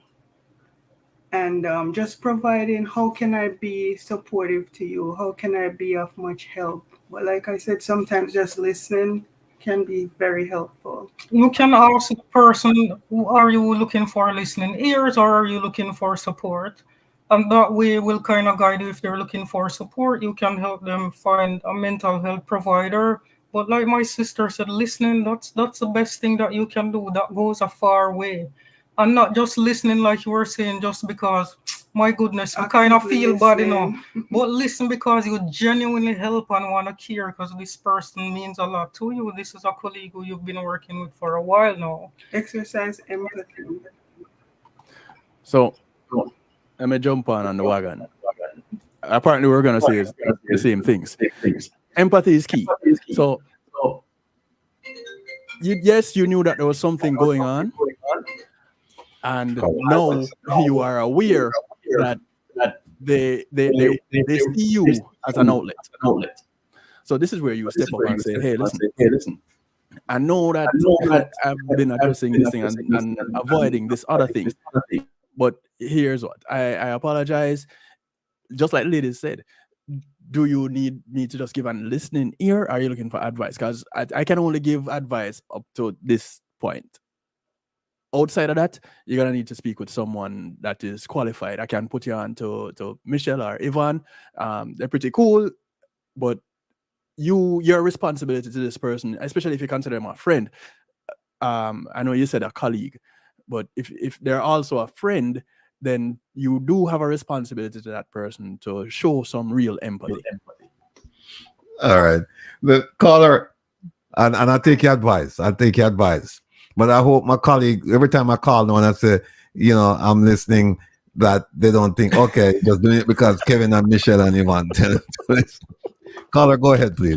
Yes, good evening, Rattigan, and to the panel. And hello? Everybody in the chat. Yes, good evening. Yes, good evening. Go ahead, please. Yes. Okay, my concern, it is not a question, but is more of a concern for the children of Jamaica who are experiencing a level of trauma that they have not, experienced ever. When you look at the amount of violence against children, both sexual violence, physical violence, violence in the home, violence at school, violence in the community. You have children going to school who are just seriously traumatized, and there's no help for them. There's nothing coming, in terms of resources for them. Guidance counselors are not equipped to deal with all the trauma that is coming into schools. When you hear about the demise of children at the hands of adults, how do you, counsel children out of that sort of situation? When you hear of a baby meeting demise at the hands of adults, how do you counsel children out of that? So if we're not careful, we're having a generation of young people who are so traumatized, and they say hurt people hurt people. So you can have a situation where these young people, if they're not reached and helped, can also themselves become abusers in the future. So, I would love to see a situation where the government provide resources, whether non-governmental organizations, the churches, well-thinking Jamaicans, everybody to come together to provide the resources, donations, also grants, to use it to provide counseling services in the schools. Because when I was in high school, we had a guidance counselor that had a select amount of classes that she was responsible for, he was responsible for. It wasn't an entire school that one guidance counselor was responsible for. And then the trauma that children are experiencing now was not being experienced then. So they have to raise the level of consciousness of the young people to help them to understand that, one, the glorification of violence, is not acceptable, and two, to encourage them to speak out when they're being abused, especially at home, to trusting adults. But something really has to be done to address the level of trauma being experienced by children at all levels in Jamaica: sexual, physical, verbal, spiritual, emotional, just abuse too many children are experiencing that right now, and that's something that has to be addressed, in a meaningful way. If we have to, because we can reach them, but the resources have to be put in place to help them. Okay, thanks. You're welcome. Thank you so much. All right. I have another thing I want to read here.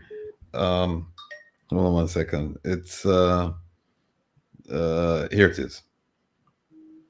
And this is actually a compliment to the Michelle and Yvonne. Here we go. It says, people in Jamaica, they basically place too much emphasis on titles such as doctors. It does not help the populace if these so-called doctors are not doing their jobs. Here we have a brilliant doctor on your program that does not mind being called Michelle. But in Jamaica, we have thieves running the country that must be titled when spoken to, or they lock you up. I have a doctorate in astronomy that can't buy bread.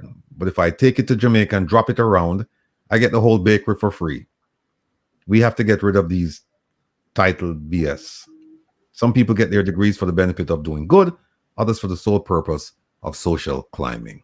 And I think that's a nice comment on the fact that we can call Dr. Codner Michelle. You can credit my mom for teaching us humility. Right. That's one of the leadership qualities that we lack a lot in Jamaica, and that is humility. We don't. We figure that once we have achieved a certain status in life, then people must recognize, or as they would say in South Africa, they must know. They must know.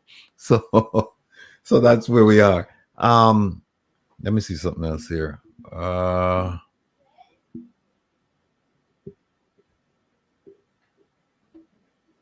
Let me see. Well, Michelle and Yvonne, are you ladies thinking about going back to Jamaica to help? Because we have a shortage of counselors and psychologists and hold on one second, please. Yes, caller, go ahead. Good evening. Hi, good evening. So I'm glad that you're discussing this issue because I think it needs to be discussed throughout, whether it's in the diaspora or in Jamaica, what have you. But what I am glad, well, not necessarily glad, but what I have noticed is that you have celebrities and athletes and so forth who are, bring mental health to the forefront, such as Naomi, and I think her last name's Osaka or something. And then, oh goodness, I can't remember, the gymnast. And, I think it's good for young people to see this. And I think that the more that we don't talk about it and bring this out, and the stigma is lost. Sometimes people don't like talking about it because they think, oh, you're weak or what have you. But the more focus that we have on this, and we discuss it in schools, in communities, in churches, and so forth, the more we'll be able to sort of, have different ideas in terms of how to go about, addressing it. So I just want to share that. Thank you. All right, you're welcome. Thank you so much. One of the things I think that's been often said, but is this, that a lot of people are talking, but we don't have a lot of people doing. And somebody just mentioned it in the chat as well. And that's why I reach out to people and say, listen, not only are we going to identify the issue and discuss the issue, but we also have to come up with solutions. But keep in mind, people, that in this particular area where we're focused on, for example, schools, you can't do this without government intervention. And if the government doesn't show an interest, active or otherwise, in addressing this issue, then there's precious little we can do. We can offer advice to them, but for example, Michelle and Yvonne, they can't go down to Jamaica and say, yeah, we're here, we're the panacea to all of these problems, we're the saviors, we're going to do it. And that won't happen. So one of the reasons why we're doing this, we're appealing to the government. We're appealing to them to say, look, there are people in the diaspora who are willing to help. And if they cannot come and help in a personal way, at least they're able to do so digitally, remotely. They can provide assistance in terms of setting up certain types of programs. They can help with assistance in terms of getting certain types of funding. But we have a government that, and it's true, and I make no apology for saying this, a government that is very, very arrogant. And I can speak about the national security area. When you talk about crime, we have a minister who said, "I don't want any help from the diaspora. If they wanna come home and make a speech, yeah, we'll approve that. If they wanna send money, yeah, we'll take the money. But we're not going to be working side by side by anyone in the diaspora, regardless of what kind of experience they have." Now, that kind of arrogance, how do you break through to that? So the way I think we have to break through to it is you reach out to the people in Jamaica themselves, make them, the ones who are not aware, make them more aware of what's going on. And also, doing what the One Jamaica Legal Defense Foundation sets out to do, which is to bring a whole bunch of lawsuits, do background investigations, and do the public relations campaign. Caller, thank you for calling. Please go ahead. My suggestion is that when I used to go to school, they used to have a team of people who used to come to your house if you did not turn up at school or if you're having problem. They would have people coming to the home and checking and see what's going on. Mm-hmm. If they could even go back, revisit that, they implement this sort of stuff so that now they would have these people as officers who would go to the homes, checking out the kids who are supposed to come to school, find out what's going on at home, so they could deal with it in that situation in that way. Mm-hmm. All right. Thank you. And I'm going to respond to that. Listen. All right. Thanks for the call. Okay. All right. When I attended Meadowbrook, there are days weeks that I didn't go to school because couldn't afford it, didn't have bus fare, didn't have lunch money. At one point, a teacher, Mrs. Millwood, she got me on the lunch program. I was the first person in Meadowbrook because Meadowbrook in those days, back in the 70s, early 70s, it was middle and upper middle and rich people went there. Very few people from below Half or Tree Crossroads went to Meadowbrook. I don't even know how I ended up there. Well, I know how I ended up there. But there was a teacher there by the name of Robin Grant. They don't have teachers like that anymore, caller. Mr. Grant helped me to write. He had more faith in me than I had in myself. He used to teach me history and Bible knowledge. And one of the things he did was he actually drove from Meadowbrook down to Waterhouse to meet with my father because I was getting ready to take my GCE. I didn't have the money. Mr. Grant helped to pay for some of my exams. Mr. Grant took an active interest in my development, even when I had given up. We don't have teachers like that anymore. Those days are not coming back under this administration because teachers are looking to leave instead of looking to help. If they're looking to help, they're looking to help themselves and their families because the situation is it's unwinnable, it's atrocious, it's deplorable. So I agree with you that we should have teachers or school administrators who they can identify students who are in need and they can actually go to the homes and intervene. But if that's an idea that will not come to fruition in the foreseeable future. Maybe, down the road, sometime down, but not no. Any comments? Rebel, I want to address something that someone said in the chat just now. What's his name? I wrote it down. Ronald B. made a comment that included the statement that Christians abuse the most children. As someone who worked in a community center, worked with children for 7 years, it's not that Christians abuse children. You have to understand how abusers work. So if it is typically they look for opportunity, and we're better to find opportunity than a place where you would go to seek refuge. In a lot of these programs, that you find children being abused in these community centers and such, what happens is that they are in a safe space, and anybody that they find in these safe spaces, yes, OT, the predators, they quickly take advantage of them. And so they are skilled in recognizing the ones that are most vulnerable to their wiles. And so this is how that happens. It may be in a Christian, quote unquote Christian setting, maybe in a religious setting, but the individual themselves, to classify and to go and make a statement like that, I suggest that you reconstruct your statement and take a different position. Look, when you have people with titles who, by virtue of the titles, they believe that they're leaders, they don't understand the essence of leadership, you're going to have problems. When you have ministers who are not accountable, they're not accountable for their ministries or their portfolios, and they blame everyone below them, then there is no development there. There's no room for improvement. I'll give you an example. And I know some people are going to be upset. I'll leave the Minister of Education, the Honorable Favor Williams. I'll leave that minister alone, because that minister should be left alone. She's in a class all by herself. She's a complete and total failure, a comprehensive failure of the highest order.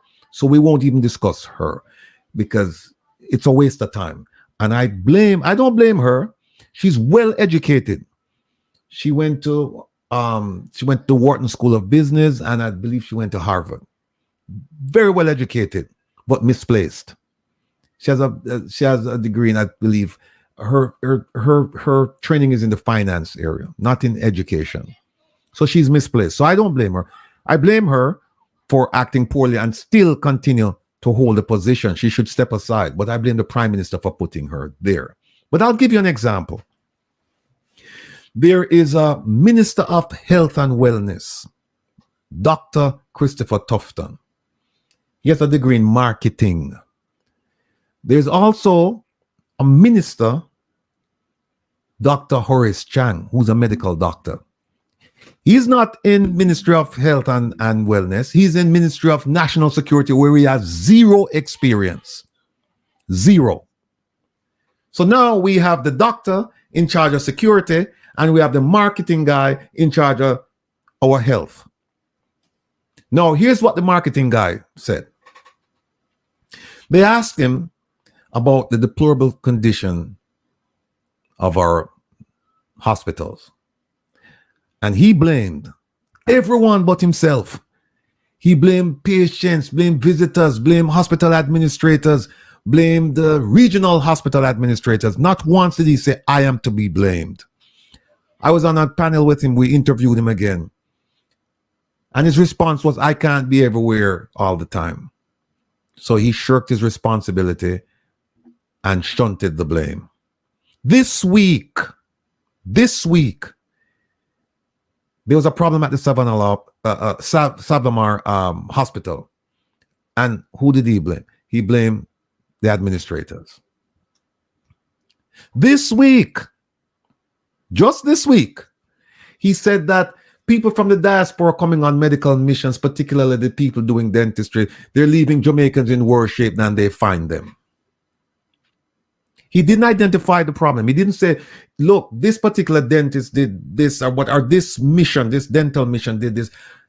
And so what he did, he painted the entire assistance provided by the diaspora in the medical field.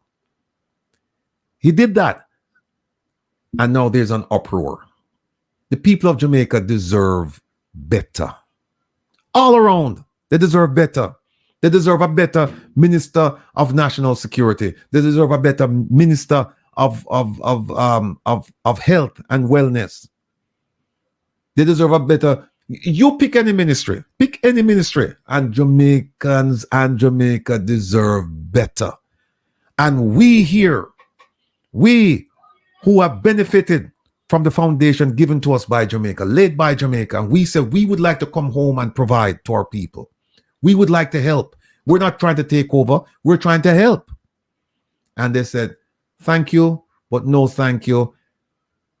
Thank you for the money. We'll take the money. And now when we try to figure out where that money is going, we can't find out where the money. So the Jamaican people, they're getting soaked royally. Every which, and them say, anywhere you turn, Maka joke you. That is the Jamaican people. Everywhere you turn, look at this thing I did earlier with the donor funds coming into Jamaica, and the agency responsible for accounting for donor funds. They're telling me we have no paperwork, when we know that billions of dollars have gone to Jamaica since 2016 in donor funds. And when you ask them for the paperwork, they say we don't have any paperwork. So we know what they're telling you. They're telling you don't ask about the money, because we have no paperwork, so we can't tell you where the money went. Because they know if they give me paperwork, I'm going to be asking the follow-up questions. And I'm going to have people go check out. Like, for example, if money came in to build a clinic, I'm going to ask people to go and look if a clinic was actually built and tell me what condition that clinic is in. Whatever the money came in for, I'm going to ask people, give me an assessment of how the money was spent. But this is what the poor people of Jamaica, and particularly the poor people, have to deal with. Rich people can take care of themselves in Jamaica. We care about rich people too. We care about everybody in Jamaica. But rich people can take care of themselves. Their children are going to the best schools. They're eating every night. And don't forget, 2/3 of Jamaicans go to bed with empty calories or no calories in their stomach. They eat junk food or they eat no food. 2/3. Think about that, people. 2/3 of the approximately 3 million people in Jamaica. And then we say, oh, this is prosperity. That's what we say. That's what we call it. We call that prosperity. Now, I haven't looked up the meaning of prosperity in a while, but I know it's not that. I don't think it's going to bed hungry, and I don't think it's not having it's not sleeping with your windows and your doors open as promised, not by the security minister, but by the minister, by the prime minister, And so we get all of these empty promises, and people, I'm saying to you, I don't care who you vote for, and I say it every week, and I'm going to preach again. Vote for somebody who has your interest at heart. If somebody doesn't have your interest at heart and they come to you and they give you the $5,000 and they give you the 2-piece chicken, or in Highsat's case, the 6-piece KFC and the t-shirt, take it, but don't vote for them. Take it. I understand. One time I said, don't take it. But no, take it. Take it. But you cannot vote for these people who've been there 10, 15, 20 years, and then you look around and your condition is no different than your parents' condition, no different than your grandparents' condition. You grew up and watched them suffer, and you're also suffering. And don't forget the mandate of the Jamaica Labour Party. And I say that because I heard the Prime Minister mention this last year at the conference. He said that their priority is to move poor people into the middle class. Now, I ask you, Jamaicans, I ask you, my family members, how many of you in the middle class now went from poor to middle class in the last 6 years? How many of you? The man talk about the lady with who begged him for a donkey. The issue is not the donkey. The issue is the road.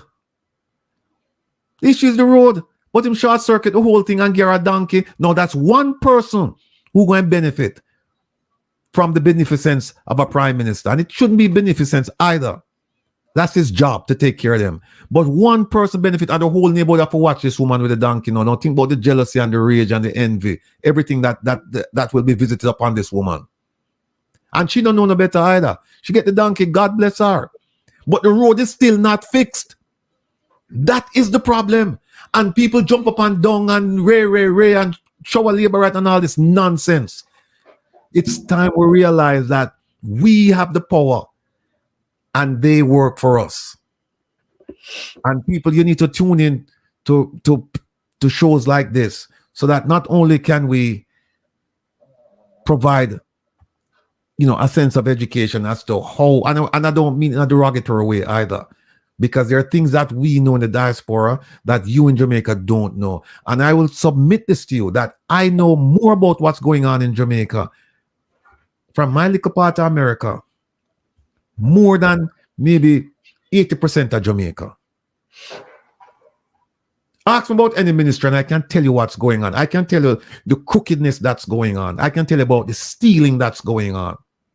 And people in Jamaica, a lot of them, they suspect it, but they don't know. But you notice what I said? I know. I'm not saying I'm guessing. I know. And that's why when I come on, I put up my documents them. And like Isaac said, I've developed a reputation now over with the access to information that whenever they see something coming in from Rattigan, I usually get a response. I know people put in stuff and can't get a response, but I get a response. Oh, you Isaac, you can't get a response? Yeah. I get a response because one of the things I'm not afraid of is filing a lawsuit. Not afraid of exposing people. Like, for example, this week Thursday or next week Thursday, the minister, the Honorable Minister Kamina Johnson-Smith, she will be in court, or her representatives will be in court, and they'll be answering to the charges that have laid, right? Or the accusations I've made. But those accusations are facts, people. And that's why I say to you, all the documents are there. Michelle and Yvonne, if you haven't been to the One Jamaica Legal Defense Foundation, you should go there. And there's a little corner for the Minister of Foreign Affairs and Foreign Trade with all the documents showing that this woman misrepresented the facts. Misrepresented the facts. It's not me saying that. It's people who actually helped her. Their words, their documents, not mine. I have one document, but my document is basically a summation of everything that everyone said about her, right? So people, who are the big six? Yes, sir. Listen, Michelle and Yvonne, I would love to see you go to the Ministry of Foreign Affairs and counsel with the good lady. See if she's going crazy or not. Get her back in balance and tell her, look, confession is good for the soul. When you go to church the next time, and I've been to her church, invited her to her church, right up at Matilda's corner there, right? She needs to go up and testify to the audience the mistake she's made and what that she wants to make restitution to the people of Jamaica by paying her taxes and by confessing and cleansing her soul. She might need some mental counseling, right? Even upper body massage. Tell her we offer to pay for that, right? But she needs to do something. You can't be a barefaced liar like that, then have your own government toss you under the damn bus, right? And prove that you're a liar, right? Her own government, her own prime minister has stayed quiet on the subject. And the what's the guy that left the ministry? His name is Leslie Campbell. Campbell, yes. He threw her under the bus, even though he's been tossed under the bus himself, right? So you have all of these things going on, and everybody's lying. Nobody wants to fess up. Look, I don't know if it's because of a lack of food or the right, mentoring, but too many of our high schools in Jamaica are graduating people that have a mind block that they can't learn. Let me say over half of the students can't read or comprehend what they're reading, can't write. Okay, so when they go to an interview for jobs, it's a huge problem. You cannot write or read. How are you going to work at the various government agencies or departments? How are you going to work in private sector, right? Because private sector would be the ones that would have to get you up to speed. And they're not going to pay you to sit there to learn when you should learn back in high school. Last but not least, there's one section of the community that I think we have not spoken about. Happens to be the people that they're putting in prison and keeping there over 100 people and keeping them there indefinitely Matter of fact, Attorney Buchanan can speak to his client who was there over 50 years. And they finally release him. You cannot just lock people up and forget about them. The DPP is responsible for these persons who are being held and held without charge. And them extending her time in office. What's the intent? To keep the people there indefinitely and have her there so she does not raise noise about how many people are being locked up without being charged? So we need more attorneys like Mr. Buchanan to raise the roof and talk about the DPP and get them itself in trouble if necessary, because she needs to be talked about, right, Mr. Buchanan? Thing, Herb, price of anything. Let me just say, Michelle and Yvonne, I want to respond about mental triggers because this Herb is mental triggering right now. You see, this is the communication we're talking about. When you're mentally triggered, me now, what will you leave me for do? You can do some deep breathing or listen to some music. The diaspora that is cursing Dr. Tufton, I'm gonna defend him tonight because I don't think they can come clean people. All right. Don't give with KFC. We're not out of order. We're not keep on the clean people. We're not come here with no medical assistant. Want give with blood pressure testing and dental work and don't want give with KFC. We're not going with that. All right. No. Let me just say something to Wellness Warrior Sophia. She asked if we have both wholeness in the 6, do they count as 1 or 2 of the 6 too? Quick answer. Let me just, ladies, think about what we just talked about, the transfer of this mental trauma from slavery to where we are now. And we're focused on our relationship.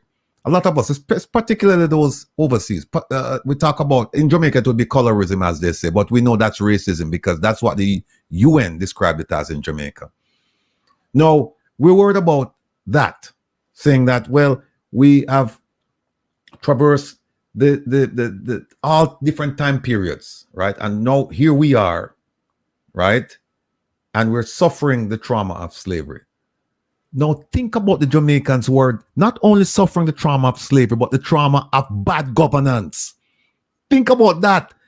It's like Wospantapa Wosara, right? So we have all of this trauma that we brought through with us, that have been visited upon us because of slavery, that our foreparents suffered through. And then we come now and we have to suffer this at the hands of our own people.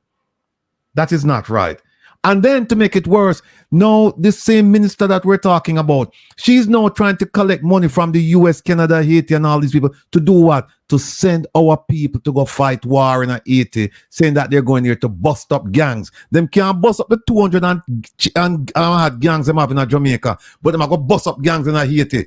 Well, them better send them with body bags. Or as my good friend Lonesome said, all of the policemen who grab Alicious and them want the money and the soldier, what they should do, like, and he said it jokingly, but he said it in a joking fashion, but it's serious. He said what they should do is they should go ahead and with their girlfriends or spouses, whatever, they should go in the neighborhood and find a nice stepfather and say, okay, I'd like this man to take over because I may not come back, and have that man just take care of the children and take care of the wife until them come back, because a lot of them coming back home in body bags if they're sent. And what happened? None of these people who claim to them are leaders and chiefs of government and these titans of industry, none of their children will be going to Haiti if there's a contingent from Jamaica going to Haiti. None of them. Chris Bolt, big up yourself. Nice work. And there's a question for both of you ladies in the chat room. It was about how do you deal with child murderers? Have you ever dealt with a child murder, and how what's the advice for dealing with somebody like that? Okay, ladies, just before you jump in to answer that question, please, I just want to let you all know that I have to bid you my leave, because in the next 13 minutes I take over from Rattigan on Reggae Global Radio. So thank you, Rebel. It was a privilege and an honor to be a part of this panel. for this broadcast tonight. It is a pleasure meeting with you, Isat, Herb. Until, the link is always live. Those that are listening and watching, thank you for the support. Thank you for the kind words. I got the bail. Catch you all on Reggae Global Radio. And then you get to link up with Rebel later on. The 1,288 people watching right now, or the 1,288 devices. I'm asking you to switch over at 8 o'clock. We're going to end at 8 and go over and listen to Kevin. I'm going to spin some music where we'll get rid of the mental anxiety and the mental issues that you have, and you can forget about your issues for a while. So tune into Kevin Stew at 8 o'clock on Reggae Global Radio. Thank you, my brother. We'll talk soon. Blessings. Nice meeting you. Likewise. All right, ladies. So how do you do with the child murderers? I've never had that experience before, so I can't speak to it. Okay.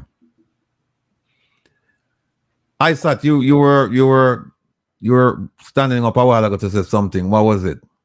No, beyond the KFC. I have made my points already in defending the good minister and telling the diaspora that them can keep them gonna make things worse, gonna don't feed us with KFC, one clean with teeth and don't feed us out of order. We're very offended out here because we're all hungry and the prosperity is not for us. We are with the out here, we want food. We don't want no dental work. Food, we say. KFC, Big Six. I'm telling you, KFC should do a drive, Big Six. Buy a Big Six, and you might see the names of the 6 people on the leg. Yeah. Well, look, we have 11 minutes to go, and the phone is off anyway. But the mental health thing is it's such a complex issue. I really appreciate both of you coming on to talk about that, as well as Kevin, because it's ignored largely in Jamaica. It's ignored, and even when it's not ignored, it's recognized, but there is no treatment. They say, okay, yeah, fine, that person needs it, but then, somebody asked earlier about Bellevue. What state is Bellevue in? Do you know, Isat?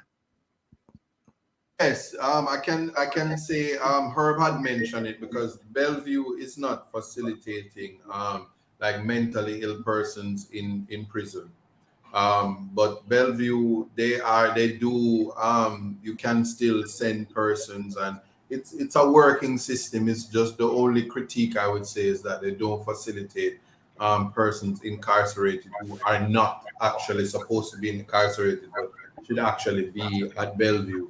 But they don't have the staff complement that could address that issue. But Bellevue is functioning and it is providing a service, and they are to be commended in terms of providing the assistance for the mentally ill persons. What we need to know as we deal with this conversation is that there are many of us, use the operative word is us, mad people in clean clothes. And I'm not dumbing it down to say when we think about mental health, it's not just the stereotypical mad person. And so what Michelle and Yvonne had done today is to recognize that anxiety is a form of mental illness, and many other small things that depression and the triggers that even Bellevue also can provide some assistance in terms of counseling, in terms of getting help, and sometimes medication to regulate persons who are actually bipolar, which I think I could be wrong and the doctor can assist. But sometimes some of those things are hereditary, and because of that, we have a disconnect, because so many single parent households, we know our mothers, but we don't know our fathers, so we don't know what that side of the tree suffers from, and there's too many things that's connected. I won't take up too much of the time, but I just raised that to say that seek guidance, look at your surroundings, check out what your uncle is doing, check out what your aunt is doing. Your daddy might be a daddy and he don't know, or your daddy is your daddy and your daddy ain't know, but your family tree is important, and every aspect of the mental spectrum when we're speaking of in this conversation it's important to know where you stand. So you can go to court like me as a good madman in clean clothes, put on deodorant, spray some perfume, and when everything goes, you just ball out like the people on TikTok, lie, and then get back to yourself. Yeah, thank you. You know, ladies, the Lionheart, a good friend of mine. Lionheart put a comment inside here. I just want to get your feelings about it. He said Jamaica is suffering from pseudo-mental retardation, from the most educated to the mere individuals. So until it's resolved, we're heading in the spiral of mental cataclysm. Dunce is the norm. I see both of you laughing. We share a similar sentiment, that's why. Oh, you should. The literacy rate is just so high. My goodness, in the Caribbean, we are one of the most illiterate islands. I'm just piggybacking from something that Isa talked about. While I appreciate Bellevue's services there, that's the only psychiatric hospital we have in the country. And that's a shame. We need a child and adolescent hospital because Bellevue primarily serves adult patients. And so even with that in itself speaks volume to how much mental health is not recognized as a significant concern in our country. And it's a big deal. It really is. Ladies, somebody's asking, Wellness Warrior Sophia is asking, what's your contact information? If you care to put that in the chat, then that's fine, so people can reach out to you. I suspect that a lot of them want to talk to you about, some issues they're facing. Might be good for your business, so so you can just put it inside there, put your contact details in there, so they can reach out to you. I said, so it looks like, based on what we're seeing, based on the fact that we have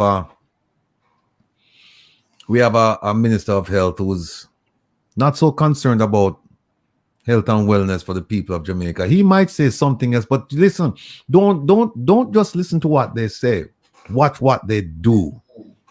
Yeah, because they come up and they'll make beautiful speeches. And in fact, in his case, we were forewarned by the Prime Minister, because last year the Prime Minister said, and I'm paraphrasing, he said, I have personally received complaints about the Ministry of Health and Wellness, and they're all true. That's what he said, to paraphrase him. That's what he said. And the Minister of Health and Wellness was on the stage when it was said. Was on the stage. So, I mean, some of the things that we're seeing now, we shouldn't really be surprised.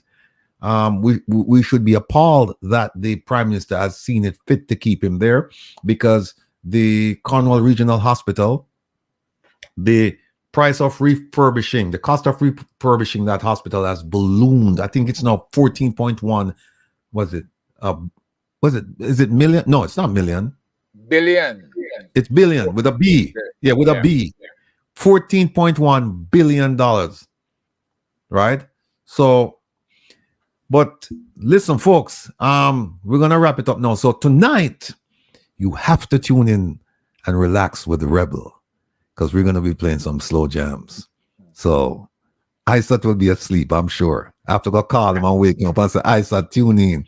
Because the women in the chat say, where Isat? Where John? So, but tune in tonight, midnight until 2 a.m. And I want to extend my gratitude to these two wonderful ladies for coming on and spending as much time as they have with us and imparting a tremendous amount of knowledge. Because normally you don't get this. Normally you would get this from somebody who doesn't understand our culture, somebody who doesn't look like us. But here we have in our midst our family members telling us how we can get right with ourselves. And I also want to thank Kevin for coming on. Most of you hear me talk about him every week. Kevin, where you there? That's when the thing, we have problems, which is every week. So you get a chance to see him, and you get a chance to hear him and hear his perspective on mental health. And of course, ISAT, we didn't get a lot of questions came in, but unfortunately we didn't get to them about the piece that you did regarding marriage, marriage rights under the Constitution. But we will get to those. I'll go back and I'll revisit them so that we can address them next week. And of course, Herb, our sage, the man who keeps us in line. Thank you, all of you, for coming on. And I look forward, ladies, to seeing you again real soon. I look forward to hearing good things or more good things about what you're doing, not just for self, but I expect that at some point you'll start doing some stuff for country, meaning that the government will extend that olive branch, open arms, and embrace you and say, look, we realize you're us and you're here to help. Come on, let's get this thing done. So having said that, everyone, thank you for tuning in, and we'll talk again next week, Saturday. Same time. Thank you so much. It was a pleasure. I saw nice meeting you. Likewise, her. Right. Hey, Ratty. But before I go, I must say this: it is a big deal that you're sisters. We must not miss that. Thank you. It's so huge. Big up to your mama and your papa. It is so important. That's what Black excellence is about. So I'm honored. I'm proud. And that's a good point, because normally sisters, your age and stage, they probably wouldn't be on the same place together. They'd say, no, me don't want to go away with her. We're stuck together. But Ratty, here's another thing. If indeed we can have more effective community health fairs, part of the spending at the Ministry of Health for preventative medicine, preventative in the form of mental health as well, they need to include the stuff we talked about and that I wrote about, which is you're not just doing blood pressure and blood sugar. You're doing eye exams. All right. So the kids them that cannot read and can't see the blackboard, they can't follow the teachers. Right? So that holds them back, and that gives them an inferiority complex. And you still need the mental health portion, because all these kids hearing gunshot all night long and can't sleep, and they have to come to school to learn. Right? They're suffering PTSD. All right? So you have a long way that the Ministry of Health needs to go in affirming its status in the communities and getting the job done right. And this is what you have to show. It's a direct correlation to mental health when they fail to do their job. Right? And that's my 10 cents word. Before we go, let me just say to Michelle. Before you go, let me just say to Michelle, so now you alone have sister. I have 4 sisters now. I'm going to big up Peaches who watch the program. I'm Wendy, Jai who watch the program. And Jenny who called me this morning. And Marcia who called me last month. We have 5 sisters and 4 brothers. Yeah, wow! The family. Big family. It's the old boys that tuned in. Thank you. All right. Take care, brother. Well said. Nice conclusion. And 7 brothers. Good night. All right. Good night.